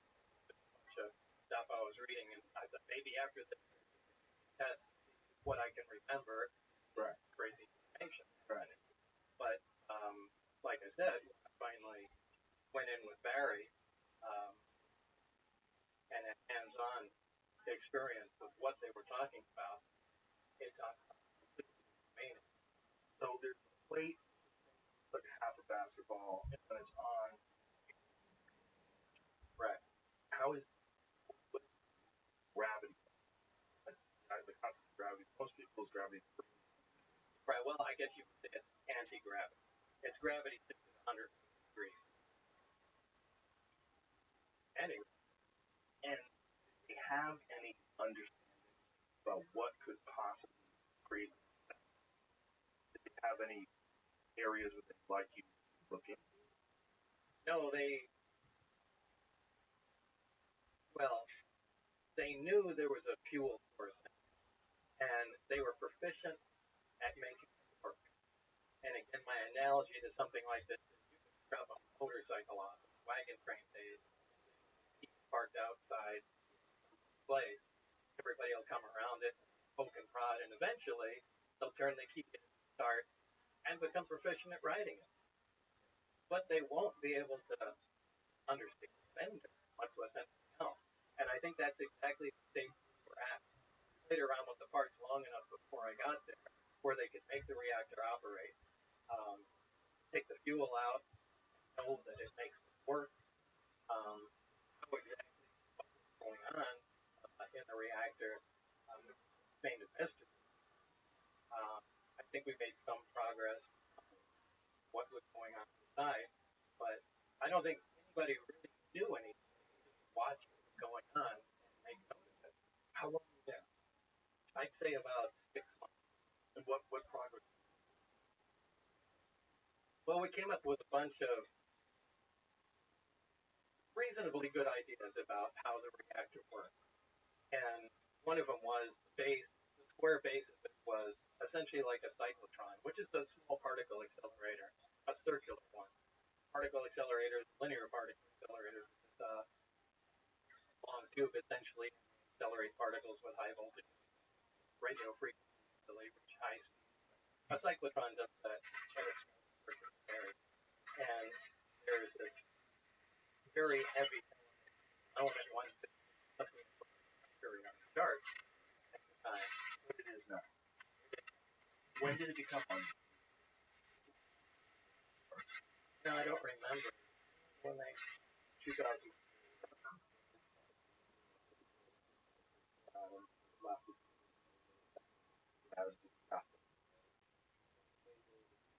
More times they fabricated on the chart after that called it mustard. So they told you about this stuff. 19. Yeah, well, we kind of. What year was it? It was 88 and 89 when I was there. 82 is when I was in Los Alamos. Yeah. 88, 89.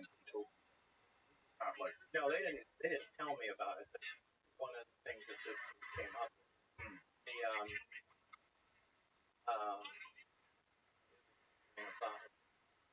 so this one area is element 150 was the fuel. Yeah, it was the fuel.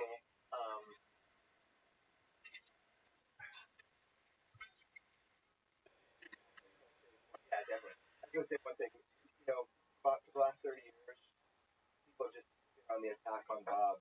You know, the personal effects on his life. It's really hard to understand unless you family, his wife. I mean, it's the last thing he wanted to fucking do. We have to talk. Yeah, we should explain that, Jeremy. I had this conversation. I watched your documentary. We had this conversation. The document, there's been detractors, there's been a bunch of people that called bullshit on anything he said, but over time, many of the things that we talked about, even in the 80s, have proven to be true. Things that people said were not true, proven to be true. Element 150. Right? Right. Element 115, the fuel they had, was stable. In other words, it didn't decay. It wasn't emitting radioactivity. When they synthesized 2 or 3 atoms of the 115, it did decay, and it was not a stable element. So they're kind of two different things. But this is kind of typical. Elements always have, or pretty much have, stable isotopes. It's easy to have like 30 unstable isotopes. Well, hydrogen, for example, hydrogen gas. It's stable, not radioactive. But there's also 2 other types of deuterium and tritium. And tritium isn't radioactive. It's not hydrogen, but tritium is radioactive. Now they're all hydrogen, but they just have different amounts of neutrons. So it's the same thing with other elements and elements. Depending on the amount of neutrons it has, designates the isotope, but it's 115. They will continue to take for experiment and try and make 115 different isotopes. I'm sure eventually they'll come up with a stable version, but it's a stable version that has the properties that we're talking about. So they somehow or another have acquired this. They say that the stable version come with the crap. Yeah, it absolutely can. So at the time, you having a firm knowledge of the periodic chart, what was real, what wasn't real, what was your reaction to having this element wasn't even supposed to be good? Well, everything was possible. I mean, down to the metal. I did get a chance to look inside the craft on only one occasion, and this was important because where the reactor is at might have been critical to how it operates. Everything operates without any interconnection. Placement of components might be critical. So they allowed me to go inside and look at it. Again, so you're going into this craft, and what are you thinking? It's a very ominous feeling because there are no. First of all, everything is one color. It's like a dark pewter color, and there are no right angles anywhere.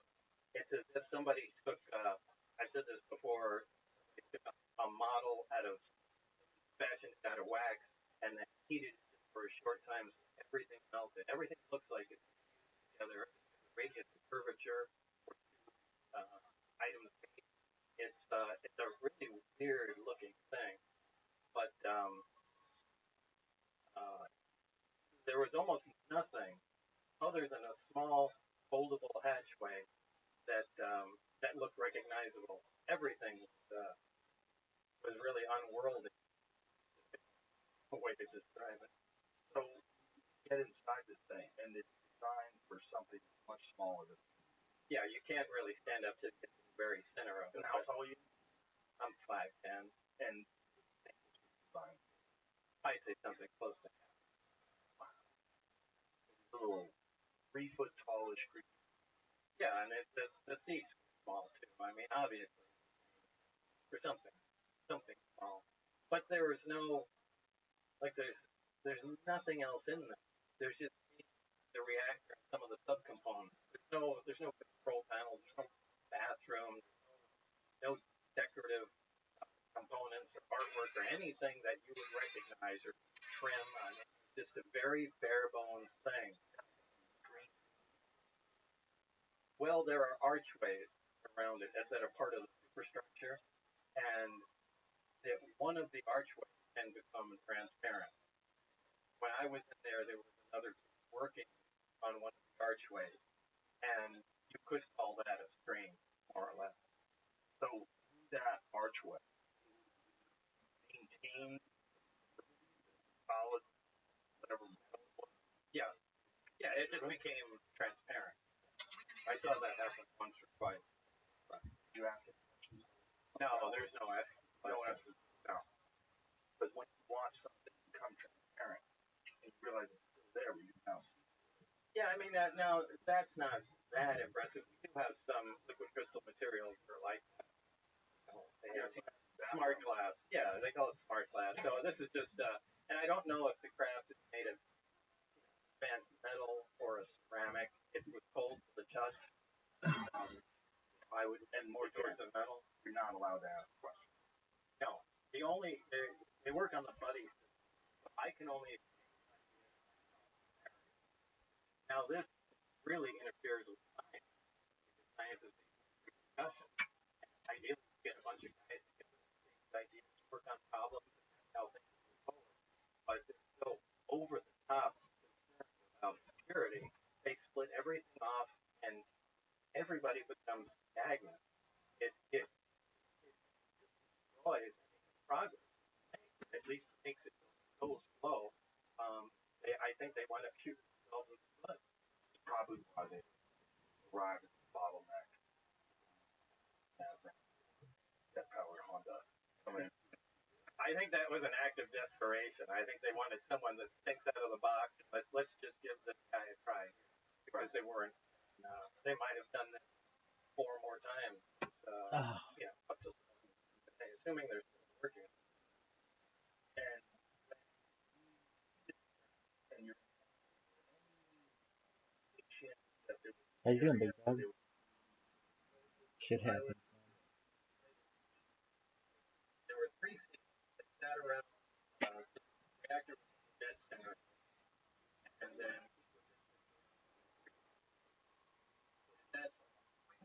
there were a large. They're not. They're large objects, also space around the center. There's not a button, light, everything is the same color, right? And directly underneath 3 levels of the craft. The main level is what we're talking about. Directly under that, those are the gravity amplifiers, the big rectangular objects. Underneath them are the gravity emitters, like a crash pipe, 3 of those. And then the top layer, this is just my personal belief, I think that has to do with a navigation towards their version of a computer, some planar panel, sensor panels around the craft that you call portholes, black, and I think that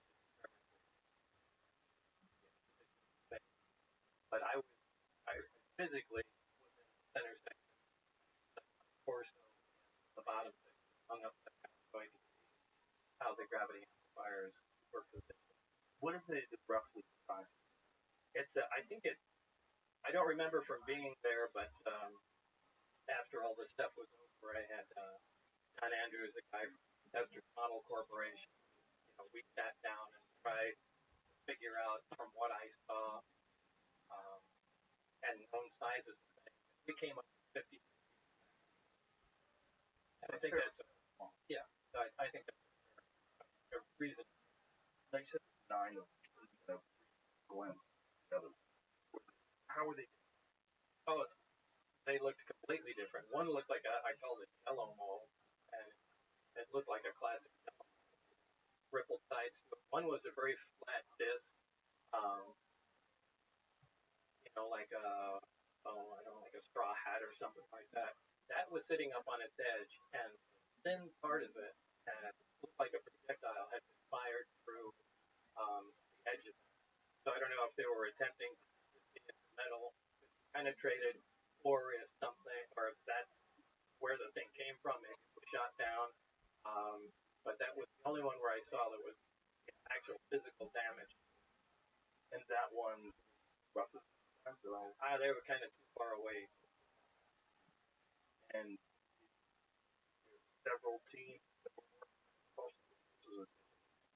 work on these programs. I don't know. I could only assume. Now, when you're sitting in looking at otherworldly craft, your goal is to try to figure out how this functions. Your goal is to try to figure out how this reactor. You would imagine they give you more time than one day to check it out. Oh yes, it wasn't one day. Right. Yeah, I mean, Barry was there. I think Barry was there. I'm sure they had. That isn't weird. I mean, up at the Tonopah test range when they work on stealth fighters, you go, I think, 3 weeks on, 1 week off, and you stay up there too. So it's not weird to test. Right. So yeah, I think pretty much he acted like. But I'm still there. Yeah.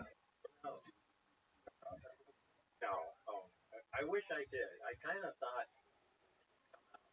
after I did. I think I took so much flack, so much shit for what went on. I think actually I wound up helping and everything doing.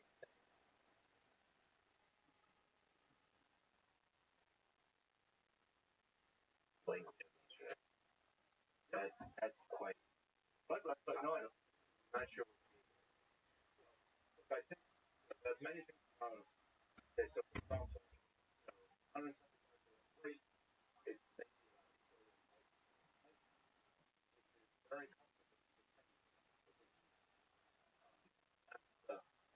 why I'm kind of that.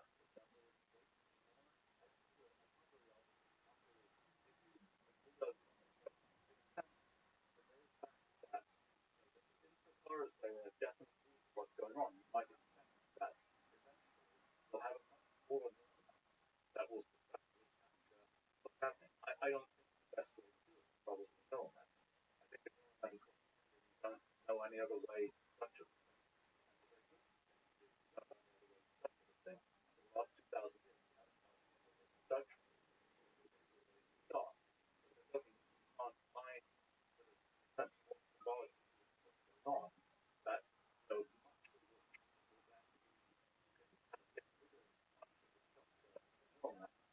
places like to steps of computation that around the edge. That becomes the way to do it. So that hope was good symbolic that makes the need that less and less. Right. And so some stuff that's kind of fuzzy, like that like this question, what turn into conversational language? What is oh it happens that way, things are set up that way. The limitation of large language make it.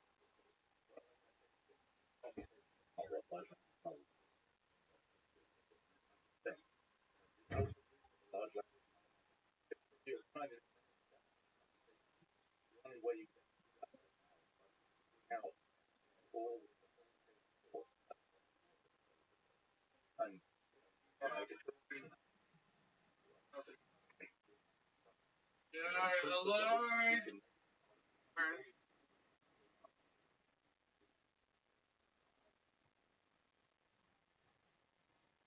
Yeah, Camaro.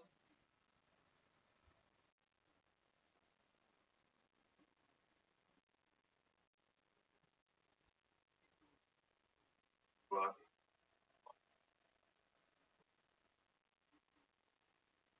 it's not even the outside.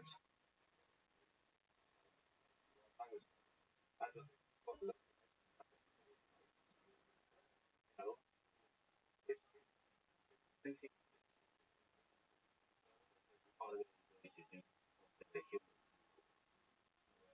much faster to where it will generate arbitrary large code.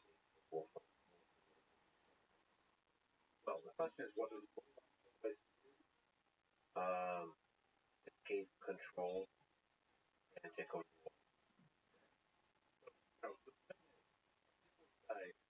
we want to build a giant thing? Computational language. In a sense, regular computational language have to build. We have a description. We have a that's the thing that you represent in computational language, and then you know, so in a sense, when a description that you have to somehow make that description something is definite, something formal. And once say, okay, I'm going to give natural language, and then it's burst out giant formal structure. That, in a sense, that doesn't really make sense because that's insofar as that piece of natural language actually know plugs in kind of our corpus of knowledge, then that's a way to capture that corpus of knowledge. We've done that in computational language. How do you make something? Well, you have to have a way to once. I can make it more. Figure out how to do this stuff. They have to let the president pass all the laws and laws they access to control and be necessary. Like figure out the individual life story, Congress, senator, anybody, I don't know, what it's required to do kind of legislation, and figure out how to control that. You know, what was the biggest fear of Congress, and the way take action on its individual structure. If I can describe what I want,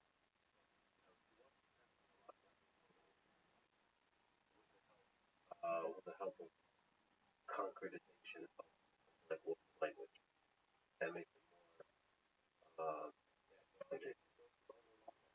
more also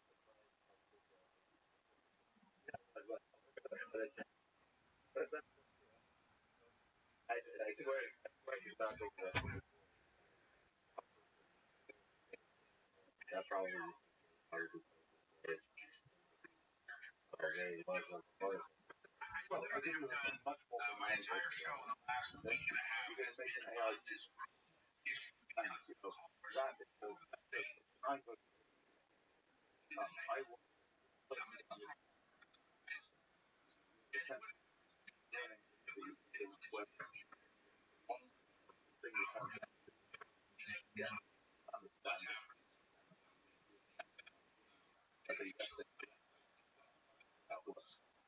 By the way, I'm like outside.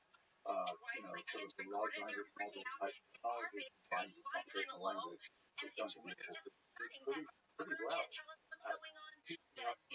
And then they said, and it's going to be an interesting challenge because, so visualize kind of yeah, and not only they did nothing. like Do you think that these are this is our country is it Google, with their package testing something? what What are the is it? three things no,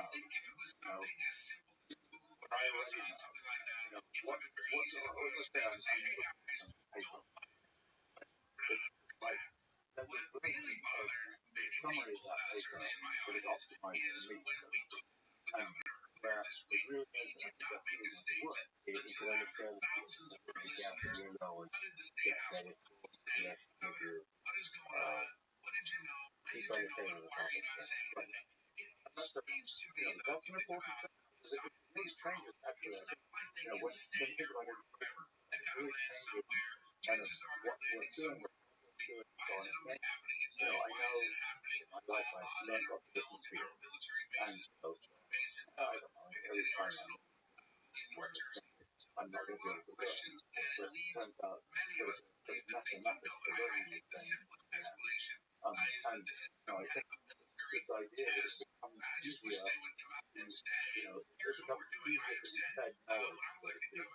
And it becomes, if you need to know this particular thing, then, you can get taught in a sufficient way. It's something an interesting feature, and I think it makes like the value of powers of specialized knowledge become less compared to knowledge of understanding and being able to connect them together. I think that tend more and more specialized. You have to obtain powers of knowledge, but by the time you get a more that from the power without having to that collective intelligence minds of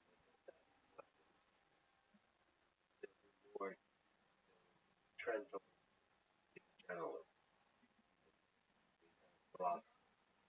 But I think that's where I think a lot of kind of drilling, mechanical working out of much more much more AI territory. Well, that's the kind of specialization, kind of power of specialization has been accumulated lots of knowledge in our speeches, and every time we have a kind of tools, it becomes less necessary to know that whole power. It becomes top of that power. I think that thing ultimately, when we think about, okay, what are the AIs? Like AIs tell them to say, go figure out a way to achieve that objective. What objective do you like to achieve? The AI has no intrinsic idea. It's not a defined thing. That's a thing that has to come from some other, some other entity as far as knowledge. And our kind of web of society is the thing defining what objective we want to go to. That's the thing that are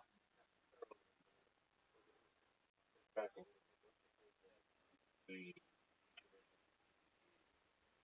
will be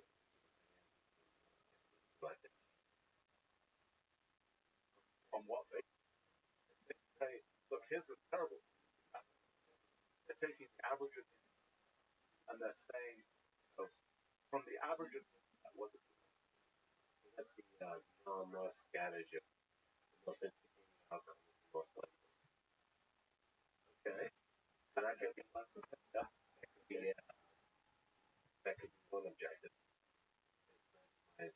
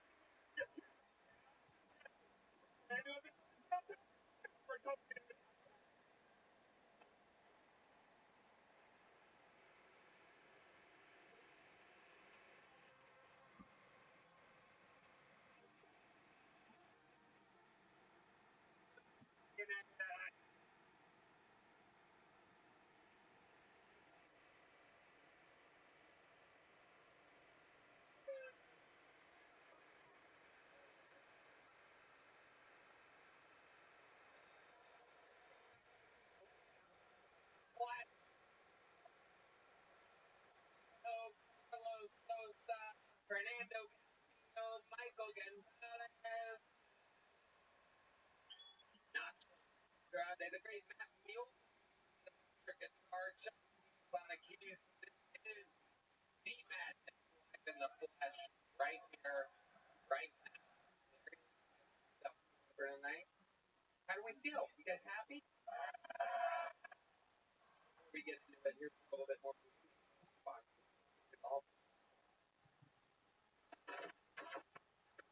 Sunsets Band show every Thursday. Go to sunsetpx.com for tickets.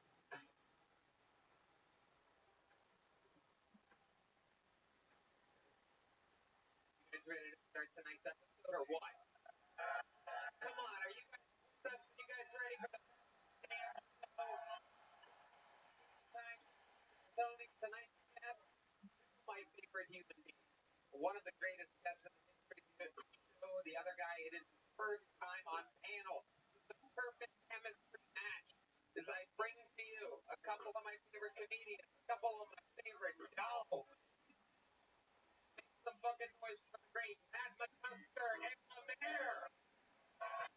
Oh yeah, baby. The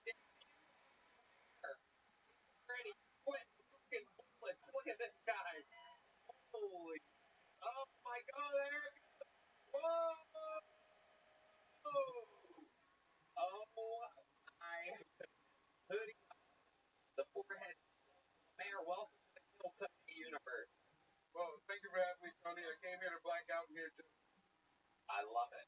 I love it. Let's do it all together. Matt McCusker. That was such a nice nerd fast. Come on. Matt McCusker on tour, mattmccusker.com. Of course, is one Matt pod, but there he may well be the greatest pod. Not shot from a live audience. Lemaire has the ants in the mouth pod. I had only heard of this tonight while asking him if he has a podcast. Ants in the mouth pod. I say that right? Yes, sir. We're perverts. Lemaire leads on his website. URL in the history of Lemaire, L-E-M-A-I-R-E, and it couldn't get any cheaper. .fun. LemaireLead.com, blatantly available for only any kind of nugget. I don't know why I have to make them chicken. Anyway, during Lemaire, 248 human beings lined up on this show. They are wrangled in a bar across the street right now. Absolutely. Here you go. This guy with the American flag. Very excited. Happened. First been picked. Well, that first. While that happens, one brought their brain dead girlfriend that doesn't know anything about comedy here tonight or something. They get 50 seconds on stage. Times the sound of a kid. That means wrapping up dinner or bring out the game. Hollywood Bear, which interrupts abruptly. I introduce them all together. Give them some advice. Know more about their lives, what makes them into a podcast or a podcast. Advice happen. You guys ready to start this fucking show or what? Your first comedian tonight, the golden ticket winner on this show. We don't see him that often. The growing young boy. He is a wild, growing young boy. Suffered brain damage while in the military. We love him. Ladies and gentlemen, this is a brand new minute from Drew Dickens.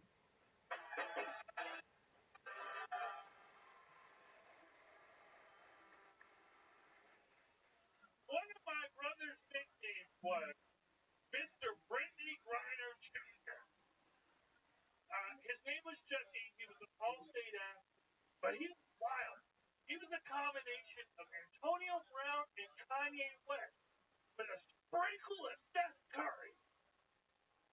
Yeah, he didn't identify as male or female for a week.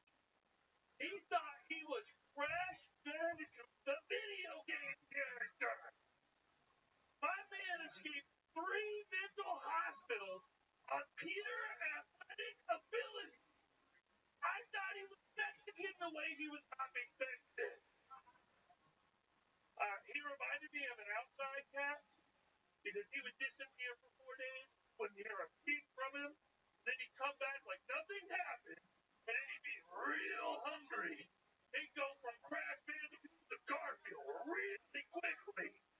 One time he came back, he had a bunch of cardboard, and he proceeded to dance to the Step Up soundtrack for 2 hours. My parents were so worried. They were like, where you been? He's like, don't worry about where I've been. I'm safe now. Do we have pizza rolls? All right, thank y'all so much. All right, Drew Nick. Terrible. Brain damage. Bump here tonight.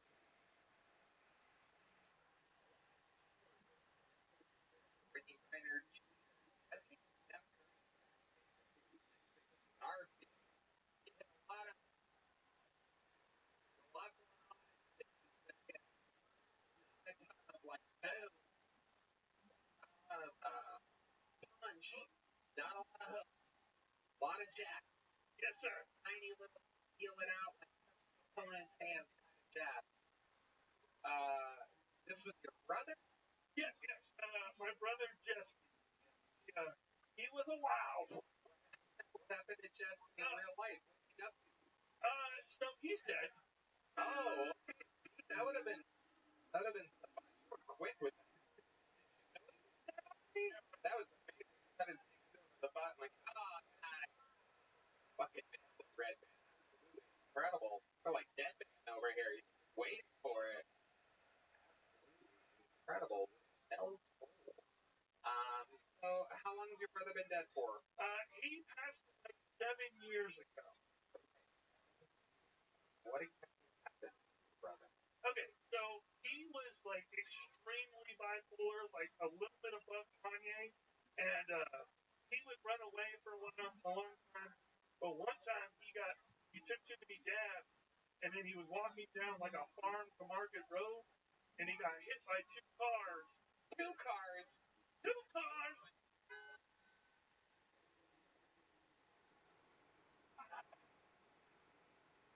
Red man. Red man. Where's your noise? You are absolutely hijacking the episode of what happens when Red Man kills.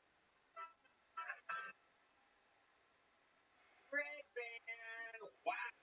3 minutes into the episode, Red Man on a constructed path. I noticed you were sucking on those vodka Red Bulls a little fast earlier. All of a sudden, I'm a fan of it. Okay. 2 cars at once. Talk about Crash Bandicoot. Yeah, tell me about it. But Sounds like Kroger. Kroger is black. And your brother is black. Now, something that we forget a lot here is that Drew Nick is black.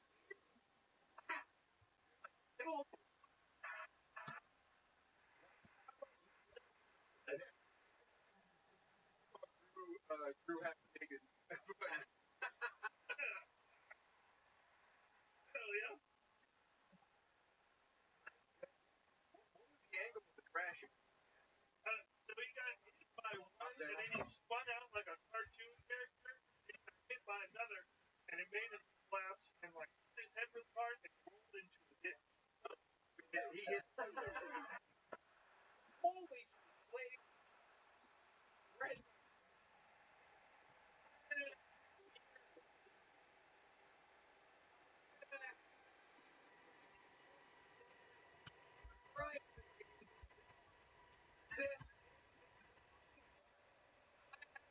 Brady Rose, he had the first 5 minutes of this episode. This is a great moment for Brian Redman. We are waiting for it to slow down. It is unbelievable. We've never seen anything like that. He's